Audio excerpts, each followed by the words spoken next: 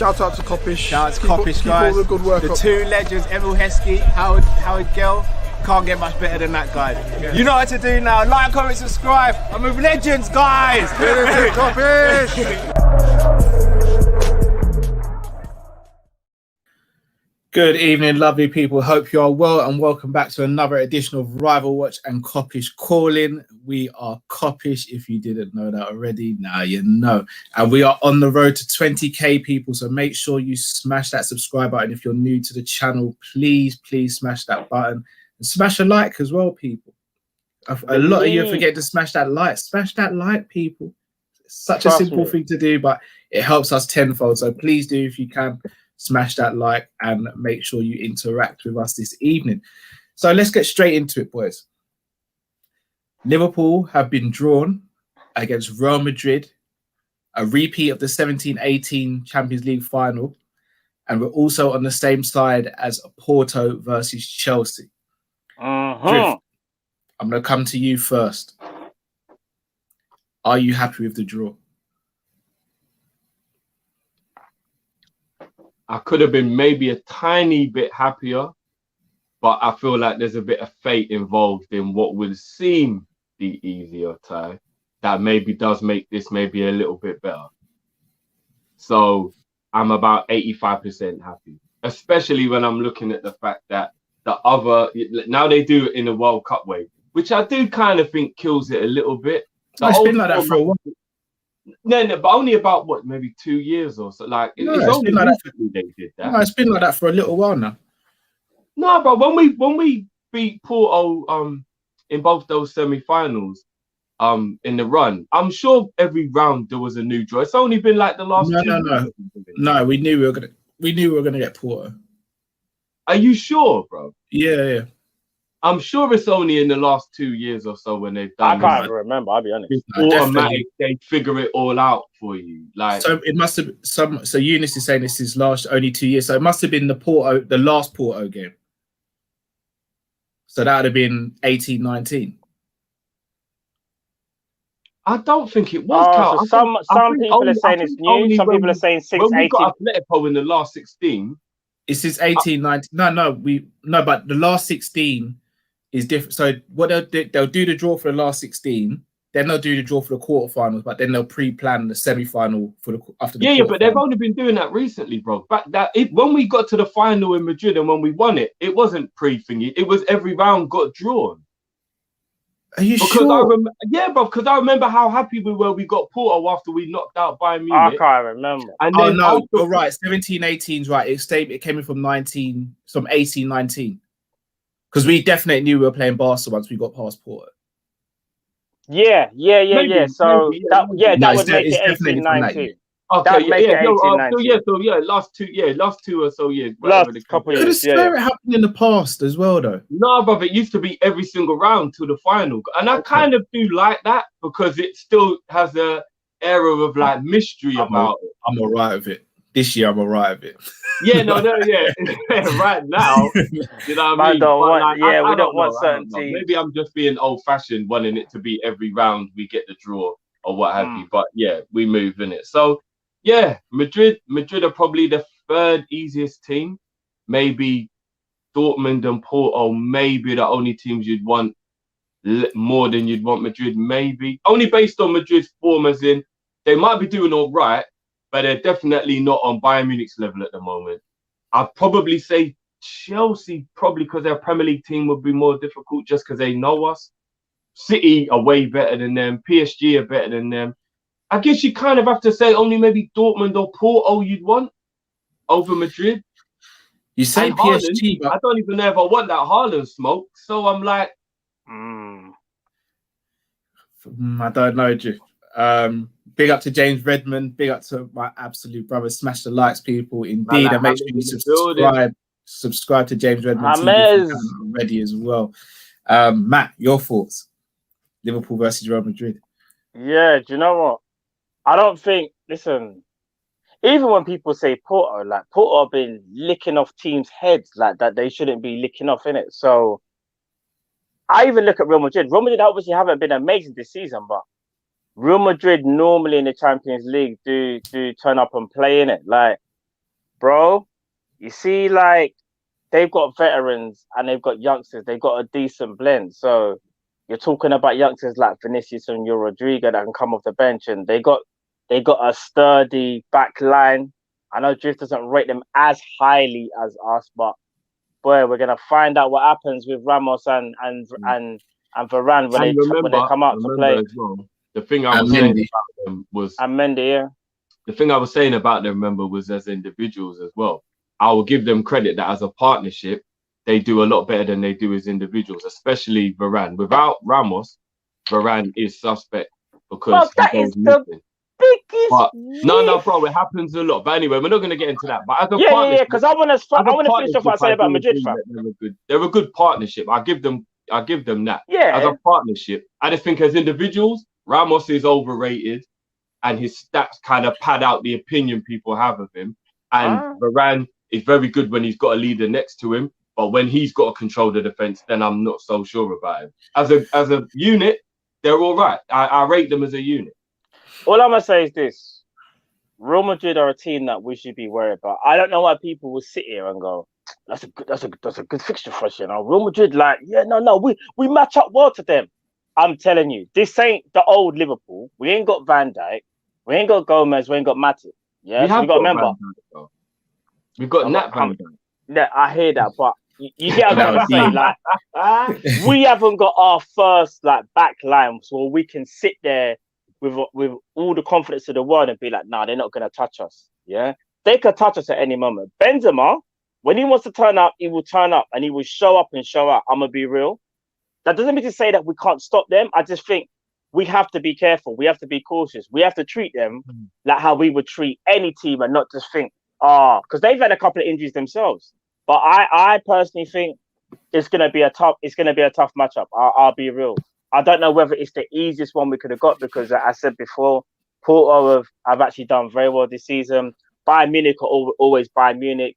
PSG, when they're ready to turn up, look what they can do. They've done it to Barcelona. I know Barcelona in a different stage at the moment, but even still, they've done that without Neymar as well. And when Neymar decides to come back from his holiday or whatever, and do what he wants to do, it's going to be a myth. It's going to be long. Like, that's another fixture that I'm actually looking forward to watching, to see if Neymar can get a bit of revenge towards, remember what happened last season, innit? When that was the Champions League final, if I'm not mistaken, Bayern Munich and PSG. So let's see if Mbappe and Neymar can set the record straight over there. I just think we got to do what we can. My only worry is that we haven't even got the Anfield crowd, the special European nights, that maybe just to get us over the line where it might be a 1-1 or something and someone comes up with that last minute winner. But there's rumours saying that we might not be playing it. Well, Real Madrid aren't playing at the Bernabeu at the moment. They're playing at a training complex. So I don't know where the game's going to be played. Where both legs. Apparently, there are rumours that it might be played at Budapest again, but it's not a guarantee. We'll have some of that. By now, yeah, we'll have some of that. Budapest, we're looking all right in Budapest. Let's just keep going there until Istanbul, innit? Shall I be real with you, Matt? Yeah, go on. I'm one of those fans that you're gonna hate. You're gonna do the whole. Oh, we're gonna slap them off, you know. No, I'm not gonna say that. We go singing No, hear me out. Singing in the rain. I said this before the draw came out.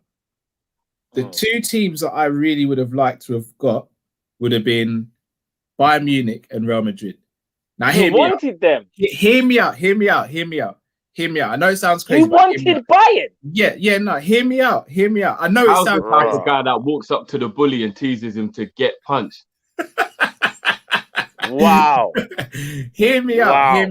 Yeah, God, now I'm going to hear you out. I'm going to hear this. Let me get my drink, bro. I'm going to hear this one. What have we struggled against this season? Teams that have or implement the low block, right? That's true. Yeah. Chelsea would do that against us.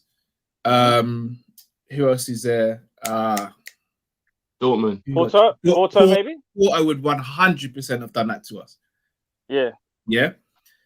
Dortmund worry me because of Haaland. but I'd have still been all right with Dortmund. But they worry me because of Haaland and Sancho. Yeah. Yes. Yeah. City, just no. I don't want any of that smoke right now. I'm not even in front. I don't want none of that. All right, I've got to quickly ask you something while you're in the mix of it, because it'll make sense. You're talking about the low block, which is true. That is very true. But Man City destroyed us, and they don't do no low block. Like, they'll just pop. And I know not every team's Man City, because Bayern can play though. But look at how that game went. We made mistakes that cost us that game. We don't get me wrong. We didn't play well in the game, but we made mistakes in that game. You know what? That is fact. If Alisson has one of his 3 mistakes, games, it probably ends. I hear you. Do you know what it is? Got a point there. It probably ends 1-1. 3 mistakes. But 3 I don't mistakes want that us made it 4-1. Because I don't want there to be never narrative, but sometimes I kind of feel like we only feel that we lose to a team that does a low block. Sometimes I feel like sometimes teams just play, but sometimes teams just play better than us on the night. And albeit we do make errors, though. I will say that we make some individual errors that you think, why would you do that now? Like, but this is what I'm saying. Aston Villa played no low block. They took our heads off. That was a one-off though. That like, no, I know, but that's what I'm gonna say. You ain't been getting Pam like that for years. That's a once in a 10-year span result. Yeah, when you look at Real Madrid, they're the sort of team with their fans. And I know there's going to be no fans in the stadium, but teams like Real Madrid, Bayern Munich, I don't think they know how to play a low block because they never really have to, especially Bayern Munich. And you look at Bayern Munich with their defense really isn't what it used to be. Boateng ain't that guy anymore. Alaba, as much as I love Alaba as a utility player, world-class left back, Alaba, I think we could get joy against Alaba. I think we could get joy against the way our front three are playing at the moment, Cal. Yeah, well, with Jota, yeah, I do think so, yeah. And you know what? The reason about their attack against our defense, Cal. No, I hear that. But this is what I'm saying. If we play against a team that's got a low block here, all they have to do is get 1 goal and the game's effectively finished. You see teams like Real Madrid and Bayern Munich, unless they get 3 or 4, the game's kind of never finished because they're going to continue to attack. And that plays into our hands because the best thing we could hope for now is playing a team where we get space in behind. Because Mane, Salah and Jota, they'll get chances. And yes, they're not 1 shot, 1 goal. But we saw in the Leipzig game, you keep on creating chances, we're going to eventually score. And that's been our problem, not creating enough chances to score because we haven't got that 1 shot, 1 kill type of striker. Therefore, getting Real Madrid, and don't get me wrong, Ramos and Varane, quality. But I look at their midfield and the legs in their midfield. Casemiro, quality, undoubtedly. Modric, fantastic on the ball. Kroos, fantastic on the ball. Have they got the legs to compete with the likes of Gini, Fabinho, Henderson if he's back? Because it's not just about techers anymore. Can you bully those players physically? Because I don't think at those ages, Modric, Casemiro, and Kroos can bully Henderson, Fabinho, and Thiago. I'm on your page now, Cal. Now you're talking about Madrid. I'm on your page. But when you said Bayern, I weren't on your page with Bayern. Yeah, but you know what? I weren't on your page with Bayern, bro, because their midfield can compete with ours, brother. Yeah, and I think they can. I hear you. Like someone, like just quickly, someone in the chat. I won't say the person's name, but they were like, "Oh, Matt, stop wanting the easy draw." I've never said I wanted the easy draw. I didn't want Porto. I did not want Porto. Because here's the thing, I don't think. Why wouldn't you want the easy draw though? No. But because they're not an easy draw for us. For us, no. But I'm saying, like, we don't always have to puff our chest out and go, "Hey, anyone." Like, no. But I was going to say that. Either, bro. I won't even say that. No, when people are saying that to Matt, I'm saying, but what would be wrong if Matt wanted No. If I did, then cool. But what I was going to say, anyways, I don't like when I deep it. I don't generally think there's an easy draw. There might be a team that might slightly better suit the styles when you put styles up. And maybe some people say, well, if that's easier for your style, then fair enough if you want to suit that narrative. But I don't look at any team in the Champions League now and think, yeah, I want some of that. We will roast them. Look, really, truly, I don't, I think every team in the draw right now has to be considered a full threat. Right. That's why I think, that's why when the person said it, I was like, easy draw. I was like, I don't even think there's an easy draw. And what's the good example of that, bro? Yeah. Is Dortmund for City. That's the best draw that City could have had because Dortmund are a good team, but they play, like Cal said. City want you to play. You come out, City will slice you open like a slice of bread. So Dortmund are going to try their thing, and they're not going to know what hit them when City catch them out. Do you know what I mean? So you're right.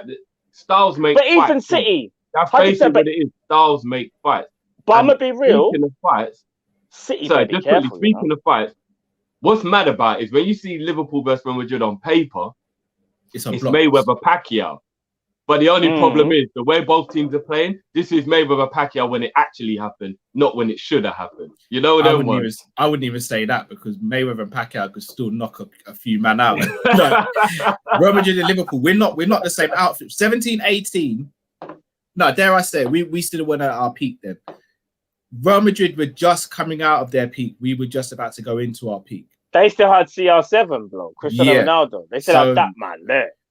This is probably the first time we're playing them where we're actually on probably a level playing field, to be honest, in terms of where we're at in our cycles. Because they've got a bag of players who haven't hit their potential. No, but when we knocked them out, Kal, in 08, I think it was, we were probably about the same then. No, we weren't. Well, you think we were better than them at that time? Bruv, the score didn't lie, bruv. No, but I mean where we were in our cycle, though. No, 100. No, we were ahead. We were ahead. But remember, they went... In what year? What year? In 08, 08, when we 09. knocked them out. Like 5-1 on aggregate. Oh, what with Torres? 5-0 on aggregate. What with Torres? No, wasn't it 2-1 at the Bernabeu and we beat them? No, it was 1-0. 1-0, Benayoun. And then return leg, that's when Torres drew back Cannavaro and said, hold some of that. When it Cannavaro? Pepe, that's it. And Count laid it on the Gerrard scored a beautiful goal in He scored 2. Gerrard got 2 and then Dos Santos. You know he scored Dos Santos with the chip. Was it a chip? No, it wasn't a chip. Oh, no. I'm thinking about Man United. It's because the game before he scored the chip in it. Remember the game after. I think Man U was the game after. So I just know that Dos Santos.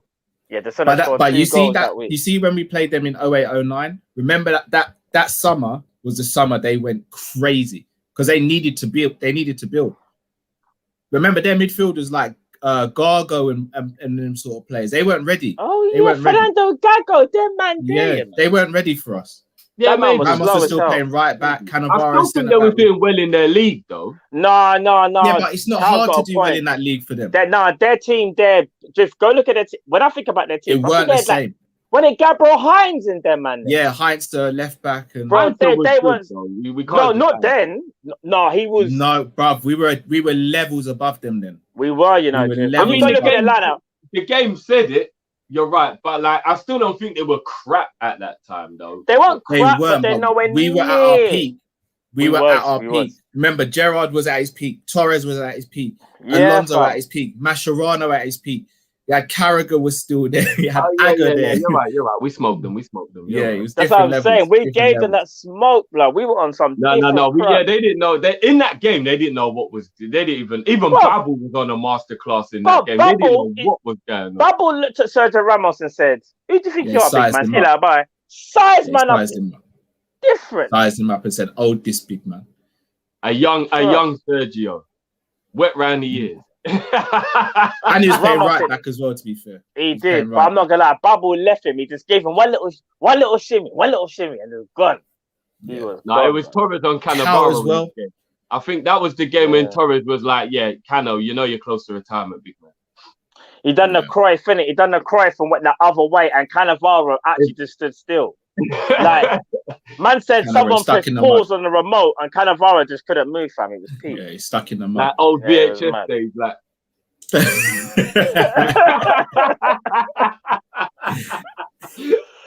Oh man. Well, boy. So yeah, that is a Champions League. But yeah, I mean, we'll obviously talk about the game closer to when it happened, but it's a mega game in the context of football, and so many little undertones and narratives as well. You got Ramos and Salah. You've got the whole Salah situation where apparently Real Madrid are looking at Salah. They were looking at Mane. They're big fans of Mane. So I mean, there's a lot of undertones there, which is it makes for a good story. Varane, obviously, we've been linked to Varane. Varane's looking for a house in Liverpool. You heard it here first. I want to know what those. Varane's looking for a house in Merseyside. Moving with Ancelotti, I'd be shook with the other side that we're looking at him, bro. He wouldn't go Everton. No. You know, But while they've got happened. Ancelotti, Cal, you can never say never. I'm not even going to. Only if they qualify for Champions League. Yeah, then that's to get Champions could League. qualify for Champions Yeah, League. but they won't though. If they With then we'll have that Ancelotti- conversation. With Ancelotti, I ain't doubting anything. I'm not even going to front. Yeah, they're not. Hey, They're not Mark, qualifying hey, Champions allow League. me, fam. I'm joking, bro. I'm joking. Or am I? Who knows? DM me, Mark, Who knows? innit, and I'll give you my source, and we'll see what happens. Fair enough. Let me read out some of these super chats before we get into the rivals. Adam says, been waiting since Kiev to see us draw Madrid. Would play Milner just because he would rinse Ramos given the chance. Yeah, do you know what? I don't even want us to focus on Ramos. Like, the game will take care of itself, innit? Like, if we go in there and focus on Ramos, we'll actually take care of the game. Laser LFC, I want Salah to karate chop Ramos and nutmeg his Ross. If he karate chops him, we'll get sent off. Yeah, he's getting sent off. And Ramos, let's be real. As much as people might want to see Ramos get done by Salah, like, Ramos would tear Salah a new one if they really got into it still. No, he would. Like, that's not something we want to see. Yeah, no. The only way I think Salah could do something, like, Jiff, you remember this, like, remember Karate Kid when my man says to Johnny in number 1, he's like, he pulls him aside, he's like, sweep the leg. And Johnny's looking at him. Remember the button? No, Johnny's like, he's like, Sensei? Okay, Sensei. Bro, the way Johnny swept Daniel LaRusso's leg, that would have to be Salah. When man gets that confidence from his Sensei, that'd have to be Jurgen. Jurgen would have to be like, just sweep the leg. No mercy. Bro, to be fair, though, I reckon embarrassing him is better than beating him up anyway. Do you know what I mean? I'm joking, but I'm just saying. No, not you. I'm just saying, because I know a lot of people are thinking they want Salah to actually be violent. It's long.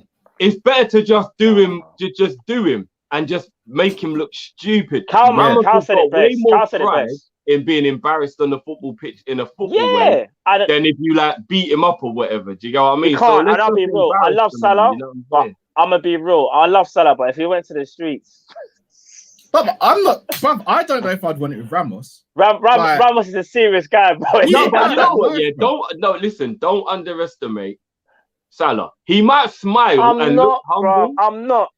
If there's levels to this, bruv. No, Ramos is known, fam. Like, we've seen Ramos going to war with everybody, bruv, and come out. All right. So Mane is the one that's like, you see, Mane would move to anybody. Like, Mane's got that persona where not Mane. Mane's different. I just think there's different when Salah gets angry, Salah's not the type of person to kind of like big up his chest and thing. Whereas I feel like with Mane, if you do something bad to Mane does not have it. We've seen it. Salah's a bit different. Henderson as well. Henderson's the first one. Henderson will be about that. Like. It's the first one I saw square up to Diego Costa. Remember the Costa incident? Yeah. Oh, Sergio don't want none of that Henderson. You don't want none of that Henderson. And that's what I'm saying. So when Henderson gets involved to back Salah, who's going to back Ramos that can talk When I saw Henderson square up to Costa, the way Henderson was like this. Yeah. I lifted the chin and said, "You want it?" Bro, it was the nostril. Bro. Henderson batted up Van Dijk, and Van Dijk didn't want none of it, bro. Yeah. How about that? Henderson actually had Van Dijk trying to explain himself like a 5-year-old who's just done something. I did that. Did he? Henderson's about that life, yeah. Bro, Henderson had Van Dijk be like, no, but Dad, seriously, I didn't admit like he was. Bro. All right, let me get through the rest of these super chats. Tahir Qureshi. No game is easy. The only problem we have is injuries. We just have to pray we get no more injuries and injured players come back like VVD. That's very true. But they've got their injury problems as well. I mean, Hazard out, it looks like, for the rest of the season. So, again, that's got to be considered a massive blow for them as well. Edward, comparisons to 05, historic team in the quarterfinal, Chelsea in the semis, final in Istanbul, you never know. I'm a sucker for those things. I really am. I'm a sucker for those things. You know, the only thing about Istanbul, so quickly, I don't like the idea of we've already been good there twice I think people need to realize it's not always going to be with great there every time. I'm a little worried about. No, but they're just saying it's the omen, fam. Like they're just putting 2 and 2 together. Yeah, I get it because the Cardiff Stadium was our spot as well. Do you remember when we loved playing at the Cardiff Stadium? Yeah, well? that is true. They're just levels. They're just certain grounds. I didn't even like when it went back to Wembley. I was like, can we go back to Cardiff, please? Yeah. But it's kind of mad though that just quickly, it's kind of mad how Liverpool always have like a bad kind of season, and then Istanbul happens, and then boom. It's kind of mad. We deep it though, like. You should have seen Carragher talking about omens. He would have made you wet yourself of excitement if you'd have heard all the omens Carragher was eating, bro. There's bare of them, bro. There are so many. I don't want to get ahead of myself, but at the same time, I don't think like Istanbul, Liverpool, like me and Cal, even Chelsea semi-final. Last time we played transplant. Chelsea in the semi-final twice, what happened? We went to the final. There's bare omens, bro. There's bare omens. Because that one just comes to my head now. Every time Chelsea knocked us out of the Champions League, it was in the quarterfinal. And every time we beat them, it was in the semi. What round do we play them this year? In the semi. I don't even want to think about it. I don't even want to think about it. Yeah, I'm not going to get ahead of myself because this is a different season, but there's omens there. That's all I will say. It's omens there. Nah, it's a lot. It's a lot. It is. Kall-In says, yes, lads, hope you're good. As a City fan, I'm gassed. Yeah, Dortmund's a good tie for City. Saying that though, is it though? I was just gonna say it's not cut and dry because they ain't come up against Haaland. They ain't come up against anyone like Haaland this season. Haaland might just want to be like, let me just shut the thing down. But again, it's about the rest of the team. Can the rest of the team support Haaland? Because if they can, I'll tell you something from now. People might be shocked. I'm not trying to say City are the favourites in that tie. They are. To do with Haaland though, I'd probably say based on the season, they've got the best defence in Europe. Yeah, this will be a good marker for Haaland. Yeah. This will be a good test for Haaland and a good marker to see where he's at. I'm gonna be real, stage. And plus, remember, he's actually doing an audition as well. Remember? Yeah. LFC Aaron, I hope Nat marks Ramos on set plays. Ramos won't know what's hit him. Naldini, baby. Dinesh, Chelsea fans saying that they're in the final already, saying no one can beat Chelsea on Football Terrace. That's fine by me. Let them talk. We've seen what happens when they talk. It's perfect. Kadir Hussein, you and I remember Budapest very differently. What happened in Budapest? Kadir, what happened to you in Budapest? Yeah, Budapest. What happened, bro? I felt like he had some. You sound like you need some bit of therapy. Call in, bro. Call in. Whoever released the link, call in. It's like definitely happened to you. So happened to man. Ashish said, hey guys, Real Madrid have 46 goals in La Liga and we have 48 goals in the Prem. We will want our revenge. Also, Madrid play Barca between our games, so let's hope. Oh, I didn't know that.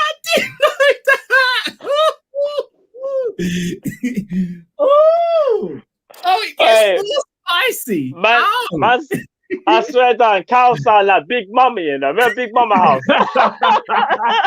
Big Mama!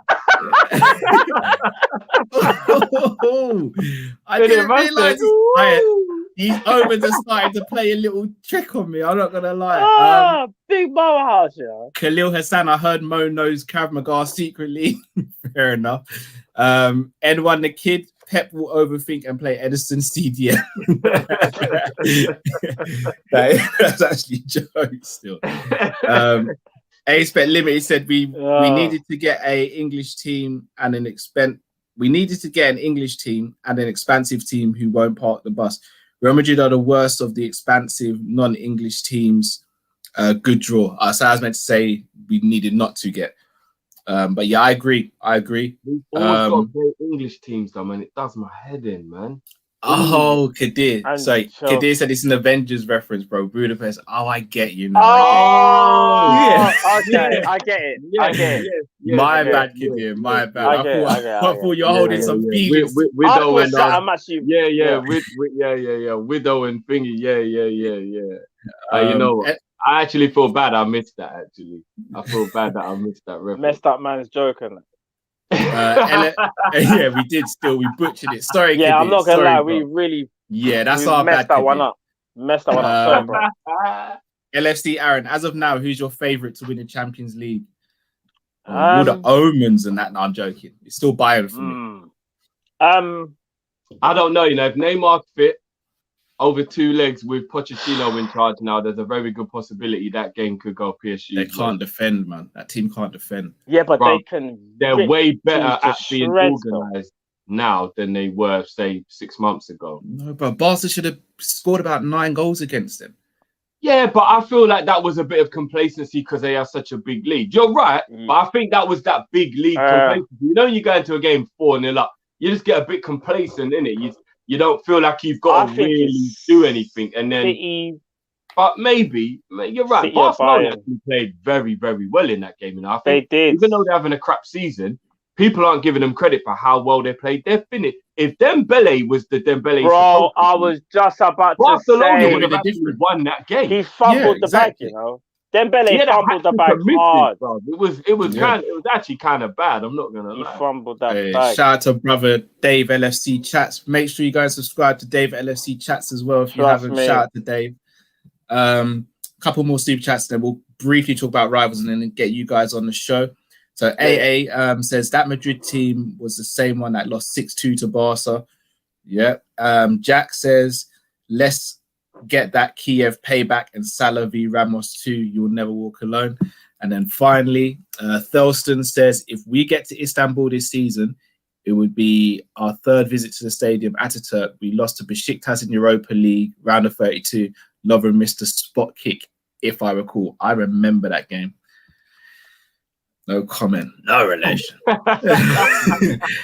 Kall-In, lads, what I meant to say is I'm gassed. Earlier was, as a City fan, I want all the big sides, no more small sides, even in the group stages. I wanted Bayern. Yeah, you can say that because you're a City fan, bro. I was going to say, that is a man who knows his team can smoke anyone. Yeah. You see that? Yeah, you should be saying that's like that. knowing that your backup is Mike Tyson. You're like, what, you want to start a fight with me, yeah? Do you want it? Do you want it? Yeah. No, do you want it? All I want to know is, do you want it? Yeah. You know, because you got Mike waiting to come out and back the team, bro. You're in Garnu right now before he picked up his... No, you're in Garnu right now. You lost your league last season. You've revamped yourself now. You're a little bit slimmer, but you still got the knockout power and you've got cardio with it. You're Ngannou. You don't fear a man on this planet. Like, you don't anymore. Tahir says Zagreb manager was in prison. A man made Tottenham drop the...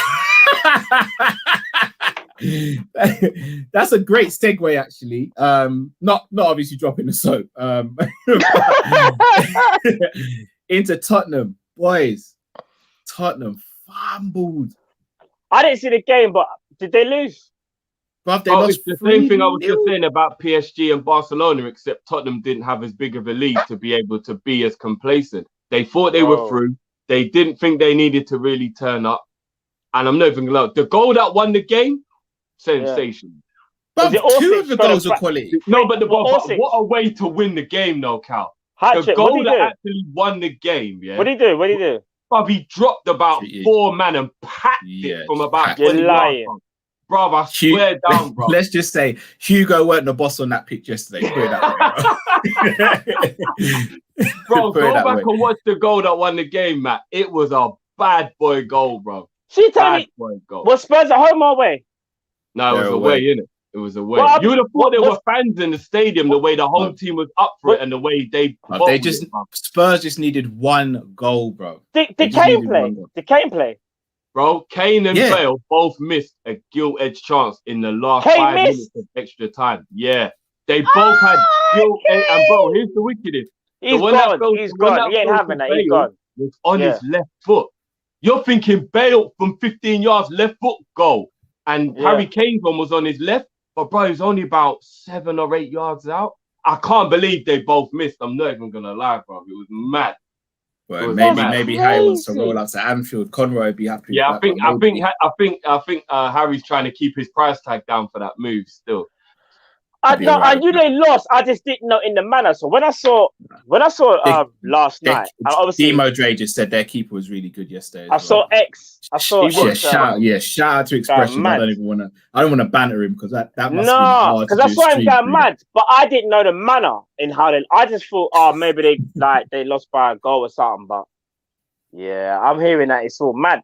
But for Kane and Bale, to me, I'm gonna be real. That for me. I know that's probably Spurs' best chance to win a trophy, isn't it? Like this season. And I think no, they're in a final. I think a one-off they're game in a final is a better against. chance than being. Do you know what? You're right. Actually, they could actually do City. They could do City. They've done it so far this season. FA Cup, there's a very, very, very slim chance that they can win that final. Is it League Cup? You put it isolate. Oh yeah, League Cup final, yeah. But see, let me be real, you lot. Yeah, let's say they win it. Is that enough to keep Harry Kane? I'm not talking just like Liverpool getting, but I'm just saying in general, it's not, is it? It'll probably be better if they win it. If they win it, it'll probably make him want to leave even more because he'll be like, I've won a trophy. Because I kind of feel like, and again, this is no shade on Spurs as a club. I feel like Spurs are like us, but when it comes to like the way how the model is and whatnot, I feel like they got a great stadium. But when it comes to like transfers and stuff like that, I feel like they do take their time a little bit. And every now and again, they'll have a little splurge, but that splurge ain't good enough. And I don't think the signings that they made have always come to fruition. Like, for example, Davinson Sanchez started out being amazing, and he's just like fully dropped off. They've lost Vertonghen, obviously. They haven't replaced him. Flipping Eric Dyer, they kind of felt like, they kind of brought him back, like the resurgence of Eric Dyer. He's been okay. No, Eric Dyer made a foul in the last couple of minutes while they were on the attack and completely gave. There you go. Look at. And at that moment, you're just like, somebody punch him in the face. Look at Serge Aurier. Just knock some sense into him. What are you doing, bro? Why did you give that? All you did is made it. This is what I'm talking about. This is what I'm talking about. Like Serge Aurier, remember he was making like a little comeback, and that stopped. They brought him. Remember Matt Doherty started playing again. He started playing again because Serge Aurier was. I ain't gonna say. I just love Mourinho. Remember, everyone was. Remember, and I'm gonna remind you, look. Remember when everyone was saying Ndombele is the truth and that is a baller. My man. No, bro, he's sorry, a baller. what? He is a baller, bro. It's not. I'm not saying he isn't, but when I used to say, let's see what happens for the rest of the season. Let's see if he can have some impactful performances. Because if you're that important, how people were talking about him, let's see if he can, have his stamp on the team. And I've always said it. Yeah, he's technical, he's good, but there's a reason why Mourinho only plays him for like 60 minutes and then brings him off. Like, I think that's Martial and Ndombele. That was last year, though, Matt. Yeah. This year, Ndombele's been a very important player. No. He has. But what I was trying to say is, let's not get carried away. Because you know what I will say? I'm not saying that Ndombele can't play. Obviously, he can. He's technically gifted. But when I'm talking about like driving your team through that, and people say, no, Ndombele, like he's the truth. Like, yeah, he can play, but let's just keep it there. He can play. Could you not make that same argument for Kane, though, bro? No, but Kane's a talisman. He's got that certified. No, but you could argue, bro, he hasn't effectively dragged Tottenham past the threshold. Yeah, that's the point. If you and I think that would be an unfair argument to use on Kane. No, should I tell you why? With Kane and Son, they've been doing this double duo act. Yeah, shout out you man that know about the Nez. By the way, Matt, Son got injured, hamstring injury in the first half, and I think that is another thing that impacted them in that game. Fair enough, but that was the Arsenal game. That was the Arsenal game. But all I was going to say is this, though. Oh yeah, wasn't it? Yeah. Which again they lost that game as well. Yeah. Sorry, that was the Arsenal game. Yeah. But yeah, more time than not. I'll make this quick. Actually, more time than not. Quickly, Harry Kane normally does step up for Spurs. I know he can't do it all the time. Like he can't. Like he just can't. He's not the be all and end all, but he's normally one that. I'm saying the biggest game, the big games though, the big games. Like he's played a couple of FA Cup semi-finals, Champions League final. Again, I'm not saying he's got to win these games single-handedly, but the argument could be made that he hasn't stepped up in these games. But I think that'd be an unfair argument because the team's got to do something as well. Like as great as Gerrard and Carragher were in that final in Istanbul, other players still play their part. Like Xabi Alonso was phenomenal second half. Dietmar Hamann. So even though Carragher and Gerrard were the standouts, there were still other players that could come out of that game saying, you know what, I contributed to this win. Whereas Harry Kane effectively a lot of the times having to do it by himself. And if no one else turns up, he can't do it all by himself. Yeah, plus I'm sure he's only second behind Vardy in goals against top 6 teams. So he does do his thing in big games. It's not like he does. That's what I was going to say. And again, we're going to end it here now. I actually rate Ndombele. Like I think technically he's good, but that's when I was like saying to people like, "Yeah, technically gifted, but that's it." Like obviously, like he's a baller, but I'm not gonna sit there and say. Remember, Jeff, when you were like, "Oh, I think I can't remember what you said. Something about you made some comparison to Pogba. Maybe you said maybe he's more technical, gifted, or something like that. I think he's just technically gifted as Pogba, if not more. Yeah, I do. Yeah, but like as a player though, man's picking Paul Pogba all day, every day of the week over. If you're talking about having an effect on a match, yeah, because again, I mean, I didn't see the game, so I can't even comment and say like, oh, yeah, the stinker. And it's not just about like me picking them, but it's just that when people were going crazy about it because of the good start, I was like, let's see where it leads. Like, let's see if there's some moments where we can all sit there and go, no, do you know what? Yeah, this guy's brought it in clutch. See when they played the team the other day, yeah, look what Ndombele did there. He set it up on a plate and then man could finish. He done his part. But I'm not hearing anyone say that. I'm just hearing that's not really his role, though, bro. That's not really his role. But look, let's move. Let's move. But let's leave it there. Yeah. I don't want to get into it. Skippy says, "Are we happy with the draw?" What about you? I'm happy. Max, you're sort of on the fence, aren't you? What's that about the draw? Yeah, it's more. Let's see what happens, innit? Let's see what happens. I think I'm in that kind of zone. Where do you sit on it, Drift? I'm 85% happy. Cool. And so Skippy also goes on to say, we can totally beat Real Madrid, but Chelsea, tough game. Don't sleep on Porto. Chelsea aren't through yet. Don't sleep on Porto. Don't sleep on Madrid. Man, I'm thinking like it's done. Yeah. Yeah. Chelsea will beat Porto. They will beat Porto. Listen. We've seen stranger things happen. Don't sleep on Chelsea. Chelsea impressed me very... Porto. The way Chelsea got past Atletico Madrid impressed me. I have to be honest. Atletico were poor, though. Yeah, but Chelsea made them look poor. Sometimes you have to give Atletico do. They were terrible. No, guys, come on, let's be honest. Going into that game, Atletico Madrid form and everything, everyone thought Chelsea were out. We have to be honest. No, Atletico's form has been poor recently. They had a big lead in La Liga and they've been getting caught up. Yeah. I'm impressed with the way Chelsea dealt with Atletico. I've got to be honest. Dare I say, even though Luis Suarez is doing one in the league, yeah. Remember, Champions League is a different thing. My man's got some horrible Barron spell, yeah. You should have had a penalty in the game. Though. And I know because Rudiger literally just pushed him in his back, and I was like, "No penalty, no, we're looking." If it wasn't Suarez, I think the ref gives that. But because people don't like Suarez, I think that's why he didn't give that. Because I knew Chelsea were kind of going to go through. Because even Atletico can if they get a goal, they can just set up and do the whole low block thing. They find it hard to stretch teams because they haven't got pace like that. See when we played them, they have Morata, and even if you don't rate Morata can at least stretch the defense because he's at least got a bit of legs. No, but remember. No, but Suarez, Suarez is their main guy. Let's not forget, Atletico Madrid got through against us last season because of a player in goal who shouldn't have been playing in goal. We battered them that game, and our forwards weren't scoring. Like, we had so many chances that game. We battered them from pillar to post in that game. Jason Green says, I am drunk, but here's a $5. You always cheer me up. Bless you, bro.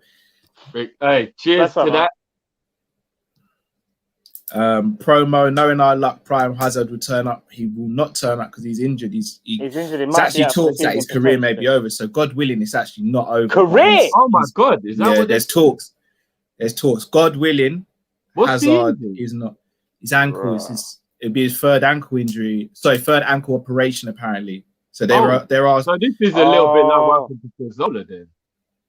Yeah, God willing, that doesn't happen. Hopefully, it's just a case of exactly. And I'm not even gonna lie. We're talking about one of the greatest guys to kick ball in our generation. That would be really hard to hear still. Ankle messed, isn't it? Jesus.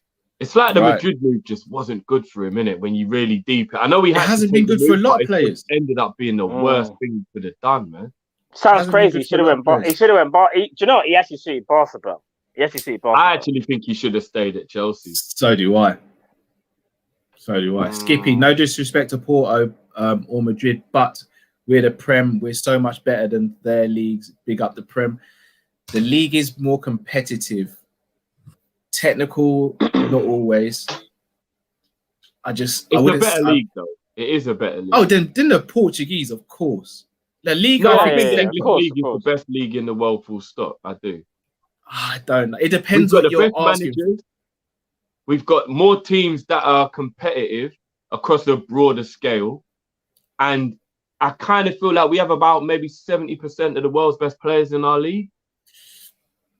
It's debatable. I think it's debatable. No. Sorry, I just read something about Hazard. Like, I got to bring something up. The doctor said to him, if he has the federal pressure, he will never kick ball. That's the rumor. Oh, what? No. Yeah. What, so he's basically got to try and heal naturally, otherwise he's done. You mean? Don't know. I don't know the ins and outs. All I know is that there's a strong rumor going around. Mad, edgy. Yeah. I'm not even I'm gonna praying lie. to That God is it's not. deep. That is deep. He's only 30. That is deep. But regardless of his age, but even if he was 35, it's still a lot, bro. Because you're like, he's no, the but type if of he's player 25, then you could just say Hazard. You'd kind of retire around. No, but you don't want to end like that. You never want to end by No, I hear that. Yeah, I hear that. But you can, when you know you've got years left in the tank, it's a lot harder to take than if you're basically at the end anyway. Yeah. Do you get what I mean? Yeah. All right, guys, we're going to start the Kop-Ish call-in now. So, people, the link is in the description on our YouTube channel for this show. Go and click over there and let's start speaking to you guys. So, guys, as always, what we're going to do, we're going to do 2 minutes where you guys get to come on, ask your question or make your comment. Then we're going to ask you to come off the stream. We're going to speak about your topics and then we'll bring the next person in. So apologies, I'm not going to be like, obviously I won't hope to come across rude, but I don't want to come across rude. But if it gets to 2 minutes, then I will have to stop you and bring someone else in. Yeah, because we want to make sure we get everyone in, guys. That's all it's about. Because a lot of times people miss out. So we want to make sure everybody gets involved. Indeed. All right, let's go. Stephen, can you hear us, brother? Stephen, you there, bro? What it do? Stephen. How can you hear me? Stephen? Yeah. Lads. Oh, you're breaking up quite a bit there, bro. Can you hear me, lads? Yeah, can you now? Yeah, now we can. Oh, a little bit. Yeah. Hello? Yeah, You're just about here. Yeah, can hear you, bro. Yeah, connections. If you don't know, connections pretty rough tonight. Okay. Connection's really poor, bro. Question first. No, I've got 2 minutes here. I think you know we've had a lot of centre back partnerships this season. You would all agree, wouldn't you? And it's been mad, hasn't it? Absolutely mad. And what I would think about Kabak midfield after the Leipzig game and putting Kabak and Phillips back there has been a sort of good partnership in a way, 2 games. But for the three of you, what would you think of having Fabinho in there for full time now and putting Kabak and Phillips back there? Do you think if we get Van Dijk and Gomez back? We've lost him. Try and get your connection back up again, bro, and we'll try. I think obviously it was based on defense. He was talking. Yeah, I couldn't. He was talking about Fabinho and about I think whether I'm kind of guessing, but whether we'd have Fabinho full time. Yeah, yeah. If that's what he was getting at, 100%. I don't want Fabinho to play centre back ever again. Yeah. Even though I know he's a very good centre back, watching him back in midfield made me realise we just need to keep him in midfield, innit? Yeah, I think. Listen, Fabinho, we know is one of the best DMs in world football, if not the best. The only way he should be playing centre back is if, like, literally there's nobody else. Like, literally. You see, right now, as we got 2 man standing right now, well, in fact, 3 man, but the other one hasn't come out of the basement yet, and that's Davis with his Wolverine trim, from what we're alleged to believe. Yeah. Other than them 3, then Fabinho does not go near centre back right now. I'm not gonna lie. In 2021, having sideburns that come down here, but it's not connected to a beard, is a bit mad still. All right, Jiff, that's a bit harsh, bro. Bro, your sideburns don't come all the way down. Man said extended sideburns that don't attach to like the a direct jab. I'm not gonna lie, Jiff. Bro, your sideburns don't come all the way down here. They do at the moment. Yeah, but this is you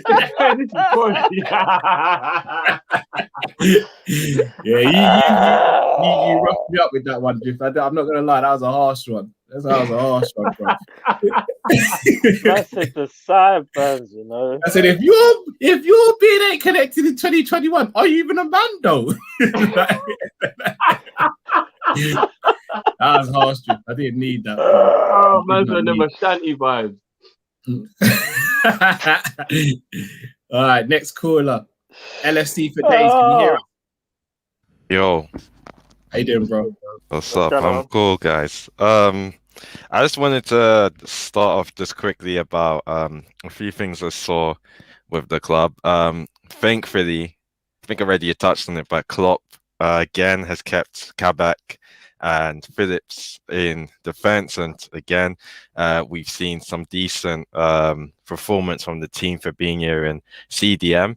I question why it wasn't done long time ago, but it's done regardless. And wherever we end up, I guess it's just what it is. But hopefully, yeah, we go in to this Real Madrid game, and we don't take them for granted. We go on and we try and do our business. What I would love to see is that we at least try and go further than City in the Champions League.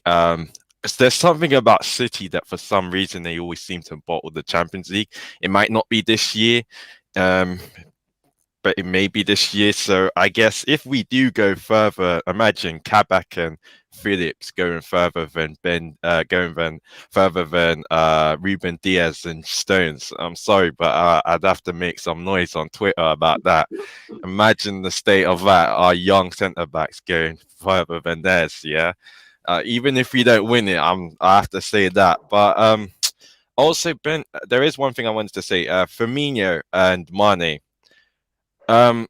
Yeah, these guys have given us great amount of football for a time, but I'm seeing more and more in these shows now where, and even on Twitter, more people are seemingly saying, "Yes, bin them. Just get them out the club. They're dead food. This and that." I kind of feel that these type of fans, in my opinion, don't know what they're missing, when those guys leave. Just because now they're having a rough few seasons, a lot of people are now slating them, calling them dead, want them out. I don't want to say that you're not fans, but I question how you think if you're now calling them trash just because they're having some bad moments. I personally want Firmino, as I said, to be a bench player, not a bench player, but an impact sub. He comes on and he tries and does something off the bench. But now that I'm seeing a lot of people saying just sell them, they're dead food. It's like we always insult players or laugh at players when they're like, mercenaries and they just come. They're not loyal, like a Tevez. But then when players are loyal, people just insult them and say, "It's been them." That mentality, I hope it's not setting in Liverpool. But yeah, hopefully these Kabak and Phillips continue well and their partnership grows. It would be great to then have some centre-back options with them. If we can bring in, if Matip leaves this season, if we can bring in another centre-back that's mature, either Coletta, Carl, whoever, alongside that, I think we'd be good for next season, honestly.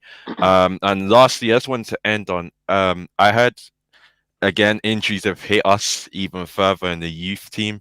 I think someone like Leighton Stewart with an ACL, which is a madness. We just should just sack those physicists now ASAP, because I've had enough of I don't know who he is, Morgan or whatever, dead food. I don't want to ever see him again, because we're actually taking injuries too much that if we go into next season and we take any more, I want him out. I want him out. I'll even protest because it's getting too much. We should go and get back. Why has Crystal Palace got our physicist? I think it's Ick something. Yeah, Zaf Iqbal. I think he wanted to move back to London, though. Yeah, he did, yeah. But the others, they just got left let go for financial reasons, which is a joke. Arsenal, you could have gone and got any physio. I would have rather you just rolled up to uni and said, "Yo, who's looking like they're going to get a 2-1? All right, come we roll." Then you go and get Arsenal, man. Arsenal, of all people. We moved Chelsea. Arsenal moved for Chelsea, finished Chelsea players, and we're moving for finished Arsenal physicists. I've had enough of that, and we almost moved for their centre back. I mean, I know we were desperate and everything. I'm not gonna lie, I was on that, but now I was like, damn, we actually almost went. So it was so bad. We wanted Mustafi, But hey, it's what it is. It was nice chatting to you guys. Always a Hopefully pleasure, bro. we get Definitely, that dub. bro. Yep. See ya. Thank Yeah, you, bro. care, bro. Take care, bro. Yep. You know, just quickly, there's a nice little segue into the agenda I've been holding tight with the Mane thing, especially coming for you, man, because you know I know why There you we lot. go. Anybody who There wants we to go. come for Mane this season, yeah, and I get it. He ain't playing as well as he should be. I totally get that. But he's got 18 goal contributions this season. 18, yeah. Salah has got 27. Now, obviously, that makes Salah look way better. I agree. And I'm not even trying to do the comparison. But what I'm saying is, after Mane, it's quite a long drop to who's got the most goal contributions after that. So while everyone wants to do this Mane shit, Mane shit, Mane shit, Mane shit, which I don't know where this has come from, but yeah. 18 goal contributions in a poor season ain't really that shabby, is it? Like, let's just keep it honest. 18 goal contributions, and he's supposed to be so crap that he was only second in the list, and he had people like Naby above him who's played like 8 minutes this season. I just want to say, I think this money has got a bit out of hand. Anyway. Can I rebuttal it? Drift. We judge each player based on them, not based on anyone else comparison. No, that's the best way to do it. You can't. I can't judge Naby against Genie. That's not fair. I've got to judge Naby on how he's played. In the same way I judge Mane on how he's played. Now, you say he's got 18 goal contributions, right? Fair enough. But how many things has he done wrong? Because if you have 18 goal contributions, but you've missed a bag of chances, or you keep on making incorrect decisions in a game, which affect the rest of the game, then it more than balances out for me. And I think, again, you're one of the first to say the eye test, bro. It can't just be based on stats. Like with Salah, it's been stats, but also in most games this season, he's turned up. No, that's not true. And I don't want to make this a Salah versus Mane thing. I just brought up Salah because I'm saying people. But you already did when you mentioned Salah. No. Just talking about Mane. No, to just show you that there's like 10 goal contributions difference between them, which 10's a lot. But at the same time, people are saying Salah's at this end of the spectrum, Mane's at this end of the spectrum. No, but bro, 10 you're goal making contributions ain't enough for there to be this much of a disparity between them. Because when I base it on the eye test, I have seen just as many poor performances from Mo, but at least he scored a goal. Whereas because Mane ain't scoring a goal, everyone's just piling on. And I'm like, but if you take away the goal that Salah scored, his performance was like Mane. You can't always just go, oh, we scored a goal, so we're all right with it. No, what about the rest of the performance? Oh, I'm going to ask you a question. Take away the fact that Salah takes penalties, he actually only got 4 more goal contributions than Mane. Take away his penalties. Look how many times Salah saying, this is getting a bit too far with Salah won penalties. Sorry, Slander's going too far now. That's all I'm saying. Jeff, can I ask you a question? Who's been better this season, Mbappe or Haaland, in your opinion?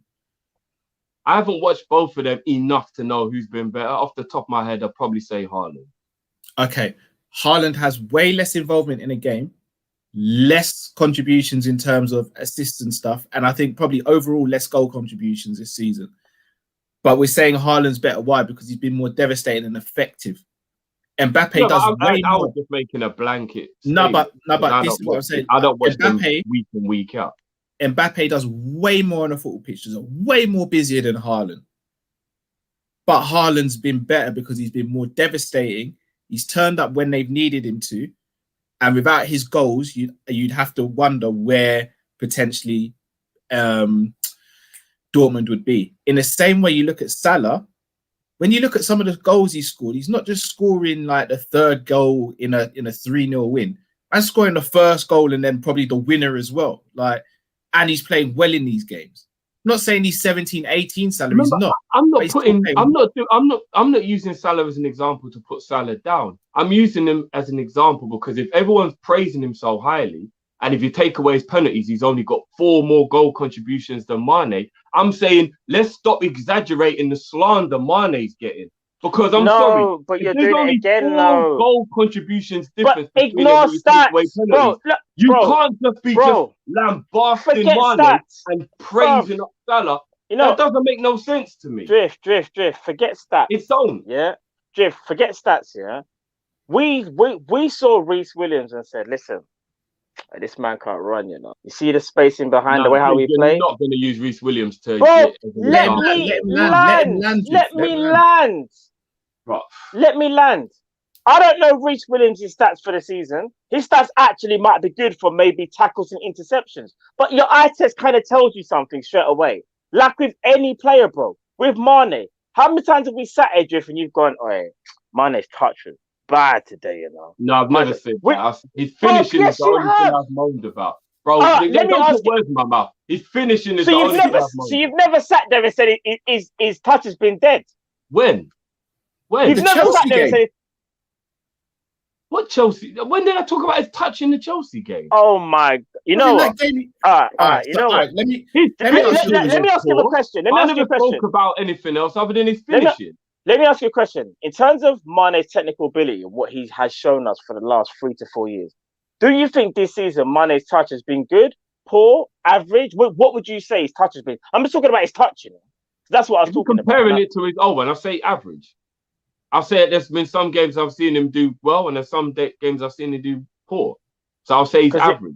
Because in my opinion, Sadio Mane this season, certain things that is like bread and butter to him, it's like walking on water. Bro, he's making it look mad hard. Like simple things, like, bro, he'll get the ball. He's going through poor form.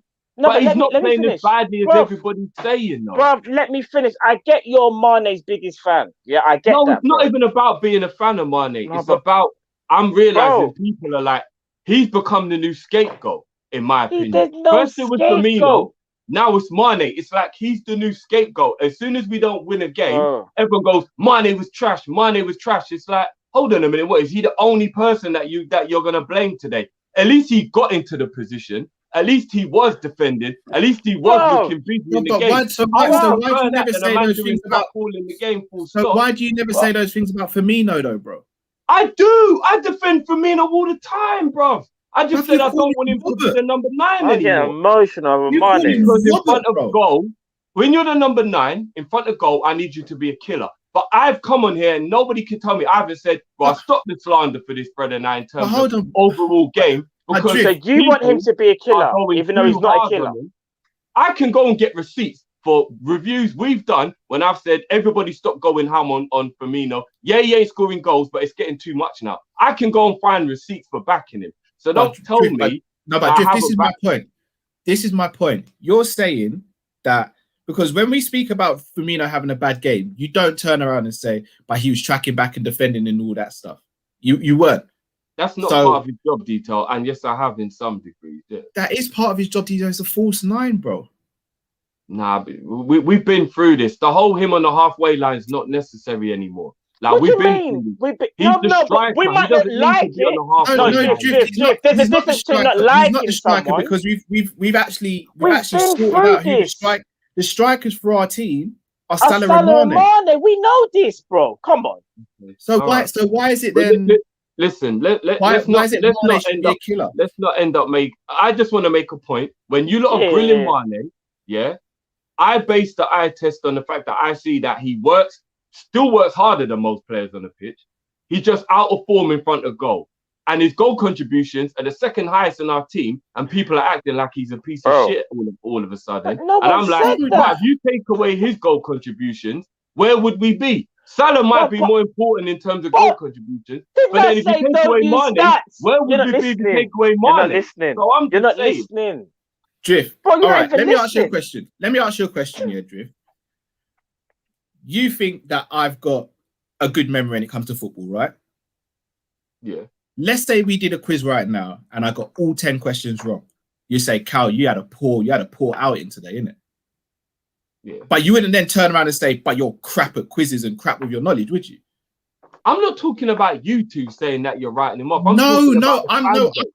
I'm saying just because the fan base is saying Mane's been poor this season, they're saying sell him. They're saying he's done, bro. Small portions, bro. No. It's not a small portion. No.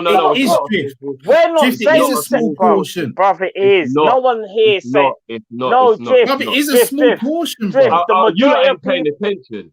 How are we not paying attention? There are so many people now who are saying we should shot Mane. He's done. He's declined. Oh, bug, you lot ain't been paying attention. No, There's I'm people who telling say we should sell Salah as well, bro. It's silly people are gonna say silly things, Yeah. No. They say we should sell Salah to cash in on him. People are saying we should sell Mane because he's done. bro. People are gonna say silly things, bro. He's having his first bad season at Liverpool, and it's a very bad Wow. season, bro. There's So some I'm judging him on trolls, this you know. season. There's some Listen, trolls up in there as well, dude. Don't let's be not make fooled. The it about trolls are Mane. in I'm just tonight, saying. bro. 18 goal contributions and he's supposed to be dead food. All right, fair enough. No, he's having I a get poor that. season, One second, bro. guys. Because out the 18 goal contributions he's had, he maybe should have had about 30. He's having a poor season against his world-class high standards. No, But he's not having a poor season if bro. you look at it in the context of how the whole season's gone and you look at his contribution compared to most others. Bro, he's having a poor season, bro. All right, let's not go into the whole. I said it to just make a point. I don't want to end up in a 2-hour argument about it. All right. I'm gonna say one more thing. The Wolves game, yeah. Have you seen the clip on Twitter or YouTube of the amount of times Mane could have put other players through or made the wrong decision? No, I haven't. All right, there's a video out there, and I purposely didn't share it on my Twitter because I don't want that sort of narrative going around. But when you watch the video, about what I'm saying, this build up of Drift. people trying to say he's done, Drift. bro. This is what I'm saying. No, Drift, you're not letting me finish, bro. If we talk about that game, I said in that game I didn't think he was very good. Those things in that video supplement why I didn't think he was very good. Because although he worked back and was tireless in his efforts, when it came to making the correct decisions or doing the right things, he made the wrong decisions. In the same way, I gave Salah and Jota lower ratings than most other players on the team, even though Jota got the winner as well. It's not just about the goals, it's about your performance. And if he's in a position 4 or 5 times in a game where we could do something with the ball and he makes wrong decisions all 5 times, I've got to see that and I've got to say you're having a poor game. But he was still the 3rd best player on the pitch that day. What, against Wolves? Against Wolves. Especially in the first half. Yes, he was. No, he weren't. The Yes, 3rd best player, Drift. Yes, he was. So he was better than Trent. Trent and was it Phillips and Kabak. Yeah, I think those are the only people that you could say had better performances in him in that So game. he had a better game than Gini. Yeah. He had a better game than first Thiago half. and Fabinho as well. Especially in the first half. You're telling me he had a better game than Fabinho as well? Maybe Come on, dude. for the whole 90 minutes, no. But in that first half, I definitely think Mane was arguably our best player in that first half. He wasn't, bro. It's fine. I'm not gonna keep on. I'm not gonna keep going back and forth. You think what you want? I think what I want. But all I'd say is that's what you think. Go back and watch the game, bro. That's all I'd say. Fair enough. All right, got to bring in our next caller. LDZ, can you hear us, or is it IDS? Oh, it's it. Hi. IDS. Apologies, bro. How you doing? I'm good, thank you, man. It's a tough time, but you guys are making it much easier. Bless you. I've got a controversial question, you know. Go for it. I've got 2. One's fun and one's controversial. The first one is, do you think we need an aggressive, dirty, intimidating, in-your-face kind of player? Like, you look at some of the successful teams we ever seen, like the Arsenal Invincibles had Vieira, United had Roy Keane, the Real Madrid team that won 3 Champions League in a row had Ramos, AC Milan had like Stam and Gattuso, and even though like the crap Chelsea winners, when they won the league, they had someone like Costa, who is like aggressive and like in-your-face kind of player. And I feel like Van Dijk, Fabinho, Henderson are extremely professional and humble, but do you think we need one bad guy in our team? Like, for example, like when I saw Richarlison foul Thiago like that, yeah, I was confused why no one would like go up to him, yell at him or anything. Like, I assume if, you know, Callum and Drifty, you guys were playing football together and someone 2 foot Drifty, Callum, you'd back the thing, innit? You'd back the guy, innit? Yeah, You'd but I'm back not the on guy. camera. I'm not on camera, bro. Yeah, So, fair enough. like, And- I get where you're coming from. I agree with you though. Without Henderson, we don't really have a guy who does like rough up the opposition verbally. I get what you mean. Shall I tell you what? Shall I tell you what it is? It's I don't know if a player like that can survive nowadays. And again, Roy Keane was a phenomenal footballer, but in this day and age where players roll around and yellow cards are given out so freely, I don't know if we can actually afford to have a player like that on our team. I think Fabinho and Robbo are probably the 2, maybe Milner as well. Shout out to Mark Lilly. Those three are the three players that maybe do it. I think other players will do tactical fouls, but I don't think no one's dirty in our team. And I'm quite happy about that because it can actually affect us in the wrong way. Yeah, that is true. But like, I feel like we need someone like, you know, that will fear opponents. You know what I mean? I agree. And- I've been saying for a while that we need players who let people know they're in a game. You lot know I've said that before. Too many times we are nicey. I think we're like right at the top of the fair play list and all that. I'm not saying I want us to be dirty like how Everton are because they take it too far. But you do need to let people know you're in a game. You do. And we don't really have many people who get like that. So I do agree. I do get where you're coming from. Can I ask a question though? Who do Man City have like that? I was Right. can't read my mind, bro. All right. They had Fernandinho and company. I know right now it's a bit hard to. It's just you know, one choose player. someone. It's Yeah, just but Yeah. when Fernandinho, you in my play opinion. football as beautifully as they do, I guess you can slightly get away with it. No, but that's Yeah. my argument. Do But we want that's to the go down that? Yeah, because I look We're at it never as going to like, play football like that, though, are we? no, All right, but we so, play good all right, enough. Man football. United. Man United second in the league. Who have they got that you say is a nasty, dirty player? But I would say that Bayern Munich have like, you know, Kimmich, like he's kind of intimidating, in your face kind of guy. Wouldn't you agree? He's aggressive, but I wouldn't say Kimmich is dirty. Yeah. No, dirty is taking it too far the other way. I'm talking about players who you just know won't have it. So you don't feel like you could. Because if you look at that Man City team, they don't have any aggressive players, and they don't have any like arseholes, so to speak. But if you really deep it, you've still got people like Carl Walker, Diaz. These men ain't no walkovers. You ain't bullying these man. You know that they're not going to have it. They know when to foul, like tactical foul. But you're not like to be even Rodri. You're not badding him up. Like everybody knows that he's not going to let you rough him up. But let me ask you like this. I'll just quickly look at Fabinho, because for me, Fabinho and Henderson and dare I say it, Milner are the ones that when it comes to breaking up play and they know they need to like Milner's the best in my opinion. When he needs to give away a foul, Milner will give away a foul. Like he does it maybe too much, but he does that. Henderson is another one. I see Henderson be like, he look at the situation and go, I need to do a foul here, because if not, we're in trouble. Fabinho does it as well. Fabinho can every now and again stick out that leg where he kind of knows the guy's gone past him, but he needs to stop the attack. I do think we've got players in there. I know Milner's getting older. I think Henderson and even Robert. So there's three men that do that. I still don't think Fabinho is intimidating or aggressive or no, bro. Fabinho, listen, when you turn, Fabinho's on your ass, bro. Sensational footballer. I don't think he's intimidating though. When he needs to be, he is. Another player, Gini. No one roughs up Gini. No one roughs up Suarez when we played Barcelona, bro. No one roughs up crap out of it. Gini is quite quiet though. You don't really ever see Gini getting involved in anything. Yeah, Gini's not that guy. We say that. You know the Tottenham game where he beat them 2-1 at Anfield. You know, Klopp said he didn't have to do a pre-match team talk because Gini delivered it. No, yeah, I'm not saying that these people ain't got the mentality to be fouled, but I'm talking about out on the pitch, we barely give away fouls. And I feel like it's because we're too nice as a team. And you do have to have a little bit of something about you to really maintain that top level. You can't always be nice, guys. Do you know what I mean? Like you do have to have a little bit of like roughness to you. Yeah, I think we do though.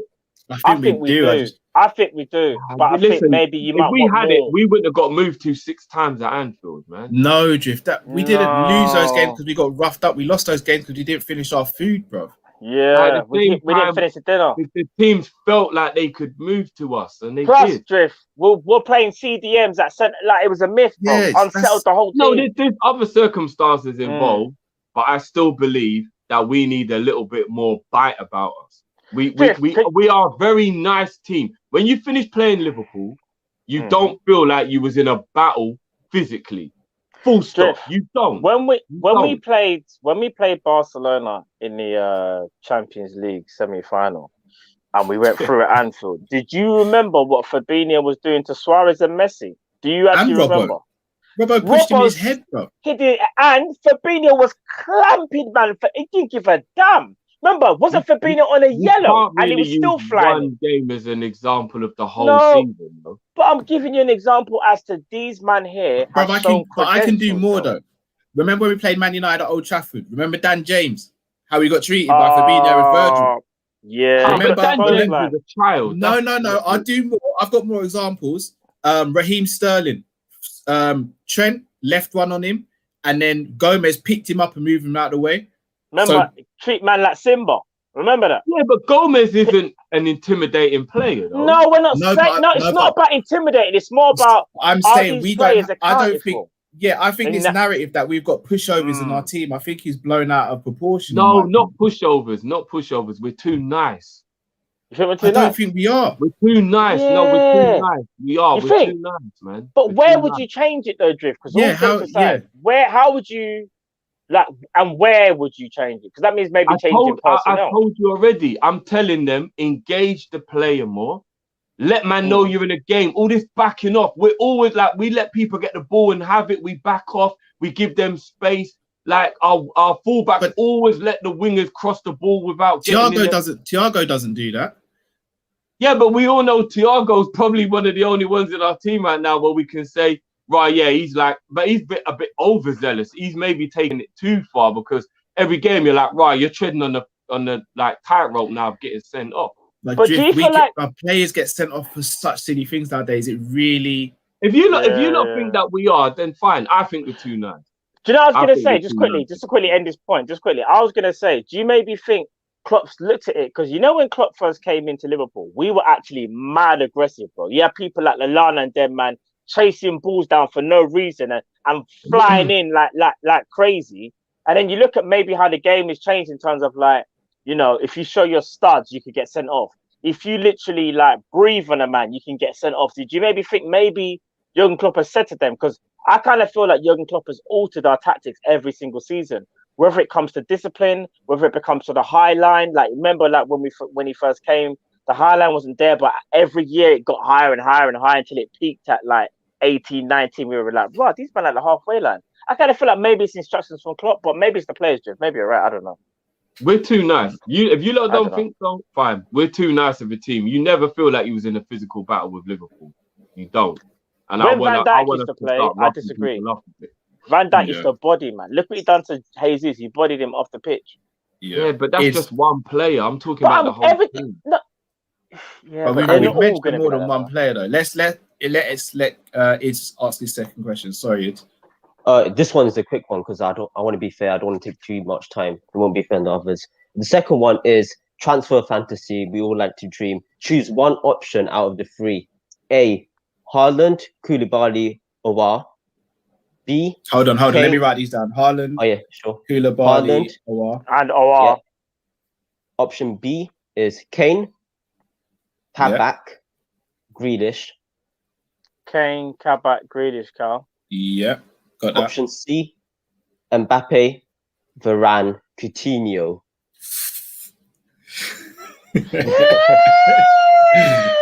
And none of you guys can hesitate. You have to give one answer. I feel very torn because the player I want more than anyone is Kane, but Kabak was a part of that. And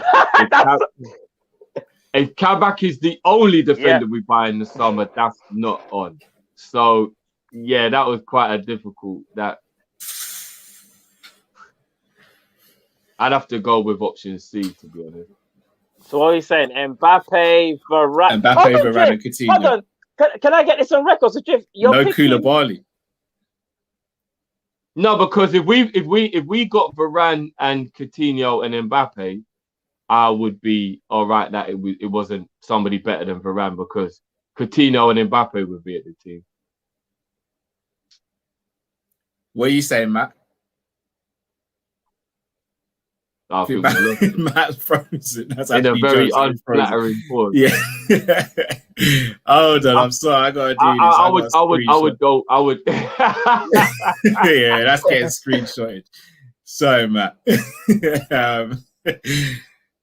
For me, I would go. I'm going with A, to be honest. I'm going with A as well. You know. Yeah, Haaland, Koulibaly, Aouar. That's just wow. I'm going with A. That's tough, though. That's tough. But it's You know what? love the question, bro. I see where you lot are going. I think hearing Coutinho gave me a bit of that loving and thinking about Coutinho and Mbappe. But I get you lot thinking because Aouar is probably the type of player we actually do need. We need creativity in our midfield. And if you got Haaland up front, yeah, I and obviously Koulibaly, I can definitely see the logic in A. I can. Yeah.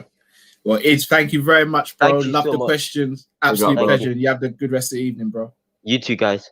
Big up, Take bro. it easy, bro. All right, next caller. Dean, can you hear us? Yeah, I What's can going hear on, you. bro? How you doing? What's Yeah, good? it's been a while. Yeah, man. How you doing? Yeah, I'm doing. Yo, did you guys see your doppelgangers there? yeah. Mine was Dembele and who was Drift again? Was it Sucre? Yeah. I don't even watch Prison Break, so I don't even know. It's definitely Sucre, yeah, man. Yeah, Dembele, like my missus saw it and she just started laughing. So it's the hardest she's laughed all years still. Yeah. What's your questions, brother? Yeah, I just before I ask my questions, I just wanted to address Drifty a little bit. You see, Drifty, I know you like money. I'm a big fan. I'm a huge fan of Sadio Mane. But sometimes you just need to listen to why people are saying what they're saying about him. If you see Thiago when the first I think 4 or 5 matches that he started playing for us, you remember he used to like tackle a lot unnecessarily, and what happened earlier on? He changed, you see. But with Mane, because he's a top player. I mean, when I look at Mane, I think he's one of the best players ever in the world. Like especially the position that he plays, and he's been playing for Liverpool so long, and he's been playing professional football so long that he knows and he has to grow. If he does something silly this match, he knows next match I have to improve. What did I do wrong last match? What did I do wrong? And what should I improve and where should I improve? But it seems like consistently he's been playing the exact same way. Of course, he runs around, he doesn't hide, he runs around all the time, and he's a striker. Remember, even if he's contributing defensively, but we're still losing anyway. He has to score goals. You understand? His position is not to defend. He needs to score goals. If Salah is not scoring goals, if Firmino is not scoring goals, he has to contribute. So that's why a lot of people are giving him that attention, and that's why they're saying what they're saying, because he's not doing his job. He's doing other people's jobs. You see what I mean? Second top goal scorer in our team, bro. Second top goal scorer. No, man. No, but look at where we are in the league, though. Is it enough? He has to contribute more. He needs to stand. Yeah, do you get what I'm saying? He does, but I still the abuse is too far. The abuse is too far, in my opinion. When people are saying he's done and get rid of him, I ain't hearing none of that. No. We can't get rid of him as yet. He's not done. But yeah, he's not done. I disagree with people who saying he's done. He's not done. But this season he's been really, really poor. Like, I mean, it's so annoying. Like all of them, like the Firmino, Salah. Sometimes, as I mentioned earlier on, I think last week, the last time I was on here, sometimes he does cover by scoring. But even if he plays poor, the whole match, then he just scores the goal, and then maybe we win or we draw or whatever, then it's done. But with Mane, even if he's running around, his touches are so poor. His decision, especially his decision making every match. He's supposed to pass the ball, he doesn't pass the ball. He's supposed to like just hold the ball and watch, like make a decision. He doesn't make a decision. If you watch even the last match, there was I think that was in the second half, whereby there were it was him in front of like when he got the ball close to the 18 area, he had like 2 defenders around him. He was just supposed to pass back the ball and then clear. He couldn't. You saw him. I mean, he ended up like falling down for no fucking reason. I don't understand why. He's been doing that I think every match, and I consider him one of the best, especially in his position. But something that he does is I get frustrated when I watch big players do that, and it's so always involved, always dangerous, and without him, you lot will see. If Mane wasn't playing, you lot will see. I know he hasn't been up to his usual standard, But if he wasn't playing, you Mm. will see there'll be a massive difference in our team. I'm telling you.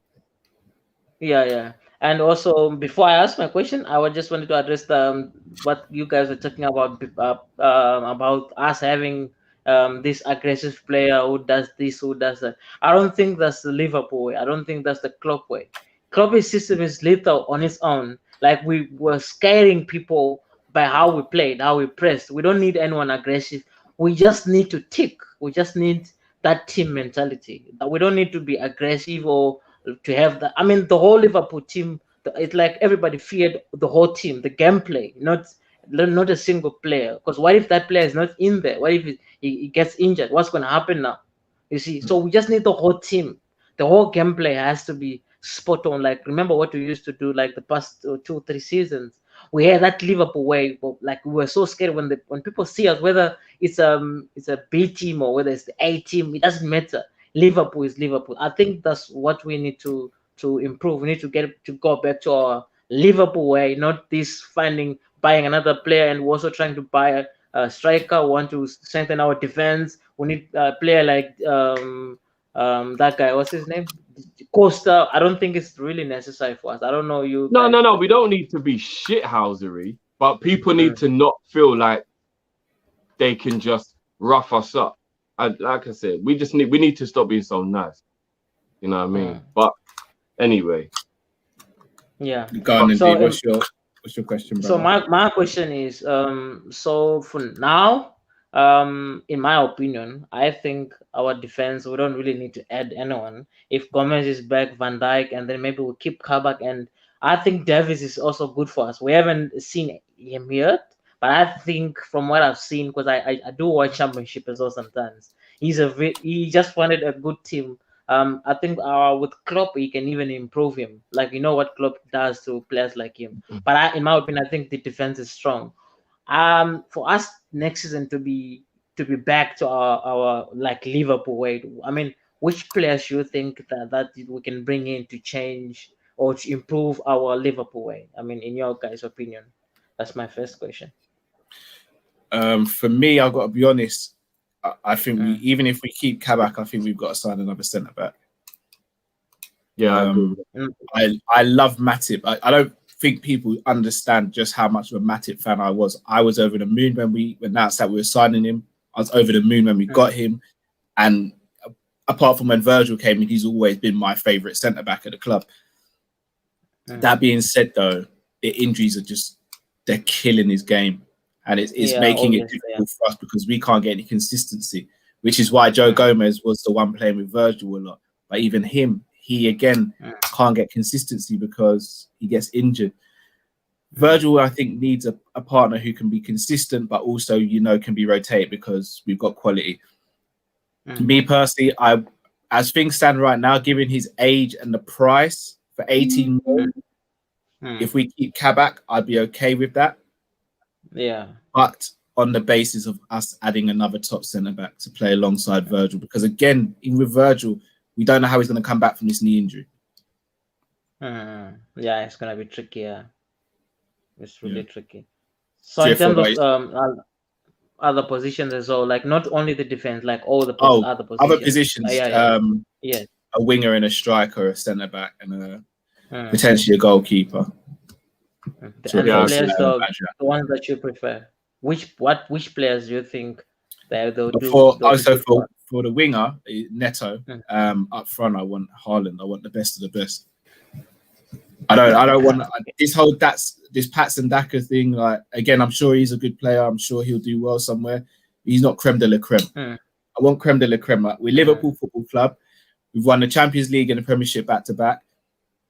Everyone makes out and says we're losing loads of money per season. We are losing money while this pandemic's happening, granted, but we're losing 3 million a match day. We should be able to cover that in other ways. We should have a fund there that says, you know what, plan for contingency. So again, that doesn't sit well with me. That we can't even have them in a conversation without people shutting it down. We're the 5th richest club in the world. Like, we should be eating at that table as the 5th richest club. So again, Patson Daka's got good stats. But for me, Haaland or Mbappe is the one. And I think for our system and for us to change our system, should I say, Haaland's the one for me. Okay. My ideal I do summer agree is on that. Neto, Kane, Koulibaly. Mm. That's my ideal summer. Yeah. But Dean, we're Yeah, gonna let you by go, doing- bro. We're gonna get the next one in. Yeah, it's cool. I just wanted to say one more thing, guys, before I go. Oh, go I'm for not it, bro, go 18. I'm 30. I'm 30. I'm not 18. I saw last time people thought I was 18. I Bro, look take young it, when just I'm actually take it, 30. bro. You shouldn't have corrected them. You should have taken it. Okay. It's a Like, I compliment, see bro. you guys. Big Yeah, up, thanks. I appreciate it. Take care, bro. I would love someone to call me for 18, but that would be a madness. Trust me. What I will say as well, people, a couple of you saying I'll be humbled if we do get Daka. I hope to be humbled. But I think there's only so many times you can keep on going for the not best player and it coming off for you. I'll be very, very underwhelmed with Daka. Sorry, Chris, I'm sorry to do this and be a pain. I've just got someone at my door. Give me 1 sec, yeah? Yeah. I'll be very underwhelmed with Daka. Very underwhelmed with Daka. I don't think he's a bad player, and I don't feel what it is. What you guys have got to realize is when we have people who we like sign, a lot of the time they may prove us wrong once they're at the club, but there's also a part that you have to play within the whole transfer saga. And so if Daka comes in and he proves us wrong, then he's a G. I'm all happy for that, and it's great. But for the actual transfer itself, I would really struggle to get myself excited about that. I would love him to prove us wrong if that was a guy we signed, because anybody who comes to Liverpool, I want them to be a G. I want them to do well. I want them to bat it up. But if you're just looking at on paper before he's actually performed, Daka would be unbelievably underwhelming if you compare to the type of players we could be trying to get as who we are. So it's no disrespect to Daka, but come on, man. Like, Daka will be more underwhelming than everyone we've been linked with in terms of forwards. Like, I'd rather be linked with so many other players. But, you know. Just to confirm, no, it wasn't my masseuse at the door. It was actually my missus. I left the key in the door so she couldn't get in. Bringing the next caller. Why, John? How you doing, bro? What's going on, guys? What's going on? How you lot doing? Not too bad, bro. Yeah, I can't lie. I just wanted to say, when I saw the draw today, and we got Madrid, I was looking at the TV and I said to myself, "Hey, I've been calling for this draw for 3 years straight. Even the year when we won the Champions League, I said to myself, fam, at any point, if we get Madrid, I'll love it, because for me, that final at Kiev, I took it personal, fam. Bro, I took it very personal, bro. But yeah. But let me ask you something real quick, Joe, before you ask a question. Yeah, I know people like the revenge thing, but what happens if you don't get revenge and you're double smoked? Me personally, me looking into this game, I feel confident that we'll beat them. Given, and again, like, obviously our form has been inconsistent, but like, for me personally, with Jota back, and then on top of that, you have Henderson coming back, who I think for me that's an important like return for the whole team. Like, having the captain, fam. I'm telling you right now. Yeah, if we get double smoke, I'm not taking no ifs. No, but I'm taking. No, I hear that, bro. But I you know, I've always got to be a bit controversial. So right now, you find out who the brother is that slept with your girl. So you know who he is, bro. Yeah. Yeah. So you've gone to his yard to deal with him, but you get smacked up. Bro, I don't know about that, bro. I don't know about that. Because it's all well and good if you walk away and you've dealt with him, and now you can be like, you know what? Justice was done. Now we can start the healing process. But bro, if you're the one who ends up smacked up after that, so now he beat your girl and he beat you, I don't know, bro. I have one answer for that. Nat Phillips, mate. A bit of Nat. Bro, you see Nat Phillips, yeah? Listen, I have to give him a shout out, because boy, this guy, like, and mind you, like, we've lost Van Dijk, we've got Gomez. And the thing is, obviously, like he's not. It's clear as day that he's not obviously on a Van Dijk level. We knew that, but the anytime this guy has come on the pitch and played, he's just played his game. He's done a professional job, fam. For me, he's at my trust, and I think me personally, he's gonna ruffle a few feathers for Madrid, in my opinion. Like, trust me, I hope trust so, me, bro. trust me. I hope so. But yeah, my first, I have two questions. I think one of them will probably like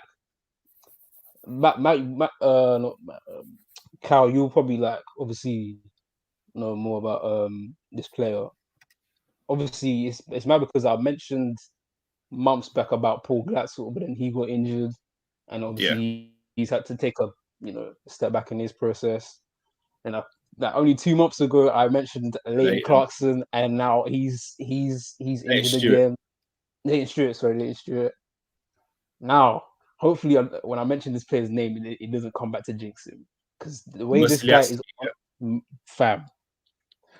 What are you guys telling me about this player? Because right now, the guy. Who? Sorry. I hope I'm not butchering his name. Musiliowski. Yeah. Because right now, I'm not gonna lie. I don't really know much about him. Baller. It's not even the numbers. It's not even the numbers there. That's both footed as well. Both footed. He knows where the goal is, and he's only 17. That's the thing that's just mad about it. So my question to you, Kyle, is obviously because I've seen him training with the first team. So do you think Klopp would maybe? I mean, I know it's too early, but do you think he would maybe integrate him maybe in the subs, bring him on certain games, or like would you reckon? No, not just yet. I don't think. I think we give him another year. I think Klopp likes to play players in the under 23s first, or likes to have players play in the under 23s before they move from under 18 straight up. But that boy is sub talent. Fam, like, he's some talent, like dribbling, decent pace, both footed, good shot with both feet. He's got all the talent attributes to potentially be one of the next big players. 100%. I'll check him out too. Nah, definitely do. My second question is, all right, going back to the tie. In the two legs, obviously I know it's early to say, but obviously, who do you think it will be a key factor in terms of players in our team? Who do you think will be like the main key ingredient in this tie for us to like go, overcome Madrid? It's the midfield battle. Do you think is vital? It's the midfield battle. Yeah, it's the midfield battle. I think we saw what happened when Fabinho went back into midfield. That we just looked like we just got more control over the game. Not even just from a point of view of having general control, but like if we're winning the game, we look a lot more like we can actually manage the game when Fabinho's in midfield. You get what I mean? So it's not just about controlling the game from who's having the better of the team. Like when we got that 2-goal lead against Leipzig, they didn't look like they could come back because we looked like we knew how to see the game out.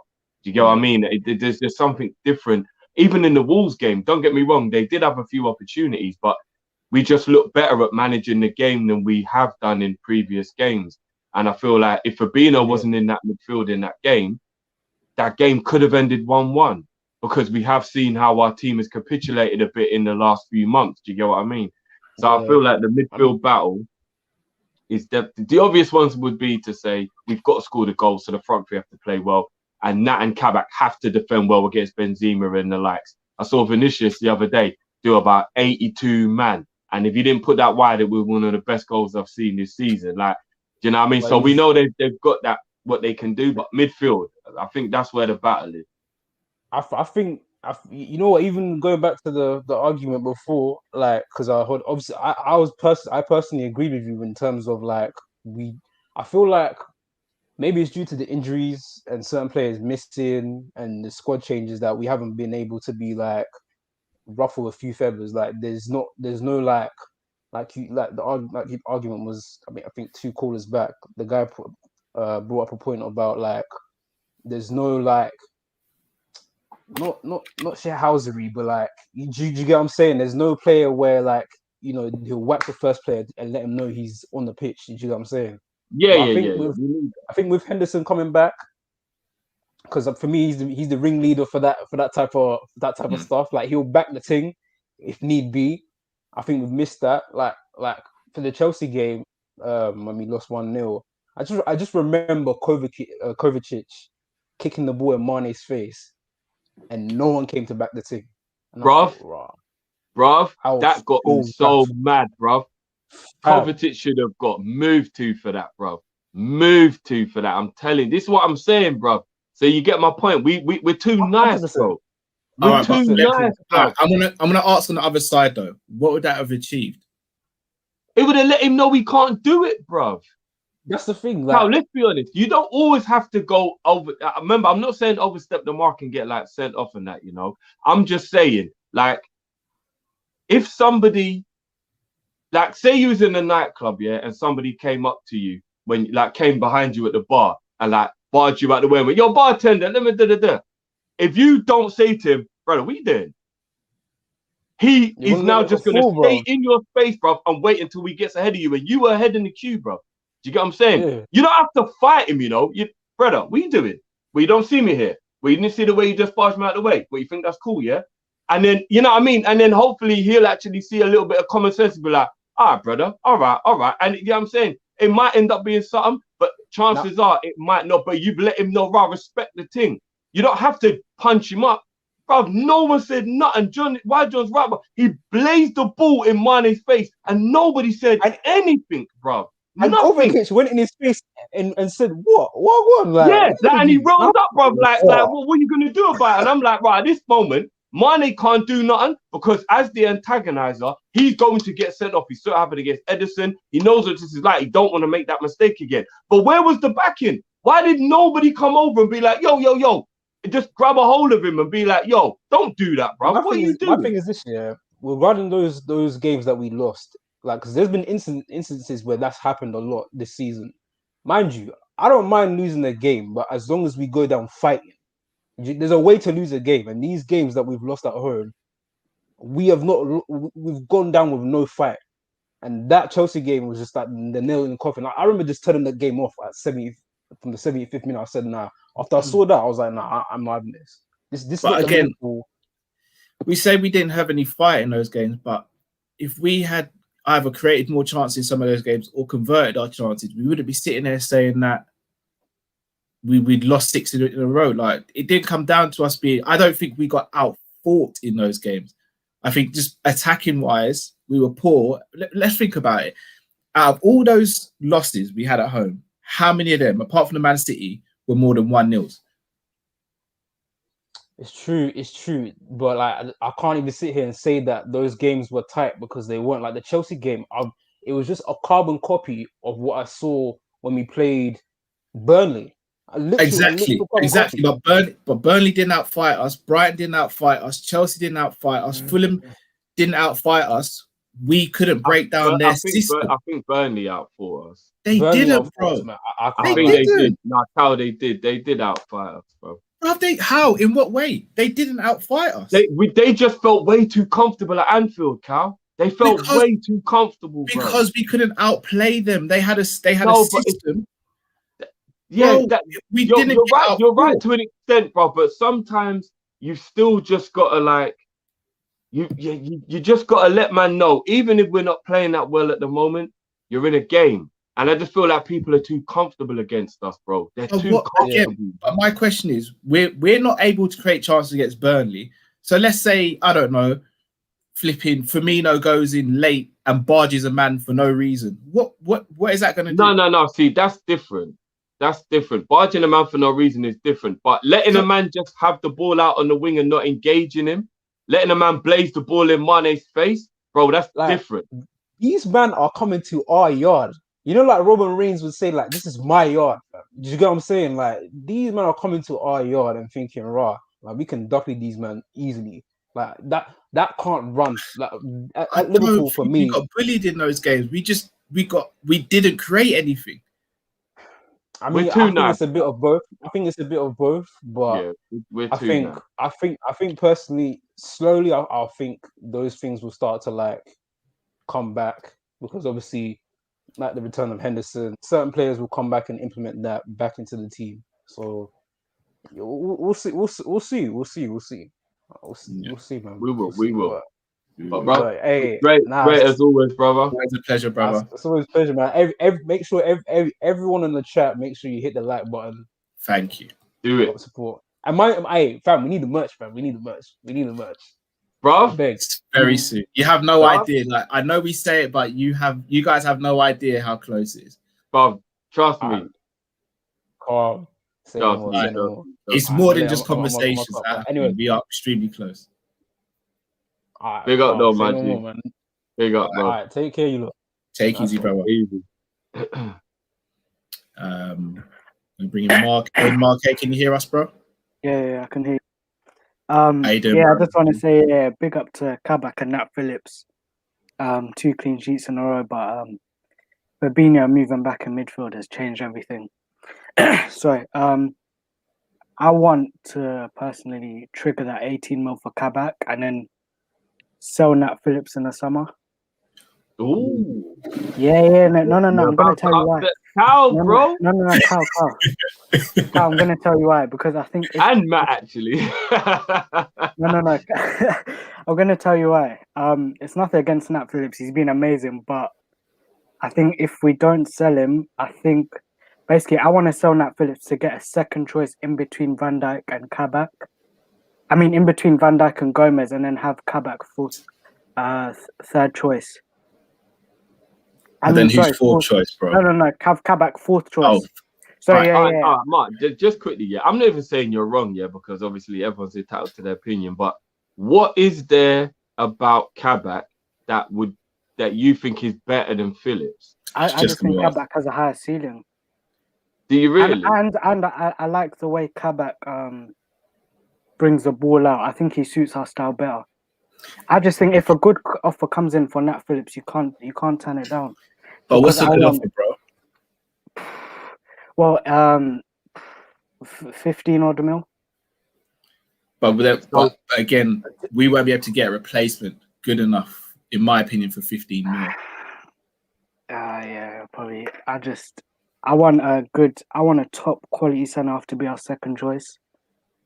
And I fully agree. Yeah. I just don't think it should be the expense of Phillips, though. Yeah, I mean, do you know what though? To be fair, if Mark feels like Kabak is better than Phillips, I'm not gonna like argue the case. Obviously, everyone can think about what they want to do. So, listen, I hear what you're saying, but from what I've personally seen so far, I think they're pretty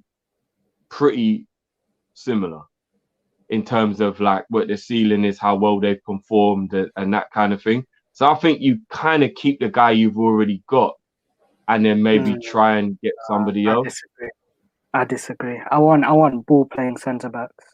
I get Kabak. I mean, I get Nat Phillips is good, very good in the air, but I want my defenders to be able to play out from the back. That's just me. Anyway. And do you really think Kabak is a ball playing centre back? I just think Kabak has a higher ceiling, and I like the way he can bring the ball out of centre back, and him next to Van Dijk. You know, it could be good. Can I ask you a question? This is to both of you as well. Yeah. You see, we say, and again, I actually agree. I think Kabak is a better ball playing centre back than Phillips. But there's a narrative going around that all Phillips can do is head the ball. I think that's very disingenuous because I've not seen anyone actually dribble past him. And on the ground, I've seen him make very good interceptions and very well-timed tackles as well, whether it be sliding or standing. So we're kind of doing that a disservice by just because he's so superior in the air. That are we just saying that because it's easy to say rather than actually looking at how he plays? Yeah, you could go first. No. There is a point to that because when they were analysing the Wolves game, there was points that Carragher pointed out where both players were kind of out of position, and then the other one covered, which shows that they do have a good understanding, and they're starting to get a little bit of a partnership. So they helped each other during that game, which is what you need from centre backs, isn't it? You need them to have a relationship. So I think they've both got faults and they've both got attributes that that kind of makes them even. Like, I know Phillips is 3 years older, but I feel like they're kind of even. Do you know what I mean? And there was a lot of, as Kal said, there was a lot of times when Phillips's actual defending was on the ground. It wasn't always in the air. I would probably say Kabak's better on the ground, but then Phillips is obviously better in the air.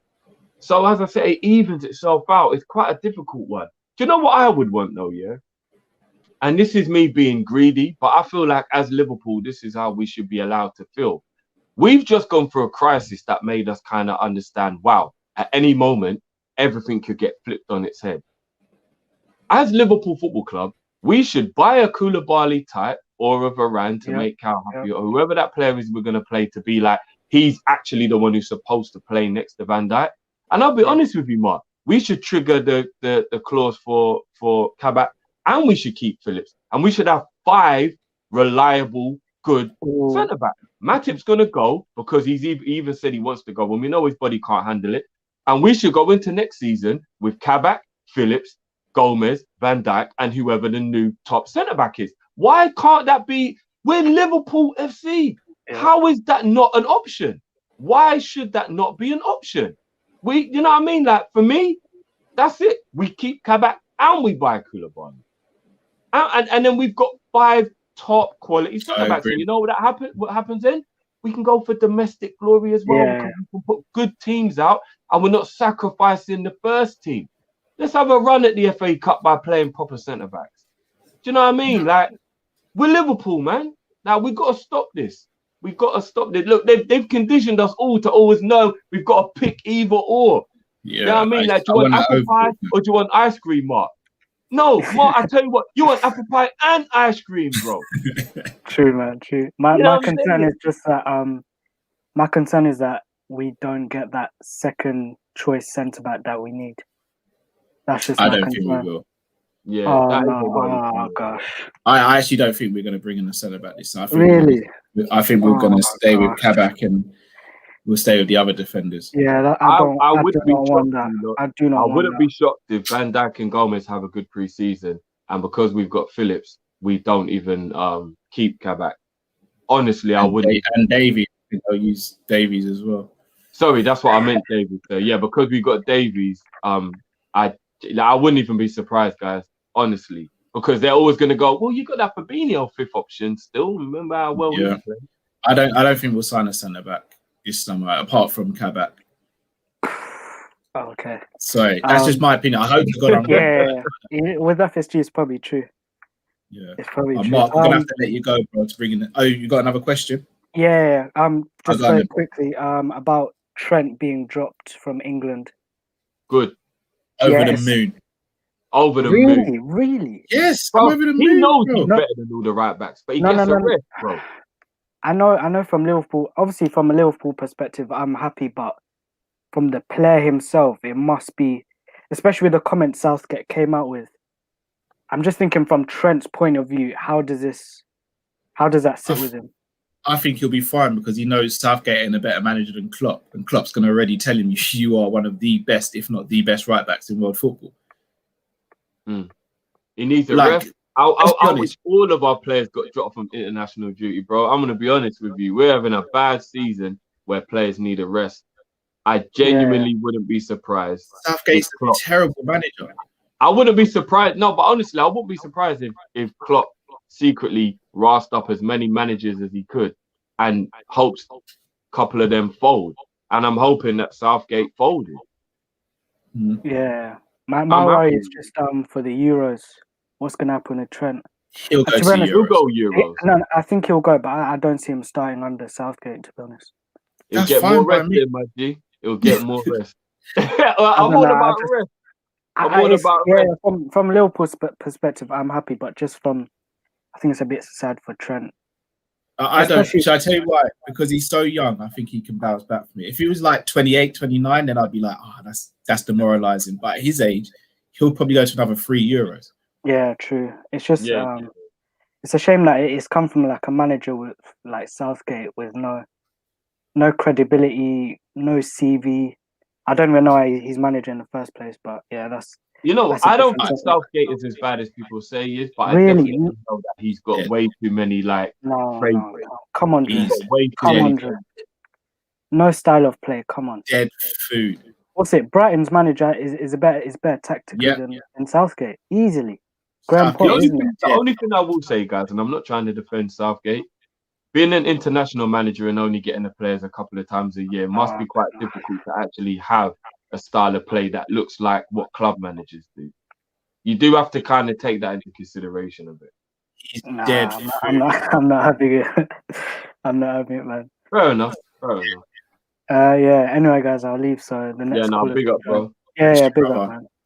Thank you, guys. Cheers. Cheers. Okay. All right. So we've got Jamal.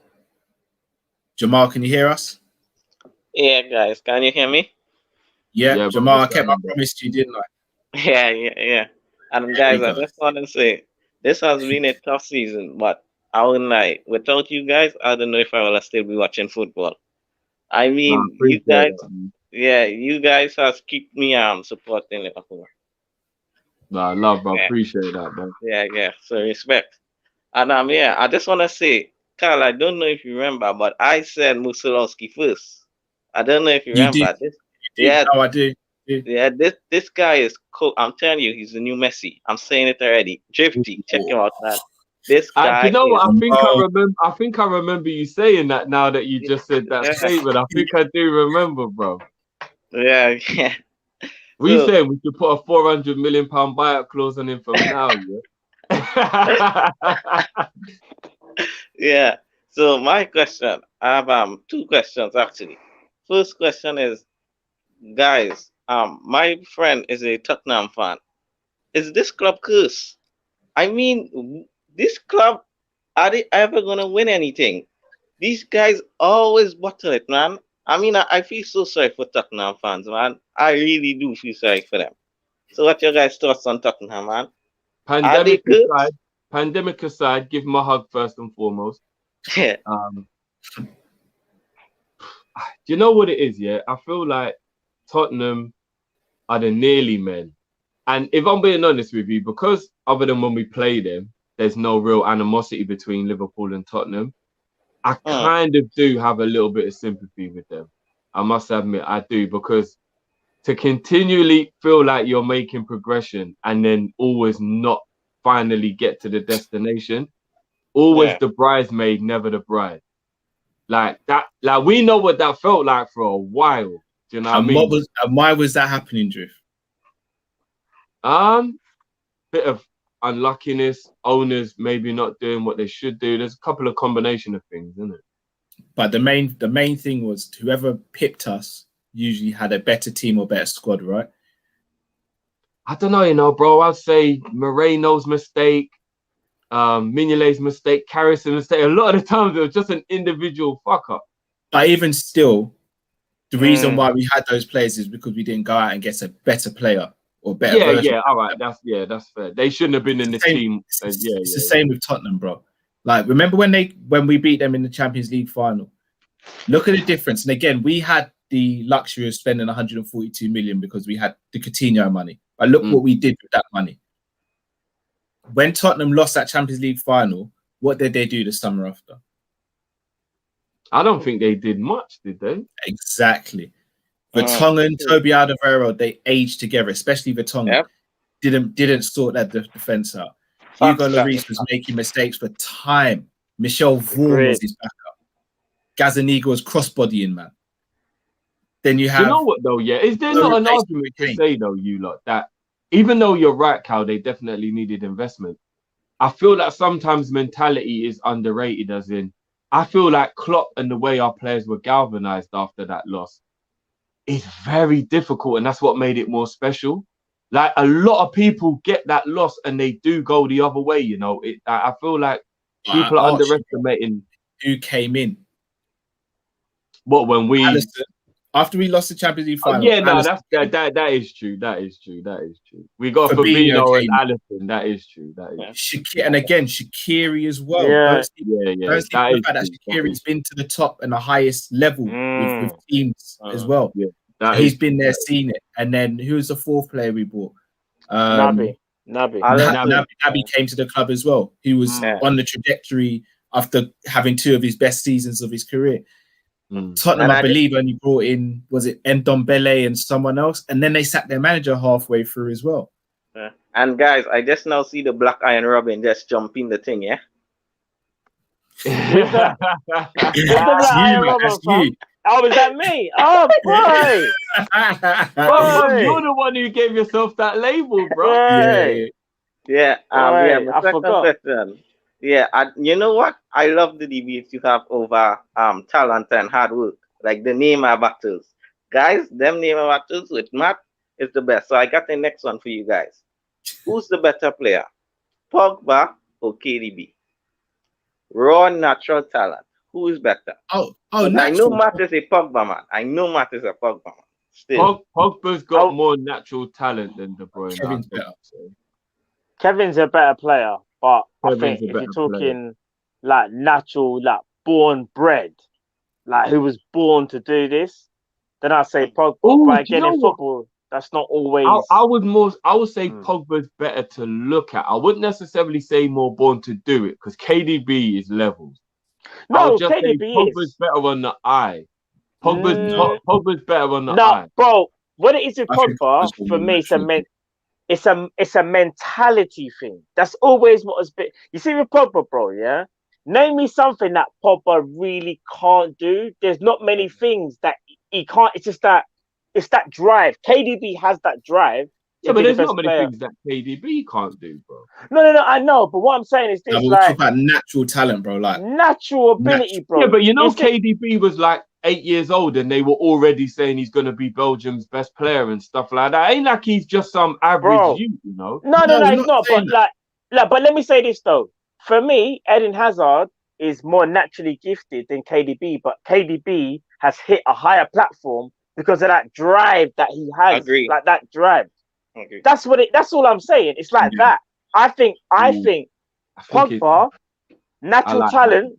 Not many midfielders in world football can talk to Pogba when it comes to natural ability. But if you're talking about overall what you're giving back to the game, and like, have you reached that top elite level and have you stayed there?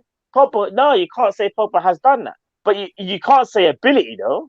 When it comes to ability, name me a more talented like centre mid than Pogba. Not many. Like maybe like your Modric, like like them. You have to go back to the throwback.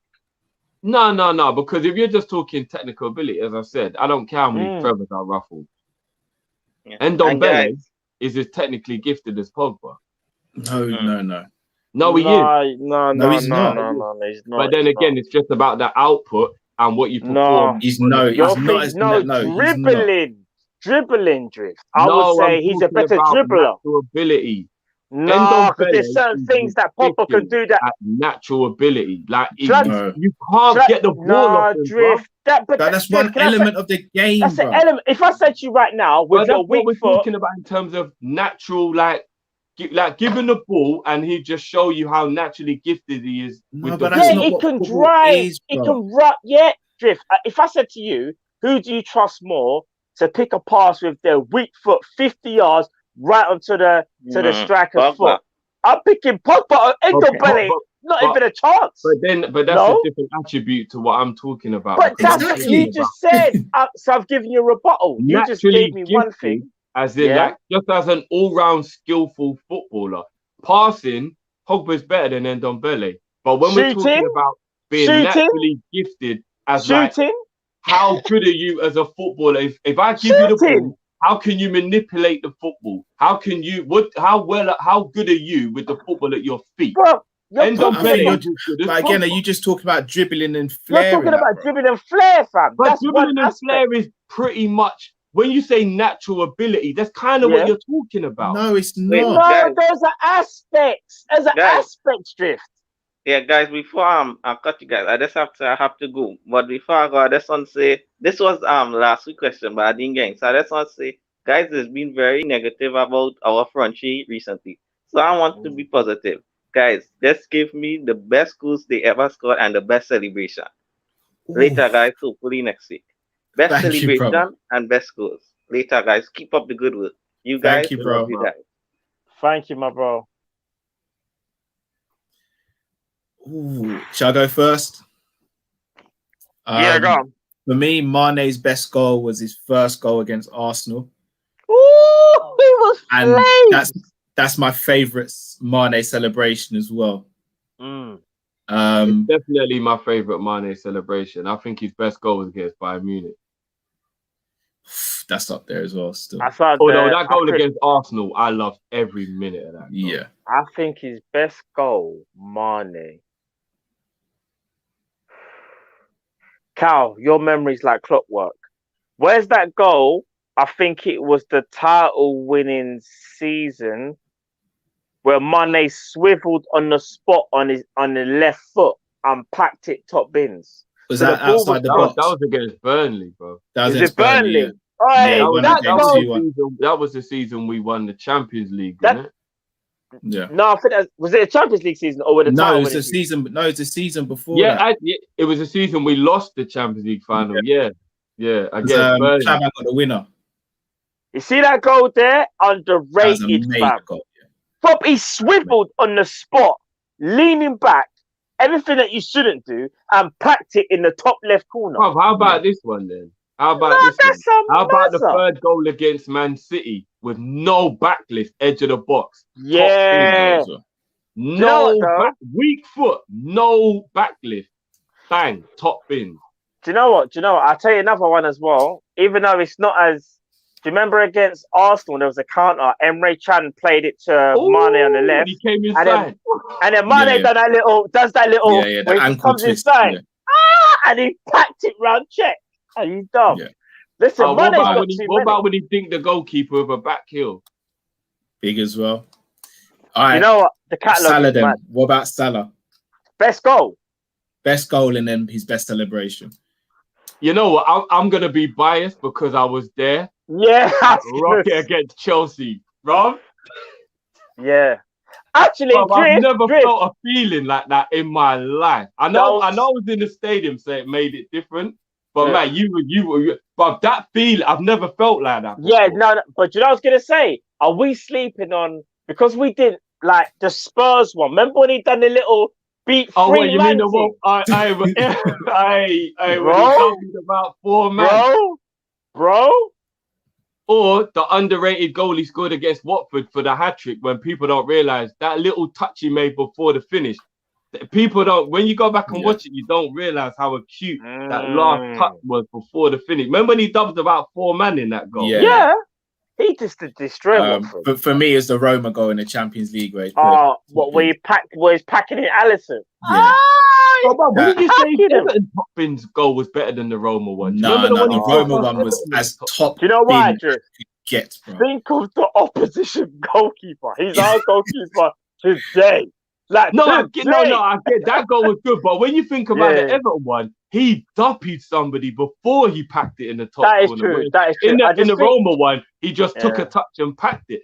Was it Digne? Who did he send to the shop in that Everton game? So he pushed off. Because he moved someone off, innit? Like, and then he kind of just cut inside a little bit and then bent it around Ashley Williams. His best celebration is the Champions League against Man City when he dinked it though.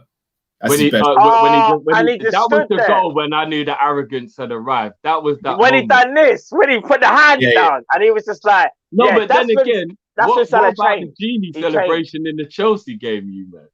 Oh yeah, with the one with that one and the one foot and all that. Yeah, that one's hard. That's up there. That's definitely up there. And I think we might be sleeping on that tight angle finish from Salah with his right foot in the Champions League. That was a big. That was a sick one. All right, Firmino's best goal. Firmino's best goal. He's got some bangers, you know. Right, for me, when it comes to the catalogue, he might not be a great goal scorer, but he's a scorer of great goals. Firmino's catalogue is mad. The goal against Man City, the chip. Oh, when he bodied Yes, Stones. He gave him that work. He's like, get off me, big man. What are you doing, man? You're holding on to my t-shirt. Goal? Yeah, that goal was big, but that's the celebration for me. That was his best celebration. Do you know what? When it comes like to celebrations, you can just do it if dog shit. Yeah, because he's got them kung fu ones that I like, where he's doing the swinging roundhouse, bro. Hey, brother, Firmino's got the best celebration. See, that Firmino don't exist anymore. That's what we need back. That's all gone. I don't know what he just turned. He got baptized and then he started wearing regular fit jeans and just got all enough goals to be celebrated. Yeah, no, but you know what I mean, bruv. Like, I don't know, bruv. I need that spray jeans, circle glasses, mad celebration Bobby back, man. I don't know what happened to him, bro. What about the season where Coutinho was there and someone played a ball over the top? I think it was against Stoke when he rasped it. Yeah. Yeah, that one. And then he done a celebration where he took off the tee and he just stood there and was just like, like he went mad. Bro, I'm not gonna lie. Yeah, you know what? When he hit that volley, you know what I heard in my head? Take that to their blood clot. That's what I heard in my head. Firmino's hard, bro. Firmino's hard. Firmino's catalogue is underrated. Underrated. Conroy. How you doing, guys? I had to put C because is that bloody busy to get in that you've not got enough time to type your name? I'm not even joking. I'm not even joking. Bro, Matt couldn't get back in. I couldn't get back in, bro, for half an hour. Like I'm trying to get in. The chat are spamming to get in, bro. I couldn't even get back in myself. Oh, what can you say? I was here. I've been from the start, but I can't even keep up now. You're gonna have to leave me behind. She's just going too far, too far.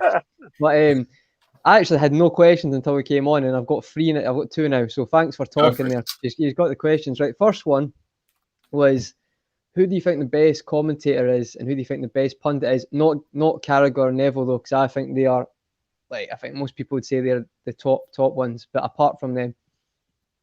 So that's the first question, and the second question was, for some reason I've watched maybe like 50 Kopish shows, but I don't think I've ever heard you talk about this. I might be wrong, but who are all 3 of you? Who do you think the most overrated player is?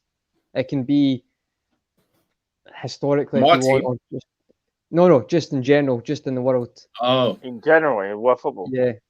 I don't think you need overrated players in your own team, to be honest, because if that was the case, we'd never give the front 3 a bad mark, and that isn't the case. So yeah, that's true. I think Peter Drury and Clive Tilsley, I love their combination as Ray Hudson as commentators. Do you not know Ray Hudson? Yeah, Belter. You know what? I probably know his name, but just don't know that it's. I know his voice. Don't know the name. He's an American.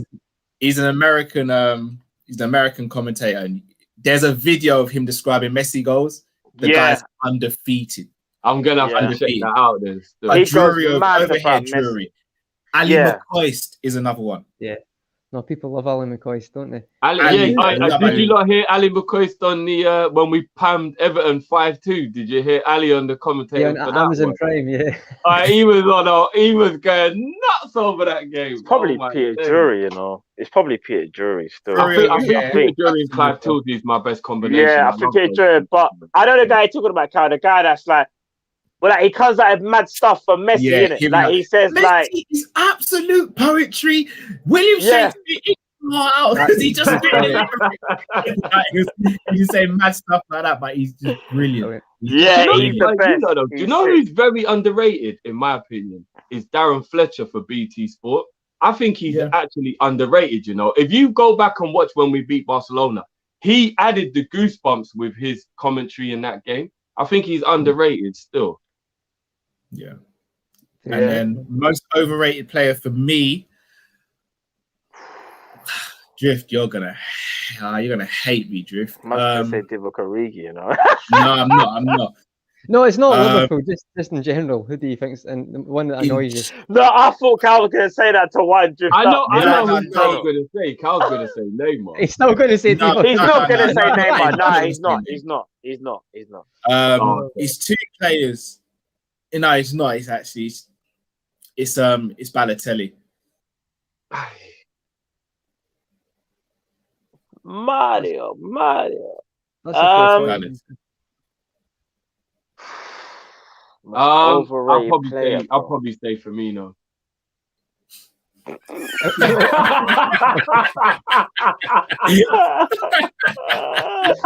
just couldn't resist that bait.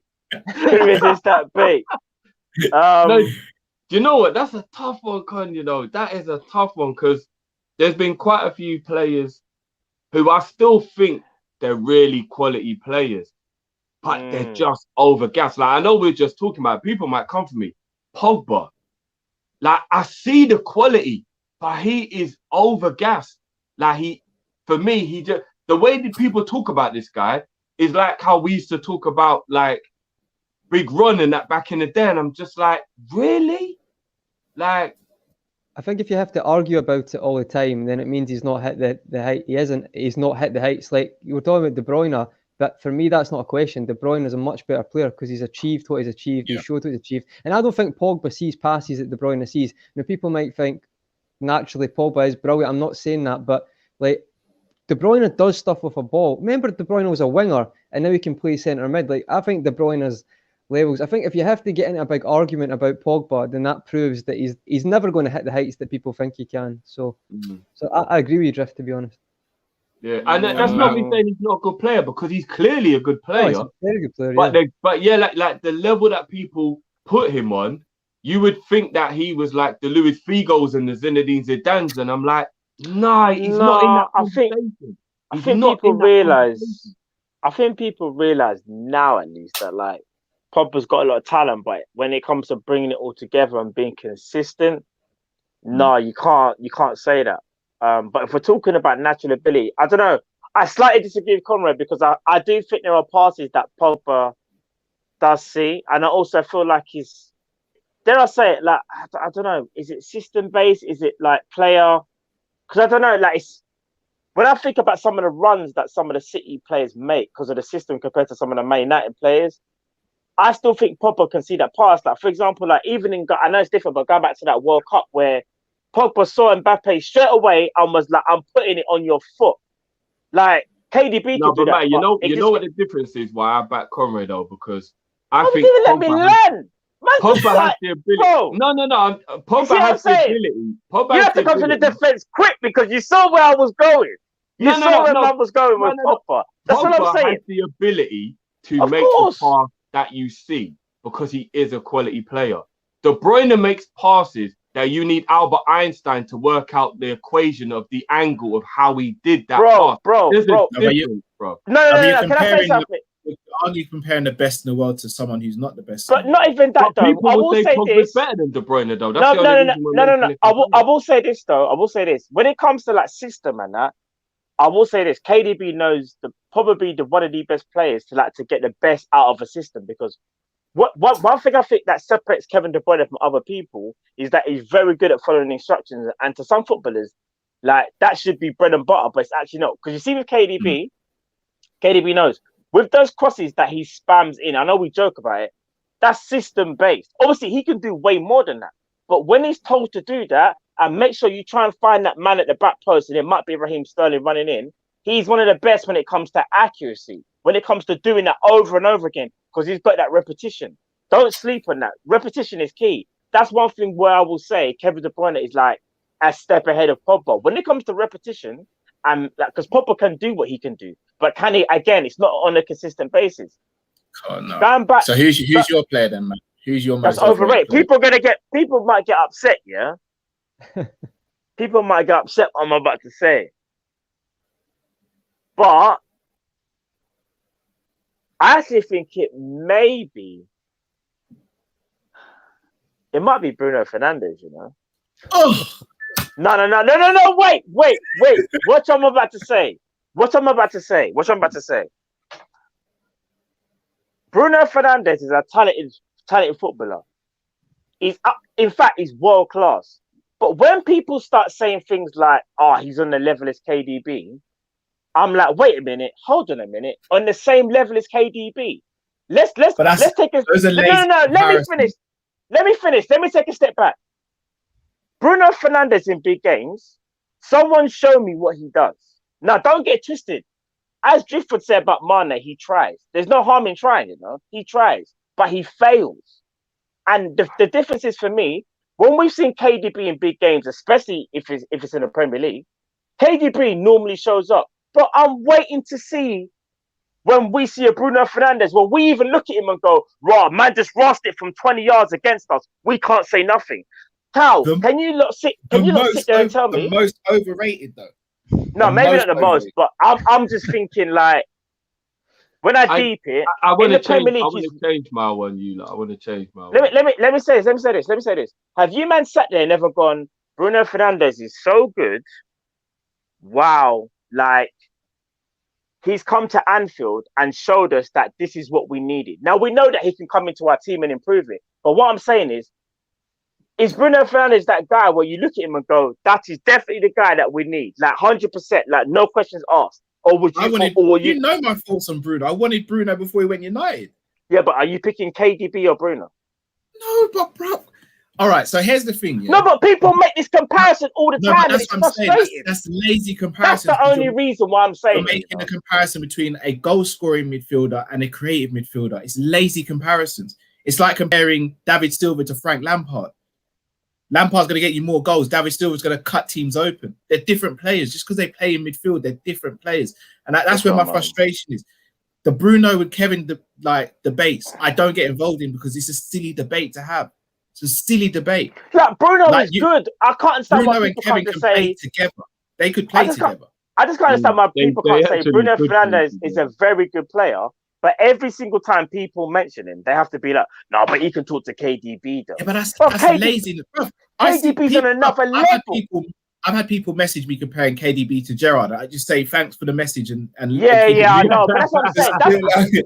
But that's why I have to say it, Carl. It's for them people there, the lazy people. Then let's not maybe for the general outlook, and maybe I'm cheating it, but it's for the people that kind of think if they see a man that can maybe score a goal, score a penalty, and do something every now and again, we think, okay, that's good. They start quickly going, he's better than one of the best players to ever play the game. It's like, hold on a minute. You're talking about Bruno Fernandes like he's Gerrard. Bruno Fernandes can't even talk to Frank Lampard. Are you mad? Like, he can't talk to Frank Lampard. Bruno Fernandes, Matt's right. Bruno Fernandes is overhyped. Crazy. I wouldn't say he's the most overhyped, though. I'd just say... No, but Man United fans will tell you he is the second, bro, they'll tell you that somebody just almost changed my mind again. Oh, I'm seeing. You have to look at his impact. You have to look at his impact. His impact shouldn't be underestimated, in my opinion. No, it shouldn't be. But I'm not having him in conversations when it comes to Gerrard, Lampard, KDB, Scholes. And again, I'm not saying he's not a great player. What he's doing for Man United, but let's not get carried away.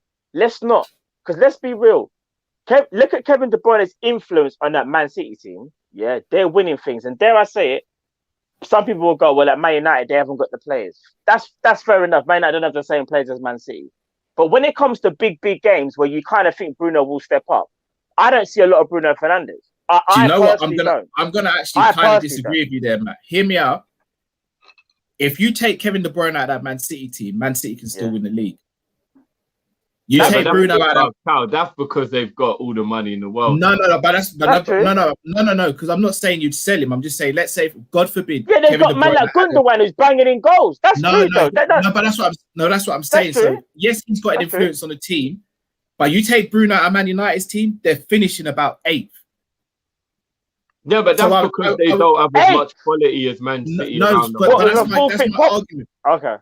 But we've seen it, bro. What are Man United doing before Bruno turned up? I would. Do you know what I would say? I would arguably say because he's, and again, maybe because he's given in confidence, it's kind of counterproductive. But I would say I wouldn't think they finished 8th. I would maybe say like 5th or something. But that's only with like a fully fit Pogba, because Pogba ain't been fit for time.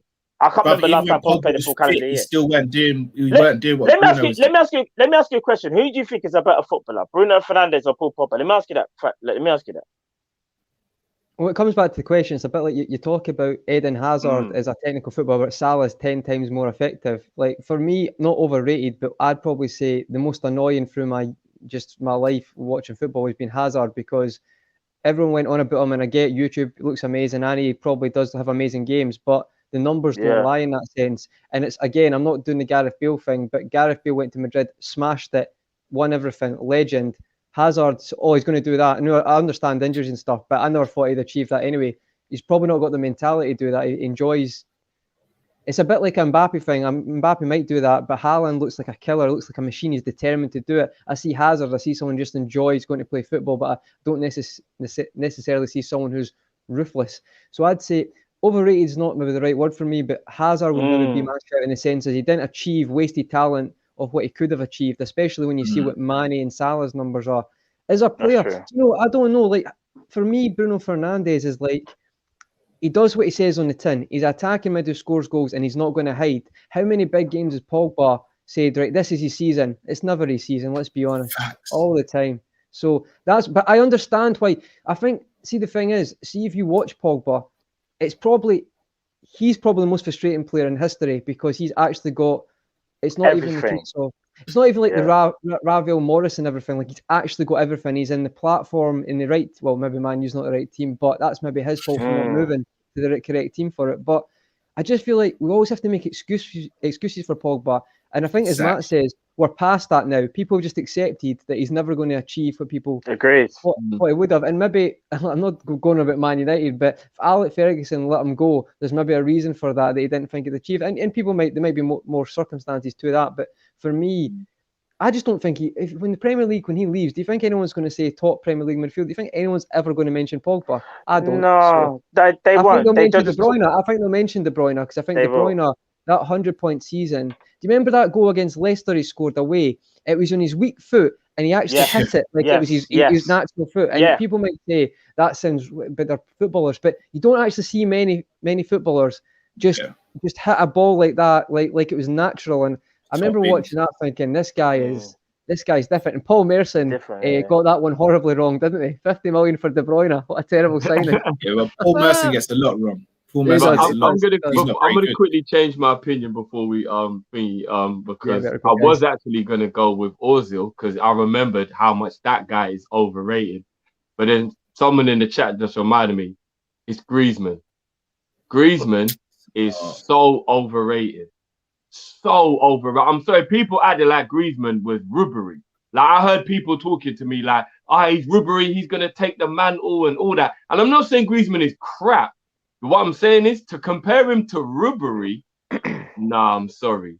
He's in the wrong team. He shouldn't have gone to Barcelona. He's in the wrong team. No, but even at Atletico, I still think he wasn't anywhere near as good as the gas. Like, but people are talking about this guy like he's the best in the world and all that. I'm just was levels at. No, but I think Atletico, he was balling out though. He was doing well, but he wasn't as good as everyone's saying. And I wouldn't even say Ribery's not even a good comparison. Like, in terms of, not you're saying that, but people saying Ribery, like that, like they're different. Like, Griezmann is like your second striker, or can play centre forward as well.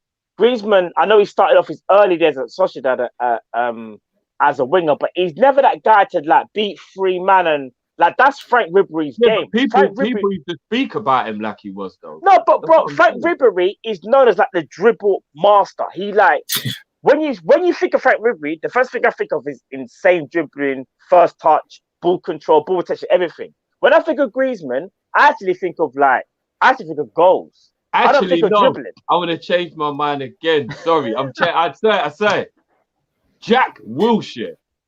That is the most overhyped player in football history. Actually, you might Wilshere. Boom, there you go. Guys, I better go before there's loads of callers, but guys, that was the two quickest questions I thought of, and there you go. Guys, thanks again. All right. Take care, bro. Take care. Bye, guys. Take care, bro. Jack Wilshere. He is a griffin. He is not real. No, Jack Wilshere actually might be the one that might be the best name that you've said. Yeah, I think Wilshere might be the one. Biggest height. Yeah, injuries done him in as well. Yeah, Yusuf, it was. Can you hear us? Yo, I can hear you. What's up? How you doing, bro? What's going on, man? Not bad. Just going back to what you're talking about now, man. Bruno, he goes missing in the big games. He really does. It's not one of those myths like obviously you got these myths that you you see a few examples of and you just generalize. But Bruno is bait. He actually goes missing in the big games. I hate United fans say it all the time. Yeah, my brother's a United fan, and my brother loves him because he scores the goals. But my brother said, if you watch the game properly, which I kind of knew already, he is just as frustrating as he is exciting in terms of how many times he loses the ball for no reason. So, and that's an actual Man United fan who said he loves him, but he can't touch Pogba if you're just talking about who is the better player. Yeah, no, fair enough. And also going back to the best goals from each of the front three. That was a good question, because it got me thinking back through the times. I clocked our front three love Arsenal. They do,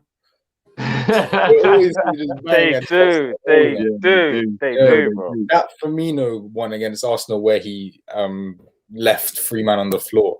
That was probably. I forgot about that goal. No, I didn't forget. I forgot about that goal. Man was running slalom on them, man. Yeah. Look, I know their defense was poor, but I don't care, man. We look at it from our point of view. He was skiing. Yeah, definitely. He was at. and Mane for me was the one, not actually his debut goal, but the one where the counter attack in the 4-0 2017, I think. Yeah. That's the one where Emre passed it to. Yeah, it was so simple. Yeah. That was a definition of what he's gonna do and you can't stop it. Yeah. It was. But you see that goal against Arsenal. So what I loved about that goal was the goal that asserted Matt's opinion of someone I've been spending all summer trying to convince was the right signing. And after that goal, I was like, bro, what do you think now? Okay, boom. But yeah, we moved. I'm not gonna lie. When we bought Mane, I was like 30 mil for Sadio Mane. I was like, he's good, but I think he's not complete. He's not there's still more to get. But I'm gonna be real. It's like soon as he signed and signed on a dotted line and he scored his debut goal, I was like, I'm all in. I'm sold. that goal there, I was like, I'm sold. Yeah. And then as for the draw, I was also going to mention, I think, Real Madrid isn't ideal, but don't get it twisted. I think if you had to pick the 3 favorites, they all went on the other side of the draw still with the Man City, 100%, Bayern Munich. So, and if we can get through Real Madrid, I have faith we can get to the final, because Chelsea, the issue is that they're not conceding at the moment. They literally just don't concede goals. That's the issue. But hopefully a semi-final game, we can get up for it and we can break through somehow, Don't sleep on Porto. A lot of people are just saying Porto are going out. Don't be surprised if Porto get past Chelsea. Oh, you know what? I'm willing to be proven wrong, but I'm not going to lie. I'm kind of sleeping on Porto still. I don't know. I think Chelsea have got that. No, people are. Juventus slept on Porto man. and they found themselves out of the competition. I'm going to go 3-1 on aggregate to Chelsea. Yeah, I'd agree with that. Low scoring overall, but I think Chelsea will make it through. Yeah. 1-1 away, 2-0 at home. That's that. I think it'll be 1-1 away, 2-0 at home. Chelsea 3-1 on that. Hopefully we're proven wrong, because I think we'd have, as much as both teams are good, I think we'd prefer Porto. Because we obviously they've got better since the last years, but we have a good history against them in recent years. Yeah. But in terms of my question, I was looking back a little bit at some Champions League games from recent years, and I watched the highlights of our 4-3 win against Salzburg. Do you remember? Yeah, and in the first half, that was insane. That was that was. Don't get me wrong, that team is not as good as Prime Barcelona. I'm not saying that, but that football was as good as Prime Barcelona football. It was insane. And I want to ask you guys, would you say, if you had to pick out a spell that you've seen from Liverpool in recent years, let's say it has to be more than half an hour of football, I don't know, in a particular game where the football you've seen is the best you've seen, obviously that's one of them to just like get your brains going, brainstorm. I think also Everton 5-2 in that first half. Some of the counter. I'm talking attacking football, by the way. Just ignore it. Yeah. What are some of you guys' ideas for that? I think you just said it to me, bro. You just said it to me. That first half against Everton in the 5-2, we was absolutely insane in that first half. I know we had a few little lapses at the back. I'm not even going to blame Adrian, although he was in goal. But like, if you're talking about from an attacking sense, we was on another level for that half an hour. We absolutely, they didn't know what to do with us. They had no clue what was going on. Liverpool versus Arsenal, 13-14. First 20 minutes. Oh, wow, what are you talking about? The one when Suarez hit the post from the corner. That one was peak. Do you know what I would say? But Cal might be the winner. Ding, ding, ding, ding, ding, ding, ding. I think Cal might be the winner. All right. Let me see if I can change your lot's mind. It's only a small sample size. Do you remember when we were losing to Man City at the Etihad and we brought on Fabinho and we scored a goal, Roberto Firmino, where them man couldn't touch the ball? Bro, that is some of the best football I have ever seen. We were passing the ball around like we turned into Man City. Like we just snatched the Infinity Gauntlet for that 1 minute and was like, talk to me now. I'm gonna be real. I'm gonna be real. I'm gonna be real. You see that goal there when Firmino scored? That's one of the best goals you will ever see. Like, go back and watch the amount of passing that we did and the way how they couldn't even touch us. They couldn't get near. I'm seeing Trent get the ball on his left foot, ping it to Robbo. Robbo's pinging it back. Henderson's giving it to Fabinho. Fabinho plays it out wide. The ball comes back again. Bruv, I'm going to be real. I'm sorry. If you can beat that one, then bruh. You know, the only thing is, Matt, because Yusuf said about half an hour worth of play, I would say that was about a 5 or a 10 minute spelling. It was, but that's the best 10 minutes that I've seen. It was sensational. But it was only a sample size compared to the rest of the game. You get what I mean? That football there was nuts. But you're right. That football there was nuts. If we're going like for smaller spells as well, like 5-10 minutes, what about in the title winning season last year, 2-0 winning against United at Anfield? If you remember, at the start of the second half, we came out like killers in the start of the second half. I remember Henderson hit the post, Salah fluffed the shot. We created about 5 chances in 10 minutes. Yeah, we did a watch along. That game was frustrating as hell. Even the first game, even the first half. Did Gini have a goal disallowed? Oh yeah. He scored Firmino had a goal disallowed. Yeah, that game was mad. We should have beaten them like 7 that day. To be honest. We should have. Actually, no, you lot. I'm just remembering. What about when we beat them in the 13-14 season at Old Trafford? When we smoked them at Old Trafford. Do you remember how well we played in that game? That was a 90-minute game. No, but we can still use the whole 90 minutes as a thing. Like, we smoked them in that game. I think I don't think attacking. I think we controlled the game really well, but attacking wise, I don't think we were amazing that day. But I don't know, man. Them man there was all over the place, giving away penalties left, right, and centre. We was all over them. They didn't know what was going on. In terms of just attacking play, I wouldn't say it was up there with one of our best. Like overall performance, that was quality, professional. But just attacking wise, I wouldn't. We've had a lot. We do smoke a lot of teams when we're on our. Trust me, we do, man. We do. Look at the second half against Barcelona when we went to the final.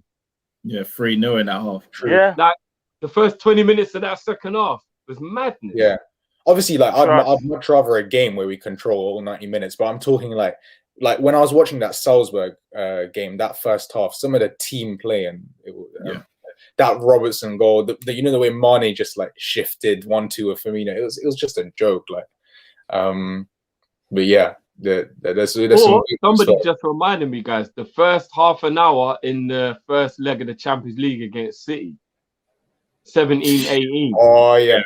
I'm not gonna lie, we gave them some roast. What about the Roma semi-final at Anfield when we won the thing? We absolutely we lost that final. Did we win? No, we lost that final, innit? That was the year we lost the final. Against Roma. Roma was only 2-0 at half time. What about that that semi-final was ridiculous against Roma. Mm. Well, there's been a lot. There's been a lot. Yeah, but anyways, obviously there's loads of callers, so I'll leave you guys to it. But one thing I want to just before you go, I'll just leave you this, just a quick one. Who's in recent years would you say the tough? Because going back to that aggressive thing, I was who's the toughest Liverpool player in recent years? Like you'd back it like in a fight the most, or like in a beef on the football pitch. So I mean, I'm thinking Skirtle maybe or someone like that. But yeah, what do you guys think to that?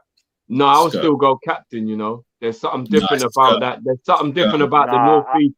I think there is, but I think Scott would lay out anyone in that team. You know, I'm gonna be honest. Yeah, I'll still go Hendo. You know. Have you heard the stories about? So you remember when Suarez came back off his ban and Man United beat us, and then Everett started celebrating in front of him, and then it kicked off in a tunnel. No, I don't. Yeah, there's stories about Martin Skirtle basically dealing with that whole situation by himself. Mad. Oh, is it? Yeah. Skirtle was a madman. Skirtle was a madman, bro. Skirtle batted up Costa as well one time, I remember. Say again? Bruv. Skirtle batted up Costa as well one time, I think. I think Costa tried to move him and he shut it down real quick. Although, do you want to know who I wouldn't sleep on? I wouldn't sleep on Craig Bellamy. Nah, he's not touching his I'm not gonna lie. If I'm going into a fight and Bellamy's backing me, I feel good. Bellamy's that sly one that was like he creeped up to Risa fam in the hotel with a Bellamy golf weren't club. sly, bro. Bellamy will put it on you, bro. He weren't sly. No. He tried blindside, man. No, Bellamy will put it on you, bro. He'll put it on you. I'm telling you, bro. Scott would mess up Bellamy, bro. Differently, you wouldn't even be like. Scott's about wrap him up. Yeah, Scott would wrap him up. Fair dues. But yeah, big up, bro. Yes, brother. It's a pleasure, bro. Take care, yeah. You Take too, care, bro. bro. All right, gonna get through, guys. Just to let you know, I've got a list of the super chats, so don't worry, I will read those out. You might just run them now quickly, bro.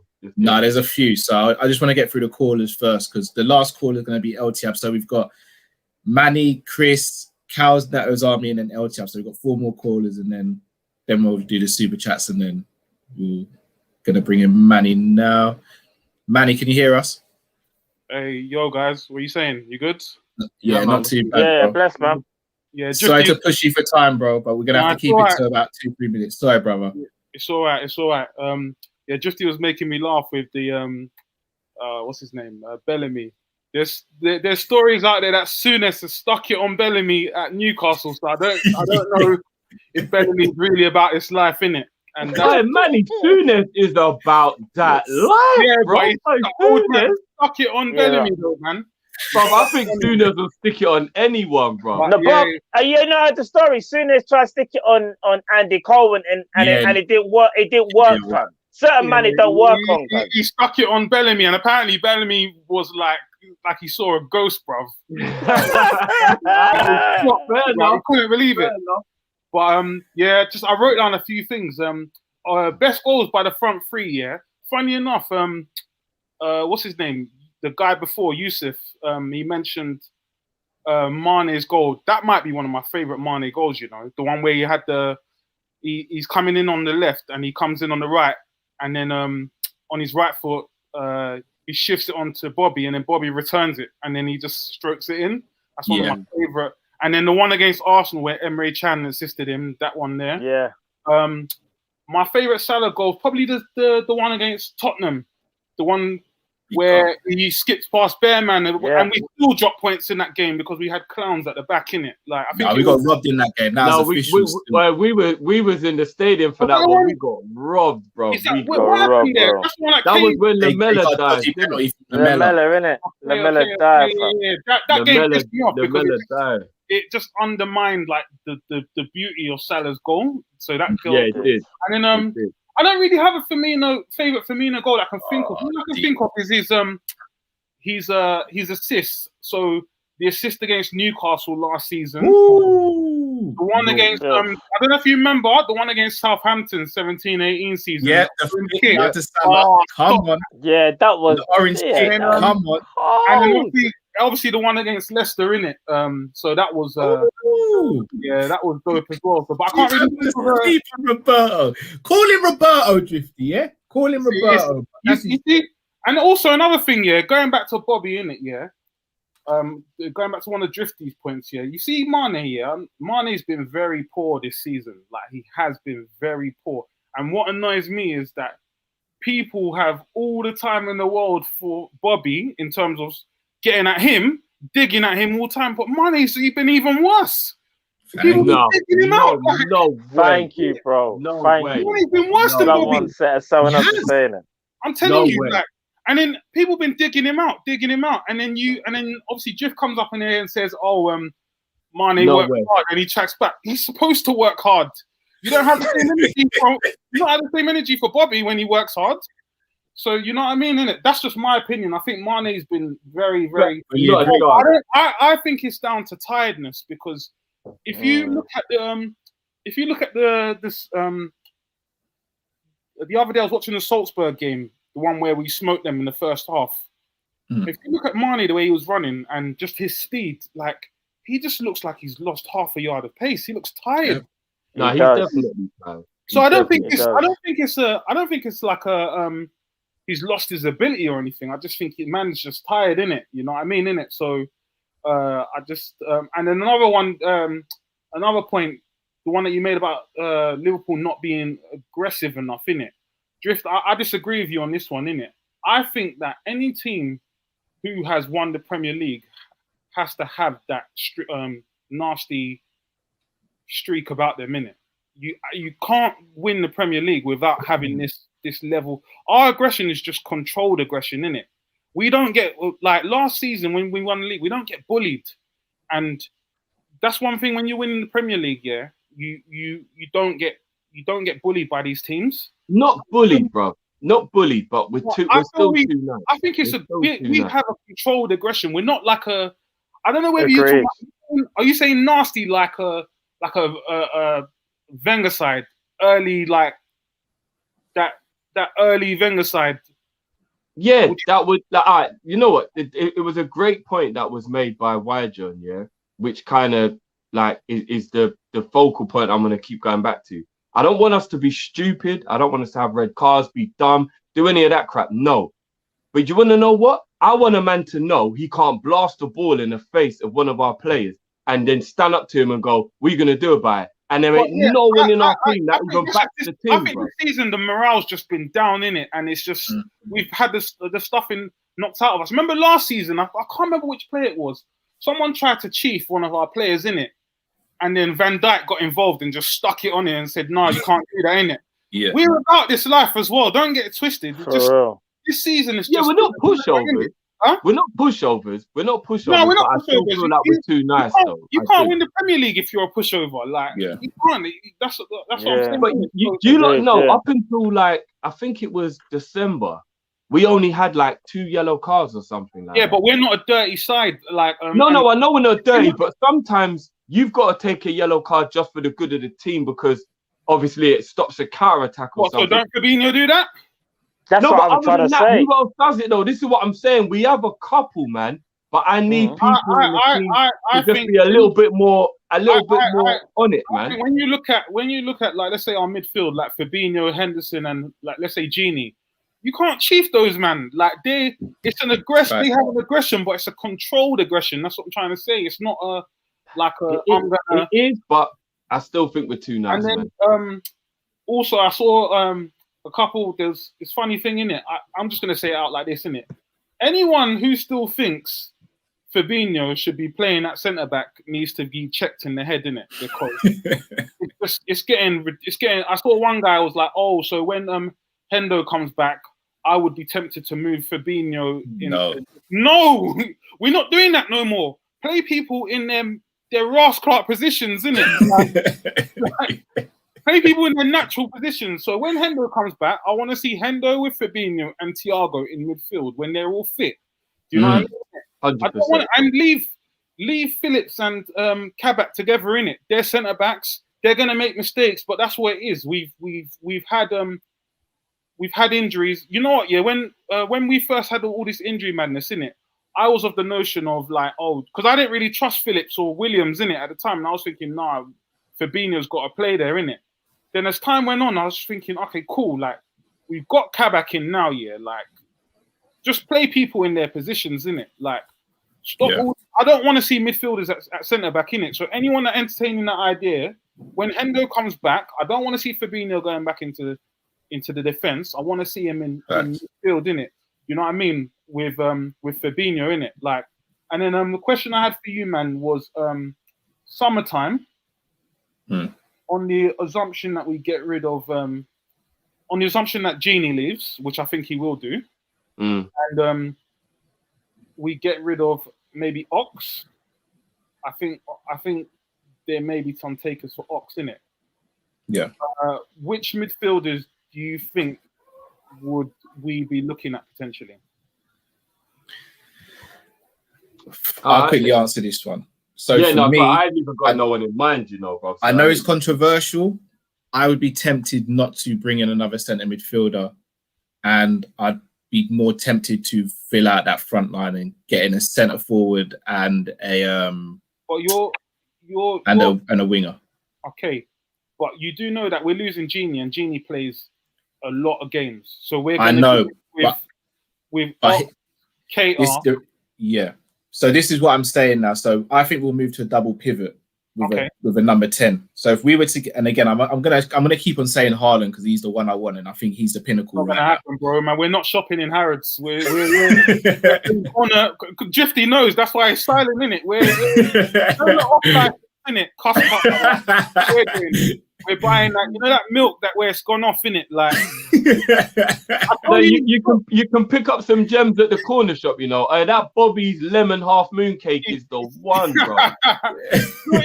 You're saying Haaland, innit? Yeah, but I can tell you that I think the type of player we'd be looking at is someone like, what's his name, Daka, innit? And that don't really excite me, and I'll tell you why it don't excite me, because I feel like I've looked at his European stats, innit, and it's not the same as. Yeah, people need to stop comparing him to Haaland. It's not. Yeah, Haaland was doing the business in Europe. We saw him at Anfield. Yeah. He backed against us, innit? And Daka for me is just not. I would like, the problem with this is that I would like to see Daka playing at a mid-level Premier League team.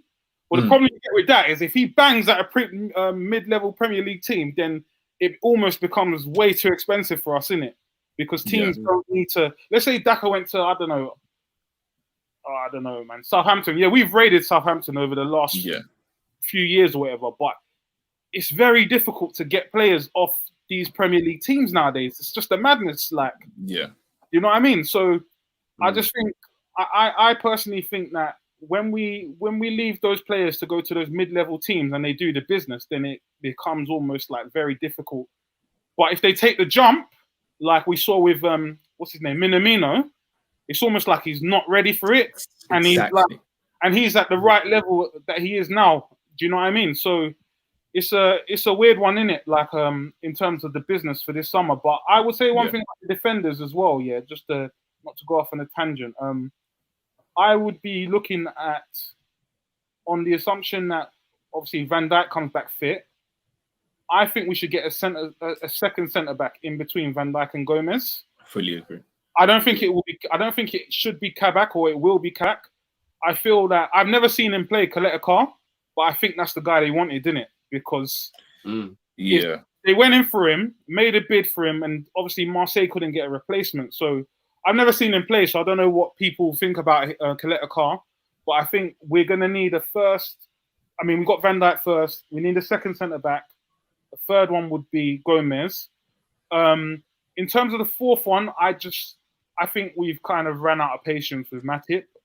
But the problem is, I don't know. I think Matip's on like 90k a week or something. 100. That's very high for someone that gets injured all the time, and it's very high to keep as a fourth centre back in it. So I would be of the notion to. I wouldn't keep Kabak, to be honest. I know he's young and he's still got a lot of development time, but I feel as a fourth centre back, I think we should just keep Phillips, but make sure we get a proper second choice. So then the second choice, then Gomez. Gomez can't be relied on to be one or two. Yeah. then I would go obviously third centre back, which would be Gomez, obviously, and then I would go Phillips. What do you guys think about that? I want us to have 5 centre backs personally. Yeah, me too. You would like 5 centre backs? Yeah. So it could be a thing where 5? Are we gonna get 5? Like, realistically? I'm done trading off. Phillips and then buying a proper centre back. Yeah, I'm done trading off now and just going producing the bare minimum of what we know. But Callum, I know what you're saying, innit? I know you're done with it, but we just got to be realistic. These man, that's what I'm saying. They're not gonna do what we're saying, innit? I know you want these players, innit? I want a Ferrari, like, you know what I mean? You just got to be realistic, like. For real. You have to be really realistic. I wanna go into a season where we can challenge for all the trophies, innit? Exactly. Like, but we're not gonna get that because the way these men work. So it's almost like we just have to be very, very. I know we've been conditioned to think this way. You guys have said this over the last few weeks, but we just got to be realistic. I already know we're not shopping in Harrods. We're not getting Mbappe and Haaland. Our thing is the cost cutter. You know that cost cutter's old school. You know those shops where the shopkeeper don't even check the expiry date, like. Yeah, but there's dust on the merchandise. Yeah. What we're doing, bruv, we're not shopping, we're not balling out in Harrods. We're in Next buying those, them t-shirts, like that's what we're doing. Waiting for the sale, bro. Waiting for the sale. We're not man's got H&M to go and buy a blazer for the wedding, innit? That's what man's doing right now. Yeah, literally, yeah. Bro, man's got H&M to buy a blazer for the wedding. I just can't see the Haaland Mbappe thing. I feel like our market is. The funny thing is, there's one guy on Twitter. He's like an analyst called. He was on the Athletic the other day with David Ornstein. He's like an analyst, Tom Warville or something like that. I know the guy talking about. They basically gave him some numbers in it just to be realistic, and he came up with a few strikers, which I haven't actually seen. There's a guy called David. Mbolo, Jonathan David. Jonathan. There was another guy, the guy that's banging it at Frankfurt, Portuguese. Andre Silva. Yeah, he gave a few names in it. So I don't know if you lot seen any of those guys playing that. I have. They're not. They're not the level I want. A lot of them play. It's just not gonna happen, bro. Like Varane and all these guys, it's just we're just not. And if we don't. And even if we do get Champions League football, it's just I just don't see those names. I see a lot of people like, oh yeah, LeBron, he's gonna gas up. Ain't gonna make a difference. It's not matter. It's not gonna happen, bro, man. I just don't. Listen, we're not about that life. We're not about that life. That's how it is, isn't it? But big up you, man. Anyway. Nah, big up always. You lot really laugh with your your American accents, innit? I think what these guys doing, like the Scott and them southern accents, innit? They're hard. Huh? I said these man do the southern accent hard, bro. Like hard. I'm just like, oh my god, man. And then the other day I saw Nat Phillips was linked with Burnley. I was like, these men have spoken it into existence, innit? But you know what? Yeah, with Phillips. Phillips has done well. He worried me a bit at the start, but you know what? I'm of the notion, play people in their natural positions, and he's done all right. But I don't like when people are just the Phillips train. You're hyping him up like. I'm on that train. I'm not gonna front, bro. I'm probably the driver. Bring him down in it. Just be easy in it, like. That's what I'm saying. Be calm with it. Be humble with it. Nat Van Dijk, bro. We move. See, this is where we get carried away as a fan base. Be easy. Oh, hey, Callum, I want to say one more thing. Yeah, you're a bad guy. I saw you getting after Drifty on the football terrace, innit? Like hold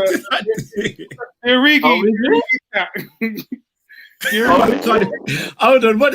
Remind me. Have I got to go and watch the show? Have I? Is it? Drifty, you might have to go onto the show to start defending yourself, innit? Like, all right. I can't even remember now. What did I say, bro? You man were just like, how Drifty loving off Origi, innit? Like. Oh, that's fact though, bro. But They're all getting at Drifty in it, saying I don't know what. You might have to jump on this show, but you know what? Yeah, I'm not gonna lie. Yeah, Drifty Origi bots do my head in it. Like they just do my head in it. But I'm with you on the side that I feel like there's what good is it that you bring him on for 3 minutes in it? That doesn't make no sense in it. And the joke is the games where we're spamming crosses in are the games that Origi's not. He's not playing. If we're gonna spam crosses in, at least have Origi in the box trying to get on the end of those. You know what I mean? So yeah. But Drifty, try and get on the football terrace in it. Yeah, but listen, I didn't know this. All right, cool. New information. Yeah, easy, you man. Big up, you man, innit? Yeah, Take big it up, easy, bro. brother. Big up. Take care, bro. Easy, cool. Yeah, you learn something new every day. You learn something new every day. It's no way it seems. Origi slander, you know. It's no way it seems. Understand soon enough. It's no way it seems. Minor. It's no way. We move, man. We move, man. Don't worry about it. Cows Neto Army. Can you hear me? Yeah, I can hear you. How you lot doing? Yeah, I'm alright. You alright? Not too bad, man. Yourself? Throat kind of killing, man. Because I was screaming today about we got Real Madrid. Then I thought we had Varane and Ramos, and I was thinking Jota's gonna eat them off for breakfast. People are getting a little bit talking about this Madrid. I can see Matt's face, man. I can see Matt's face, man. Come on, man. We have to be real, man. Varane and Ramos, them man, they are nothing, man. Them man, they that's can't crazy talk. That's not crazy talk, man. Bro, listen, bro, I know it's Friday night. I know it's Friday night, yeah. I know it's Friday night, and man can enjoy himself. You're breathing mad heavy, fam. So I don't even know what man's doing. But what I'm gonna say is this, fam. Like the defense of Ramos and Varane ain't nothing. I mean, to be fair, it's something to breathe harder, but I can't lie because it's a bit of a panic attack thing. I can't even front. But big man, calm down. You're breathing like like when people you're hiding from like a werewolf in the movie or something, and because you have to be quiet, you can just overhear yourself. You know, it's just like no man just whispering in it because it's late at night. No, it's late at night. I don't want to wake up people in it. I hear that. Was my mic that close to my mouth? Yeah, it was, bro. It was still close, bro. My foot is, I thought he's on an airplane or something. I thought someone open the emergency. Actually, I shouldn't even make a joke like that, but yeah, we move. Oh yeah, what's the question, bro? Quickly, I wanted to talk about a player that we don't really usually talk about, Gini Wijnaldum. And we see that this summer he's about to leave, unfortunately. But I think with every week, I'm starting to think that Gini leaving is actually a good thing now, because I see his ball retention. I can see Kall, you're shaking your head, but let me just explain why I think Gini leaving is actually a decent thing. Gini is turning 30. Am I correct, yes or no? Yeah. Yes. Yeah. Gini's turning 30. What was the biggest problem with this team right now is not that we have bad players. It's not that the owners, I think the owners are a massive problem, but they're not the biggest problem. The biggest problem is the fear that this team will all age at the same time. They will all become 33, 34. We need to bring in some fresh young people. That's true. That's true. Gini Wijnaldum. So this is something that just came through, man breathing like Sean. Pro, man.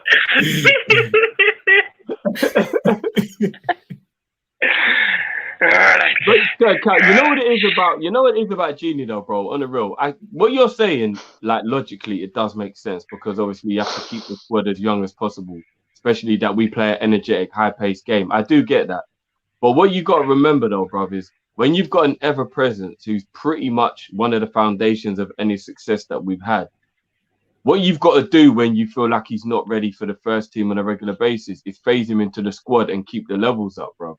When you get rid of these people and you don't keep them around, you're almost taking steps backwards, if that makes sense. So if you look at everybody in our squad now who you don't quite think is up for it, Gini, some people might even say like Naby, some people will say Firmino. Like if you look at these players, What you then do then is you make them squad players, bro. You don't get rid of them, because when you bring in an improved first player, that player is now good enough to be the substitute or to be the squad player. So if we could keep Genie for another, say, 2 or 3 years, even if he doesn't become a starting lineup player for the remainder of that time, at least you've got him in the squad though, bro. Once he goes, how do you replace him in terms of squad? Because if you bring in a player who's good enough to be in the starting lineup, we're in the same position where the squad's not great. Do you get what I'm saying? Yeah, so for me, I don't think any of our first teamers should go. No, but let me ask you a question. If we had a fully fit 11, do you think Gini Wijnaldum would be part of our first 11? No, I think he now makes probably not. No, but So he that's would what I'm be. trying to- But he'd be the next in line, in my opinion. No, I don't think he'd be. I don't think he'd be the next in line. Who would it be in your opinion, then, bro? Matip, if he's fit, Matip or Gomez. No, because sorry, they'll be the I'm just sorry. I should have been more It's clear. I'm about just speaking about midfield, midfield. isn't Yeah, just Yeah, midfield. yeah. Sorry, I should have been clearer there. Mm. I think he'd be the next name in if one of Thiago, Fabinho, or Henderson got injured. I think Genie would be the next guy. Then Genie is definitely the next I can't believe one. I'm actually saying this, but I may disagree due to if Naby is fit and firing, I think Naby is ahead of Gini Wijnaldum. And I'm not saying Naby is more. You know what though, bro? That is a Kim Kardashian butt size if. Like, No, I don't think it is, because in every game that Naby played this season, you'd honestly say that he's one of the best players on the pitch. That when Naby plays. But how many games has he played, bro? That's the only thing that Gini Wijnaldum that I can say confidently has over Naby Keita is he's more available. But on the pitch there's more than that. Come on, Cal. Let's be honest. Gini Wijnaldum does stop a lot of our counter attacks. He doesn't have progressive passes. I think I saw a stat before that he only makes 2 progressive passes. What I'm about 2 progressive passes I'm talking about 2 penetrating passes that lead to a shot on goal. For me, he's better at reading the game than Naby Keita in terms of interceptions. In my humble opinion, Naby's good, but I think Genie's better. I think Genie's got more body strength, and I think he's better defensively. And I think his ball retention's better, even though Naby's a better dribbler. Do you know something? But he's an You see the defensive thing? Even though I still feel like on the eye, Genie does look better, I think, Michael, I think stats, you might be surprised. I think, remember, because not from this season. You're right. You're absolutely right. Even from before, like the season before that. Naby Keita defensively is actually very good. I think that's where it's slept on. It's slept on because I think they just think progressively added against his minutes on the pitch, though, Matt. That's what I was going to say. Stats can't be viewed in the same way because. But what I'm I'd trying to also say Genie's more of a goal threat than Naby as well. That I disagree with. Nah, I don't know, Genie, actually. If you ask me to pick one of those two to get me the winning goal in a big game, I'm picking Genie all day. Yeah, but that's because Genie's got a habit of scoring in big games, but just natural goals. Keita's more of a goal threat. Yeah. Can anybody here remember when Genie last scored a goal? Yeah. So say that again, pro. I said, can anybody remember the last time Gini Wijnaldum actually scored a Premier League goal? Yeah, Wolves this season scored. Yeah, he scored. Yeah. And you've got to remember, it's his role in the team, guys. It's his role in the team. He does what he's asked to do. He scored in the Chelsea game towards the end of last season in that 5-3 as well. Genie scored in that one as well. He did. And Naby scored that one. Naby scored then as well. Yeah, but I'm just answering your question. You said to name me a couple, Genie, and against West Ham he scored this season as well in the Prem. Yeah. So I'm just saying, if we do get rid of if Genie does leave, and I think that's out of our hands. Personally, I do want him to leave, and I think there's a few other people on Twitter that actually are more towards the idea of him leaving. What kind of player would you want to bring in? Would you want to bring in that number 10, the creative, goal-scoring 10, or would you rather bring in a CDM, backup CDM? Because Fabinho, because we have to be honest, guys, like it or not, we're not bringing in that number 2 centre back that we want, Varane, the big players that we want. We're not going to bring them in, and most likely Fabinho may, if there's big injuries again, Fabinho may play centre back next season. Would you want to bring in like a Bissouma, so you know that if Fabinho does play centre back, we have that elite or becoming a great player CDM, because we don't have any other CDM except for Rubinho. Would you bring in a number 10 or a CDM? I'd bring in a CDM and I'd push Thiago further up the pitch. But I don't have an issue with using Henderson as the reserve number 6 and bringing in a number 10, because we do need creativity. But then at the same time, we take a lot out of his game than Henderson as a number 6. No, it would, but obviously we're going on the assumption that he's playing there as a fill-in, as he won't be there all the time. We're just talking about filling in. So I would be all right with that. Yeah, but I'm talking about extended. Okay, can I ask the questions? I'll ask my 2 questions then quickly. My first question is, every single position this summer in the transfer window: goalkeeper, right back, centre back, left back, CDMs, 2 centre mids, right wing, a left wing, and a striker. Which players would you get in for each specific positions? Unrealistic or realistic? Say that list again, please. Basically, the whole first 11. Basically every. Man said the whole first 11. I got that right, because you said left back, centre back, right back, CDM, left wing, right. We don't need all those positions. Yeah, no, we don't need all of those. We don't. Okay. I'll specify: goalkeeper, a right back, a centre back, a CDM, a striker, and a winger. I'd bring Neto for the winger, Kane for the striker, Koulibaly for the centre back.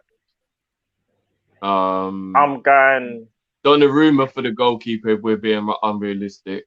Unrealistic. Realistic. Romero, if Drift can persuade him to come to Liverpool, 100%. Because me and Cal think he's probably going to end up at Everton. Unrealistic centre back Varane. Realistic centre back Botman. Realistic winger Rafinha. Unrealistic winger Neymar Jr.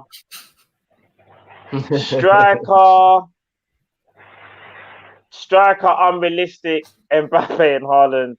Realistic Paxton Daka. What about right back? So right back. Sorry. Back up. Cal. Last one. Back up. Right back. Nico Williams signs a 10-year contract extension. So I'd for right back, I'd go Lamptey. In goal, I would go goal. Yeah, Donnarumma would be the dream. Centre back Varane.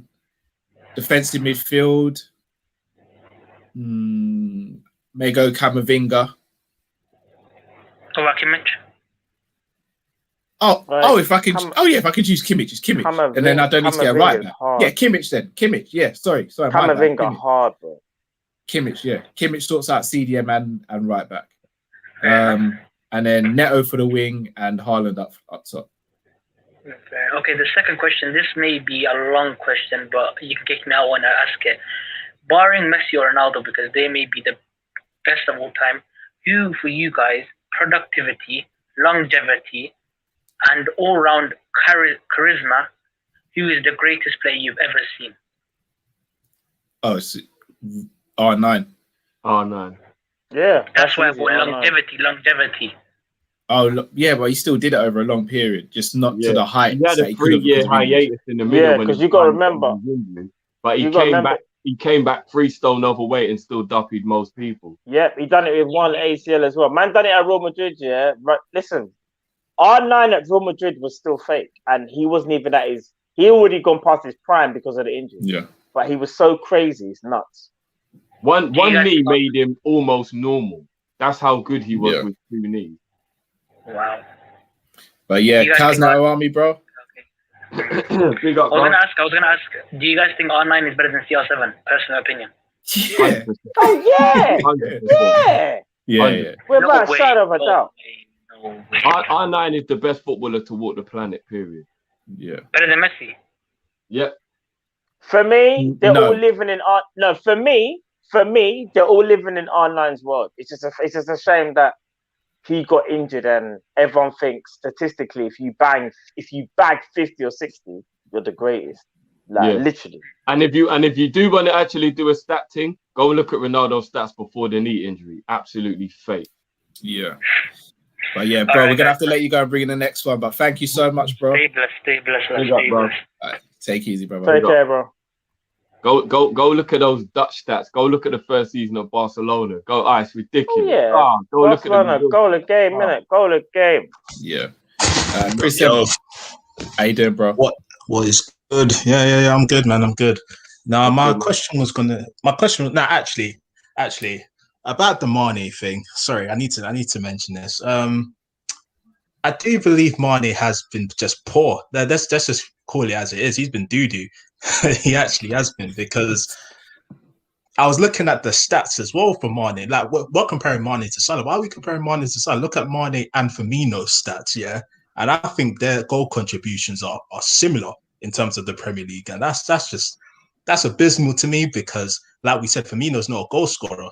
And if we're going to call it, we're going to say that eye test he's poor, he's also poor in the stats as well. So we got to take that into account as well. I just feel like Mane, I don't think he's done. I feel like Drifty's right. There are a lot of people out there saying we should throw him out, but no, he just needs a break. He needs a break. He needs time. And I feel like we gave Firmino how many chances, like that. We've given him so many chances to really bounce back up, and I feel like Mane deserves that same shot, So yes, that's. And my question was going to be, what should we do about the Premier League now? Because I've been talking to some of my mates, and some of them are saying, yeah, just throw it. But what do people mean by that? What should we just take off 7 of our main players and then put in substitutes to just play the Premier League games and then focus on the Champions League? Or like, where's the balance? That's what I want to ask you guys. I think if we lose another league game before we play Man United, then I think we do that. You do that, yeah. No, if we're still in the Champions League. If we're still in the Champions, if we're not in the Champions League, then there's no point doing that. Yeah, of course. Yeah. I'm just assuming. I believe we need to keep the momentum. Yeah, I definitely do kind of worry about injuries during the games that don't matter as much, so to speak, because if you get an injury in a game that it doesn't really matter that much, but then the Champions League game's next or whatever, then it affects it. But we've seen we're a momentum team in both ways. We started to get even worse losing wise, because it's like we've got a bad momentum in the opposite direction. And I feel like we kept losing just because everything was just really down, the morale was gone and all that. We've got to get that back now.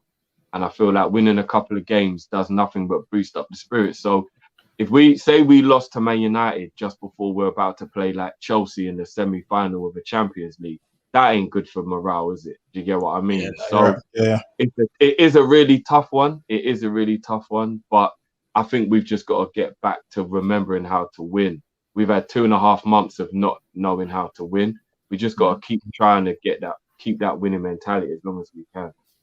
Yeah, I agree. No, it's because that's my kind of mindset. I feel like we've tried it the way, we need a break here, and then we draw 1-1 to West Brom, and then we say, okay, maybe we need rhythm, and then we end up losing 6 games at home on the bounce. It's just there's no easy way to go about this, which is why when like people were begging we should put centre backs at centre backs from Klopp, we should have done that to begin with, because it wasn't working. You know what I'm saying? It wasn't like we were getting a few wins here, a few wins there.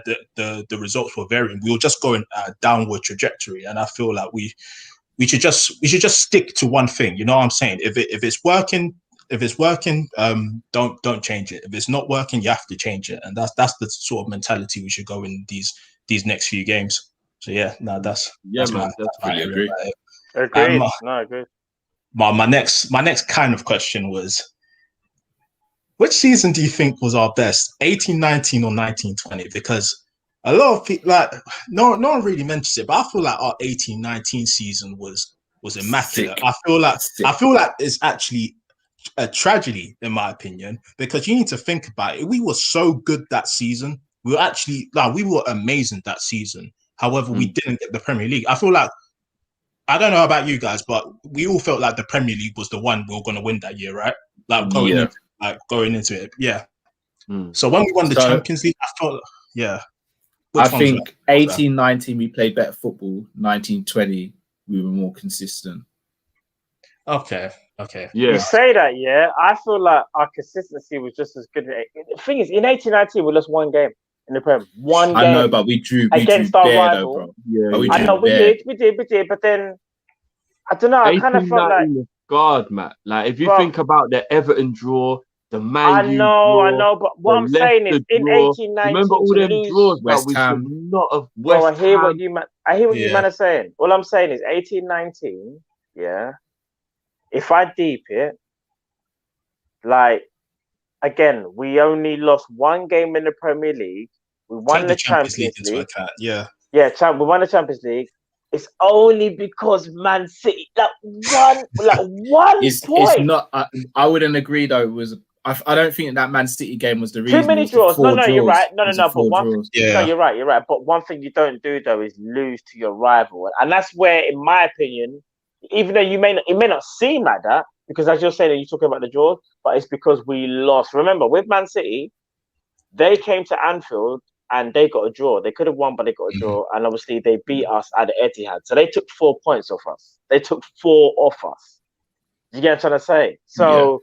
Yeah. I look at that and it hurts because really and truly, like if we didn't lose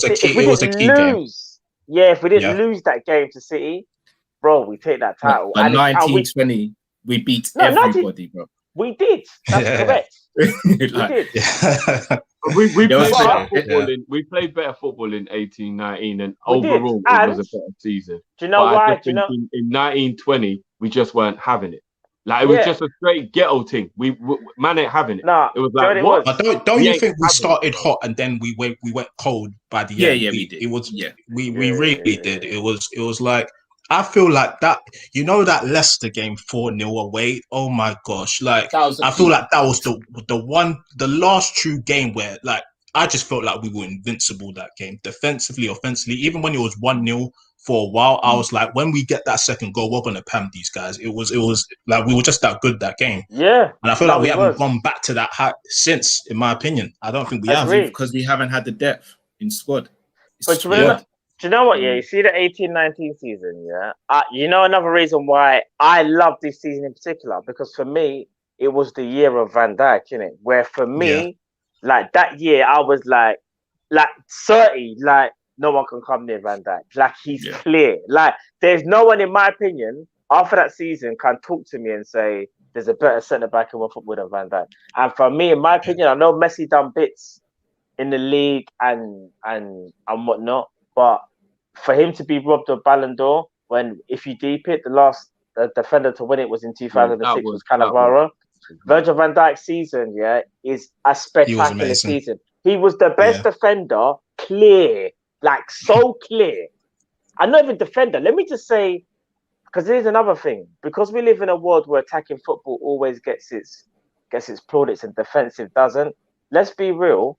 Van Dijk is up there as one of the best players in world football. Not just best defenders, best players. And I think people sleep on that as well. But that's the year for me when Van Dijk rose on the show. But I can understand the logic of Cal saying the 19 Ballon d'Or. We was more Ballon d'Or. more professional. Yeah, 2 great seasons, man. Shame we couldn't do it this season. So we can agree that like 18-19 we were hot, then we got a bit still, then we got hot again. But then the 19-20 we were kind of like we were hot, we were going hot, and then when that Christmas break happened, we just hit the cut brakes and went down for me. It was it was as simple as that. I think there was nothing left to motivate the team because they knew the title was ours. Like you can't underestimate that. I think you got to take it. No, lockdown played a role as well. No, and it did. It did. But I still feel like remember our players were starting to look tired. Our players were starting to look tired. The squad, I'm telling you, it's a squad, man. Like we need a squad. Yeah, it is. I mean, 18-19, we had 2 top goal scorers as well. So Van Dijk did his thing, and we also had joint top goal scorers in the league as well. 18-19 is definitely the best season I've ever seen. You know what it is for me? And this is a small thing, but a big thing. When we played Wolves and Adama Traore had to size up Van Dijk and kick it past him and try and show Van Dijk, like, I've got these burners that everyone talks about. I got these burners. Bro, Van Dijk just said, wait a second, big man. Are you forgetting who I am? Man's Virgil van Dijk here. Do you want to know what? I'm not even going to show you that much. I'm just going to ease you off the ball when I take it from you.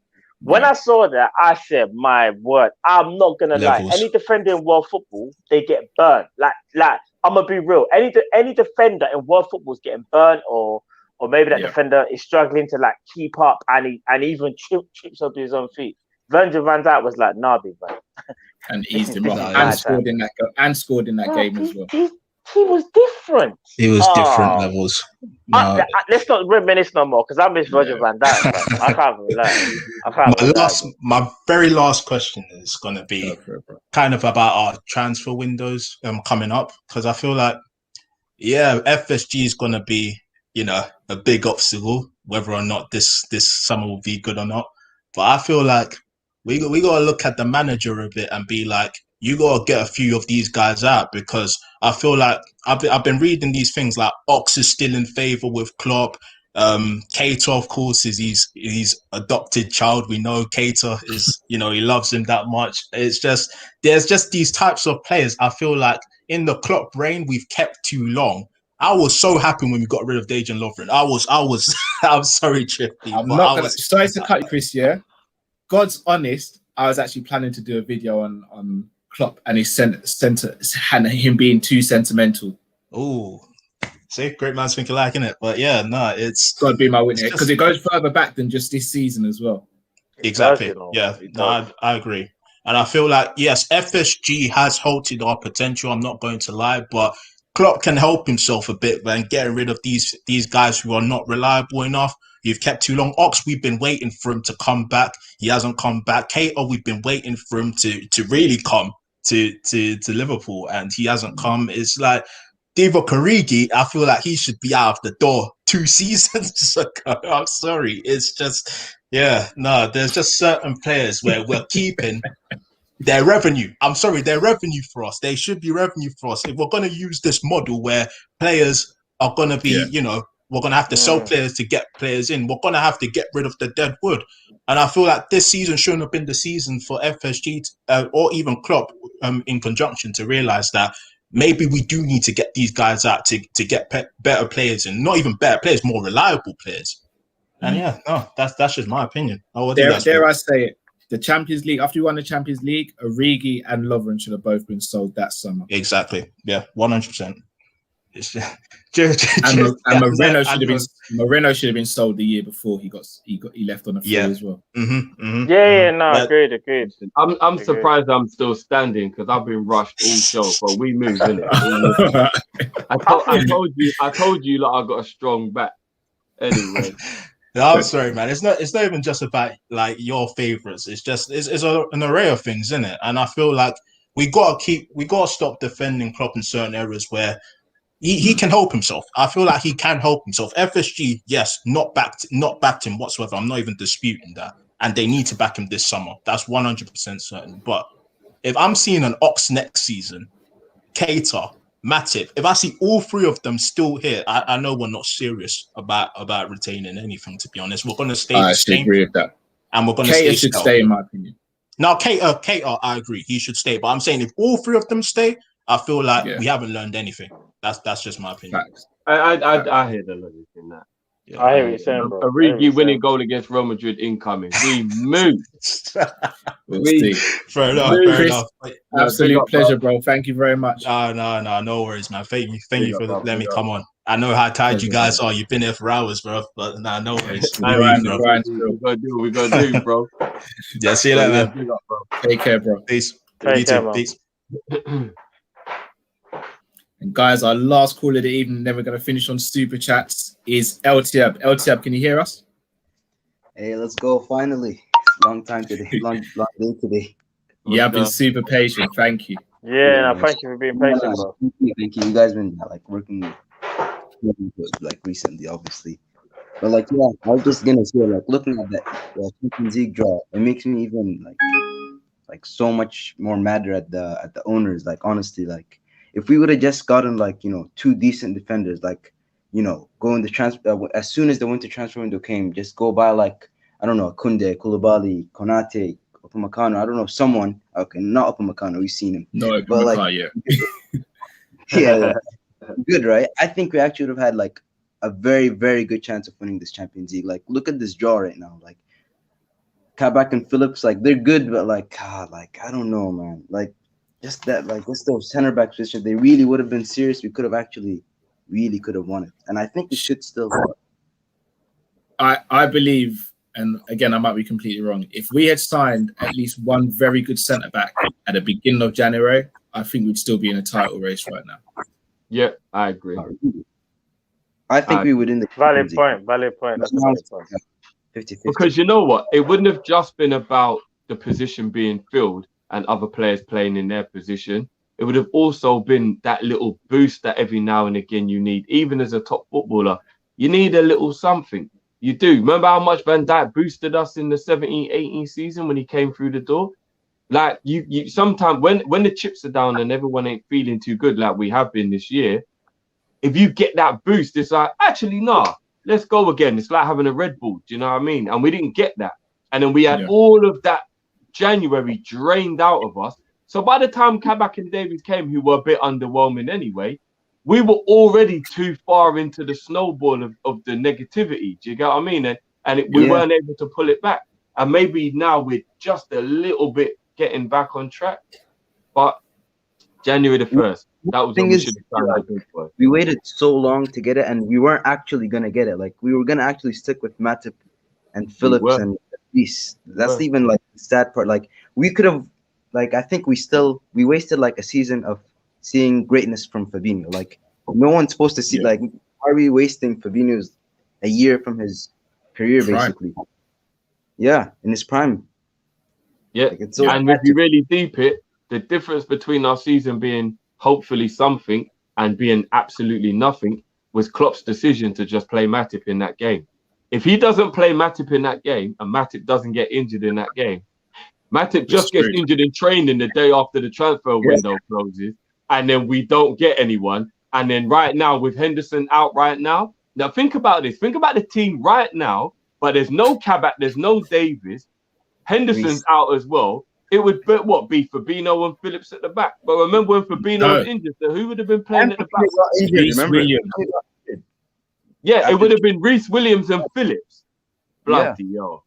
Yeah, that's so sad. And like, you know what? It was so sad when you guys were saying, like two callers ago, and you guys were saying, "Oh, unrealistic and realistic signings." I was like, "Oh my god, this is so sad." Honestly, like, should be realistic, to be honest. Exactly. All our unrealistic signings should be realistic signings. Yeah, exactly. Like when I see like Haaland, Mbappe, and those, like, we should be able to sign one of them at least. Yeah, fully agree. Yeah. Like, that brings me on to like my second question. Like, considering obviously like the owners and stuff, we probably won't buy Mbappe or Haaland, okay? But like, which other striker would you guys think is good enough and realistic? Because I'm looking at Patson Daka, right? And although, like you guys said, he's a bit underwhelming, I agree with that too. There's one more thing that a lot of people forget. Next year, AFCON. What? So Mane, Salah, Patson Daka, Keita, all are gonna go AFCON. What's gonna happen? Yeah. Bloody hell. That's such a good point. You know, I feel like because Klopp's an intelligent man, surely that would actually mean he wouldn't go for any more African players, especially not in the position where we already have an African player. Because you do have to be sensible. You've got to be. Your backup to the player who's playing can't be someone who will also go and play in the tournament. A couple people say he doesn't always get to go to AFCON though because of he plays for Zambia and they're not the greatest. But you can't take the risk. What if they do though? Yeah. So who striker would you guys want then? Like, what when you say realistic, LTO, what sort of price? If it's not Mbappe or Haaland, I don't know. Maybe like I can't put a price, to be honest. It should be in the 80 million, but like FSG. So like realistic striker that obviously that we could. Here's the thing: I can't think of loads off the top of my head. I don't think I'm being too far-fetched to say that Harry Kane's realistic. I just know that our owners ain't about it. He's more unrealistic than the other two, Drew. More unrealistic in the way of Tottenham would want to sell to a rival. Yes, I get it. But if you think about the fact that he's the one more fed up and may push for the move more, because if you really think about Mbappe and Haaland, I don't want to be disrespectful to Harry Kane in any way, shape, or form, but he doesn't strike me as the type of guy who's got time to learn a language and move abroad. I could be completely wrong, and I apologize if I am, but he strikes me as the type of guy who just wants to keep himself in the Premier League. It's the league he knows. It is the best league. And obviously, he's 28 now. So I don't necessarily know if at that age he's going to want to do the whole learn a language and all that stuff, yeah? So based on that assumption, in the Premier League, apart from Man United and City, it would be us that would be the only other team that he could go for. Now, we should be ahead of the pecking order in terms of attractiveness for Man United. And I think Man City are going to go for Haaland. All we need is our owners to be about that life, and Harry Kane is 100% achievable. It's only because our owners aren't about that life. And that's the frustrating bit, because we could get Harry Kane for about 110 million, I reckon. No, Jeff. No, because here's the thing. I think Kane will not put in a transfer request and stuff, but behind the scenes, I think he will make it clear, I want this Liverpool move. I'm not doing this Europa League. Like, think about his career so far and how much it looks like he's going to end up with no. I hear you, but Levy ain't going to do it, bruv. Well, you don't think Liverpool for 110 mil isn't achievable? No, bruv, his contract don't end until like 2024. Yeah. Yeah, that's 2 years left on his deal. He don't want to be there anymore. He's got 3 years left on his deal. The thing is, Drifty, we might end up in Europa League or that Europa League 2 thing. What the hell is that thing? Yeah, but he knows he's got more chance of success at Liverpool, even if we're in the Europa League. That is true. Besides, you know what I mean? Like, I do agree with you. Like, I think he wants to stay in England, beat that Shearer record. I do think he wants to do that. There's that as well. Otherwise, Lautaro Martinez is the only other one for me. Yeah. Is he like clinical, as in like, you know, like he's clinical enough. He's a little bit more. He's a little bit more of a false nine support striker than an out and out striker, but he's more clinical than what we've got, though. Yeah. That's pretty cool. Yeah, but like I was gonna ask you guys, like obviously the one word answer. Euros winner. Who do you guys think is gonna be? Who's gonna win the Euros? France. Portugal. Shout. That's a good shout. That's a good shout. Yeah. Shout. We could probably steal a few Portuguese players, to be honest. Yeah, we should. Oh yeah. Speaking of, would you guys like Andre Silva as a striker? He's one of those. Not for me. He has decent stats, I heard, like 19 goals. Not for me. I think we might have to get used to him being one of the guys that we probably will be looking at, though. So we'll have to adjust that a little bit more. Stats guy made. I forgot his name. You guys mentioned him earlier, like that 9 strikers or something. Remember? From the Athletic, it was like based on stats. Yeah, no. He Andre Silva was on the list too. Jonathan David. Yeah, it was Andre Silva, Jonathan David, Mbolo. There's a lot of strikers, and Andre Silva was on the list too. So maybe he could be someone we might go for. Yeah, I hope not. He's not for me. He's not what we need. Yeah, I think we need that. We need that elite level. Yeah, we need the best players in the world right now. Like, if you look at our team and where we are in our standing, we're not a team that's trying to get from top 4 to Premier League anymore. We're trying to get from. I know this season is an anomaly, but we're trying to stay as Premier League contenders every season. So we can't be getting in players who are looking to try and improve over the next 2 years. Like Mane, Salah, they like especially Mane. Mane came in and you could see he could still go up a level. Salah went up a level instantaneously, but that doesn't always happen. As we've seen with Minamino, Karius. So for me, just go and get someone who's like every transfer can go wrong in it. But if we were to go and get Haaland, the chances of Haaland not working for us is so slim, in my opinion. That you're giving yourself the best chance of achieving. And then let's say, for example, we paid 100 mil for Haaland and it didn't work out. You know, you can still probably get about 80 million from him next summer. Yeah. To be honest, Klopp deserves this backing. Like after all he went through, like he should have won like double the amount of trophies. Like I'm thinking back 16, 17 had to use Milner left back. Yeah. Has played Lucas Leiva centre back against Man City in the final of the League Cup. True, yeah. 17, 18. We could have probably won the Champions League if we had, like, if they could have gotten a better keeper. Like, there's so much trophies he could have won. Yeah, he could have won the League Cup 2016. He could have won the Champions League 2018. Maybe even Europa League. You never, like, that season, the season before. Fully agree. Like, he deserves. Like, now is the time. Like, you back him and like you give him all the resources he needs, because this guy, like, he deserves it. To be honest, like, I don't understand 100%. Those stuff out. He deserves this, man. I don't understand people. 100%. Well, bro, great question. Yeah, we're gonna let you go, brother, and then read out these super chats. Thank you guys for having me. Thank you, brother. All right, take care. All right, people, we're gonna get through these super chats as quickly as possible because we've been on the stream a long little while now. So A-Spec Limited said, off topic, just started getting into UFC, seen a clip of a fighter who talks to his opponent all the way through. Who is he? Is he any good? Kevin Holland. That's the man you talk about. Kevin Holland. He's fighting tomorrow night. Yeah, he's a little G too. I like Kevin. Man. Kevin Holland's the one you're talking about. I had a dream about him. He's brilliant. Absolutely brilliant.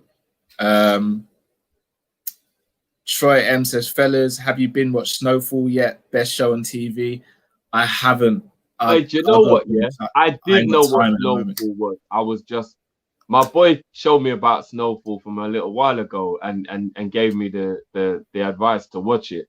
I just hadn't got round to it. So I did know what it was. I just haven't watched it yet. And I promise, as soon as I finish Marcella, I'm jumping on it. Because I'm trying not to have too many shows on the go. Right now, I'm in the middle of Marcella. So when I finish that, straight on it. Straight on it. I'll be honest, I don't know when I'm going to start watching that as a TV show. Life is crazy busy for me at the moment. Between this and a job and a little one and all the other stuff that go with it, it's mad at the moment. But I'm definitely going to try and watch it because I've heard good things from a lot of people.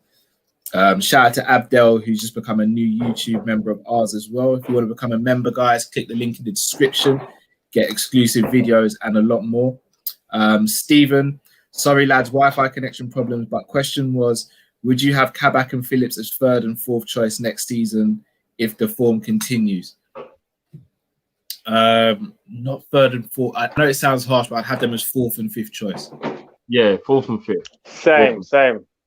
Yeah. I think fourth and fifth is perfect.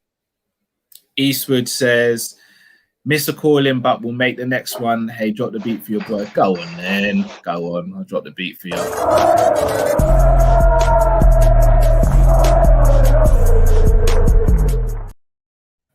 N1 the Kid, we can't just take away someone's goals. That's in relation to the penalty stuff you were saying, Drift. Joe K, seeing as there's no Liverpool match for ages, can there be a viewers show? Just bring up a topic and talk about debate so people can hear our views. I know this question was asked a little while ago. Joe, can you be a bit more specific in how you'd want to do that in terms of, do we set a topic? Do you set a topic? Like, let me know if you're still in the chat. Let me know. If not, then DM me and obviously speak to the guys and see what they say as well. I get what he means. We can see what we can do. You know, we're always open to the family, to the Kop-Ish family. So we can see what we could do. Have a group of man all on at the same time and keep it bantering on a set subject. We can see about that. We've got a lot of stuff lined up for you lot throughout the international breakdown. So don't worry. Yeah. Khalil Hassan, would you be okay with Haaland, Berg, and Varane for 175 mil? And how much do you think FSD should give us this summer for our transfer budget? I like Haaland, I like Varane. Say that again, sorry? 100 mil out their own pocket, straight. I think it should be more than that. I think it should be at least 150 out of their own pocket. No, but I don't think for financial fair play reasons, you're only allowed 100 mil, right? As in, like, money the club didn't earn. And then I think they should give us at least another 100 or so mil based on money we've actually made as a club. I think. Oh, so you talk about 100. I'm talking about just them as owners. Oh, I think our transfer budget should be 200 mil. 100 Yeah. mil of money we've earned and 100 mil out of their actual pocket. Yeah, agreed. For once, they've been in charge of the club for 11 years. Just for 1 year, put money in out of your own pocket. Just one time. Come on, man. And that 200 mil can be including player sales, but it should be. No, bro. If there's any player sales, that goes on top, bro. Okay, fair enough. That goes on top, bro. I'll take 200 including player sales. But the foundations are fully broken. We can't just paint over it now and put some wallpaper up. We need to put the foundations back. It's gonna take money, bro. It's gonna take money. Daniel Crook, my boy Fab, gonna be integral. Ramos got a target on his back. Shout out from Los Angeles. Shout out to yourself. Gangan Deep says, I think the battle in this game will be won in midfield. Hendo and Fabinho versus Modric and Cruz, and Thiago pulling the strings is exciting to see. Very, very good points. Shout out to Demo Dre. Won't get to ask the question. So since you have some Yardman blood, what do you think this Reggae Boys team mixed with England ballers can accomplish? It's going to be difficult to see. I'm glad that this is starting to happen. That's one thing I will say. I'm glad that some of these English players who, let's be honest, I'll be real with you. If Lingard can get into the English setup, Mikel Antonio has a right to say I should be in that as well. So I'm happy he's now taken a stand and said, well, I'm not going to stand for this anymore. I'll go and play for Jamaica.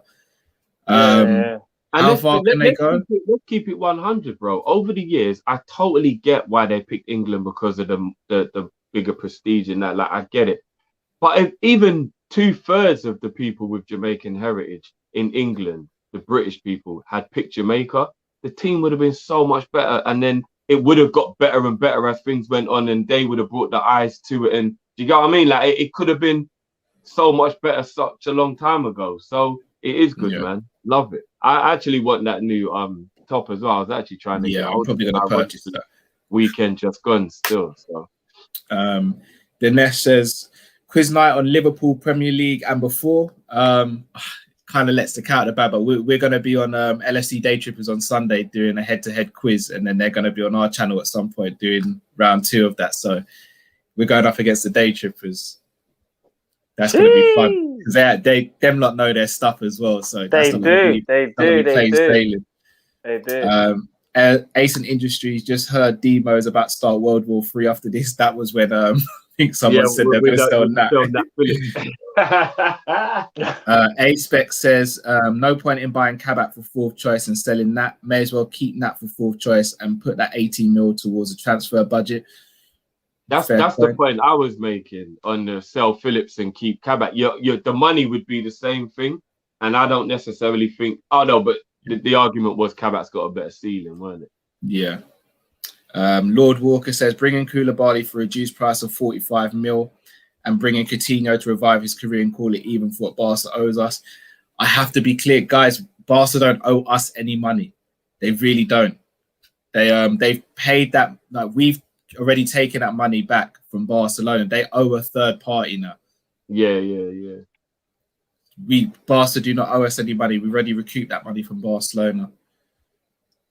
Khalil, do you think we can generate 100 mil or more in sales? Yes, I do personally, because we've got a lot of players we need to get rid of. I'm still not sure about that, but we've got a lot, bro. Remember we did the list drift? I know, bro, but I think some of the prices you lot were being a little bit optimistic on. Like, saying we could get not all of them. 20 mil for Fox and 35 mil for Cater and stuff. I think that's been a bit optimistic. I took Cater off the list, but even still, I reckon. I think there's a lot of players. His injury record would still be a tough ask, man. It would. English tax, bro. I know, bro, but the injury record is just horrendous, bro. Don't worry, man. West Ham will take him, man. West Ham will take him, man. Skippy FC says Fabinho back in the middle. We're on for top 4. Trent not in England. Good in my book. Gets the real rest. All is good. Good shout. Skippy also says don't forget Virgil van Phillips. Facts. The speaker Pogba has been very poorly managed as well. Yes and no. I think sometimes. Yeah. Gangan Deep says, I think Madrid's left-hand side will be dangerous with Furlan, Mendy and Vinicius pace exploiting our high line, but Vinicius' end product is suspect, so Benzema and Ramos are their only goal threats. Very, very true. I don't want to get too confident in general because I do see a couple people like, hey, Madrid the revenge. I'm like, yeah, I'm still not fully on that. Like, we're gonna smoke them, but because we're playing crap, you know, guys. Remember, this ain't the Liverpool we know we are. We're playing poor at the moment. Amged, I don't know the ins and outs. I'm almost certain is that Barca don't owe us money. They basically so we recouped the debt from a bank and Barca owe a bank. Basically, it's loan sharks. Yeah, it's loan sharks, basically. Genie Houdini says Firmino once bounced off a volley when we still had Coutinho. Say that again, bro. Firmino one bounce off the volley when we still had Coutinho. Oh, he's talking about the goal. Which goal was that? Best goal. I think that was the goal against Stoke, wasn't it? When like Coutinho flicked the ball over. Oh, the one bounce. Oh, that was Coutinho. Yeah, that was that's definitely up there for one of Firmino's best goals, 100%. Genie set that up. Oh, was it Genie? Yeah, Genie set up that goal. Oh no, Coutinho's the one who scored the other goal in the comeback, weren't it? Yes. Yeah, it was. Yeah. I'm good. Who is a third party that is entitled to the Coutinho money? I saw they owe us 50 mil. I might be wrong, but I'm almost certain they don't owe us any more money. They owe the bank. I don't think they owe us. I think they've given us all the installments and whatnot for the Coutinho fee, as far as I'm aware, anyway. Basically, they took so long to pay us that we sent the debt collectors round, and the debt collectors paid us what they owe us, and now they owe the debt collector with a bit of interest on top. That's how it works. Skippy FC says up for Real Madrid, but are we sleeping on them? Only time will tell, I reckon.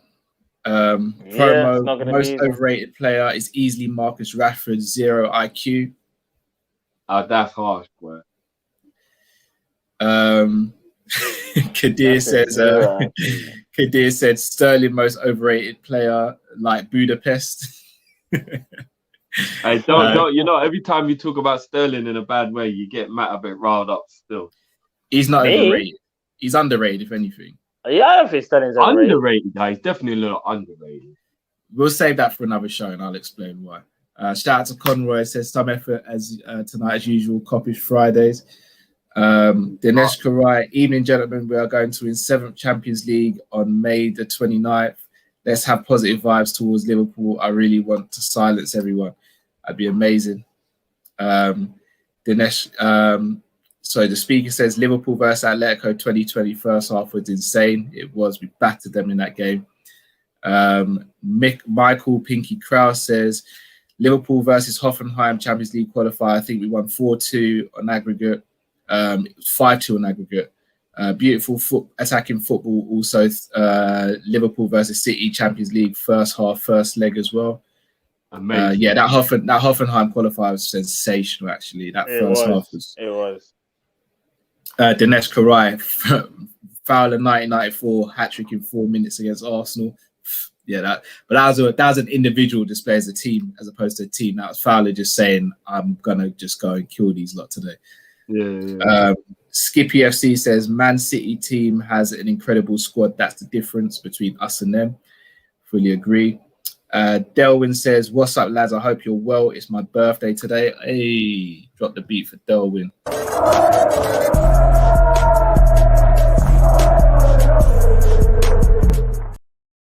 Happy birthday, bro. Gangan Deep says, on this centre-back conversation, apparently Kanata is available for 22 mil. Thoughts? Injuries? Yeah, injuries, man. Injuries. That's why he's so cheap. Prone. Skippy says, been a Liverpool fan since 77, born in 76. Love to hear that, Skippy. Got time, man. That's time in there still.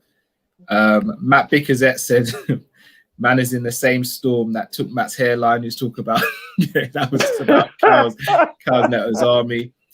Michael Ramsey says you are the only one that surprised Rubbish Kane and Bell missed FSG and cheap will never buy Rubbish Kane. Thank God for that. Michael Ramsey, everyone. Khalil Hassan, how many positions are we solid really bar left wing? If everyone's fit, centre midfield, left wing, yeah, maybe that's it. Maybe that's the problem. Saint LFC TV, big up Saint LFC TV. Man, them big make sure you go and check out Saint as well. Guys, subscribe there. A pleasure for the viewers review as well, guys. So make sure you go over there and give man a subscribe and show your love, people. Indeed. And then Dinesh, 5 minutes Champions League 2005. Yeah, that's another one. I was thinking about that, you know. That first 5. Well, no, I think it was 6 minutes, weren't it? When it a 6 minute gap where we went from 3-0 down to 3-0. Yeah, that was more the occasion rather than like the swashbuckling football, so to speak. That was more like. Actually, I don't again, but that's still amazing. We just overwhelmed Milan. With we just energy. They didn't know what was going on. Demo Dre, big up for the marathon stream, guys. Love it. And then finally, before we head off, shout out to Sean Blackmore, whose birthday it was on the 17th of March. Going to drop the beat for you.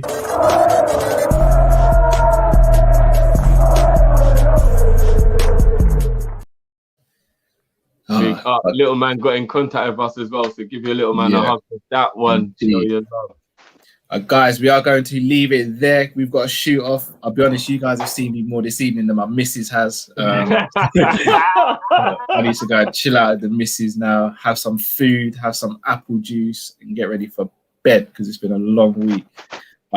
We will be back on. We're not sure where we're going to be at yet, but keep an eye on our social media. As I said, we'll be on LFC Day Trippers this Sunday at 10 p.m. on their channel doing a quiz. So make sure you come over there and you support us. And hopefully we get the W. And then obviously we'll be back on Monday after that. But yes, do keep an eye on our social medias, Facebook, Twitch, Twitter, and Instagram, where we'll give you guys updates on when we're going live. And thank you for joining us. Massive, almost 4 hours we've had you guys. Smash a like if you haven't already. Man like Matt Drifty, Callum, we are Kopish. Cal, sir, just before we go, I just have to say, I don't want to get political. Man like Stevie G. The man isn't just the best footballer. He isn't now just becoming the best manager. The way he dealt with the manager of the other team, the way he sat down in that press conference and let man know we ain't having a bar of this. That brother's like my son now. I've never seen him this upset.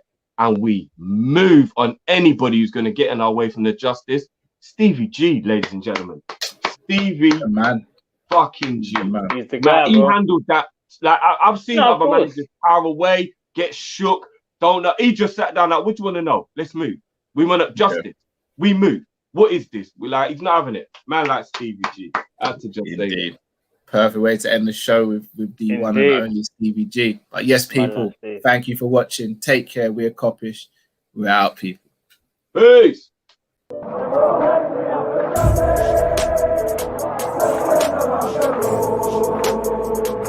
Yeah.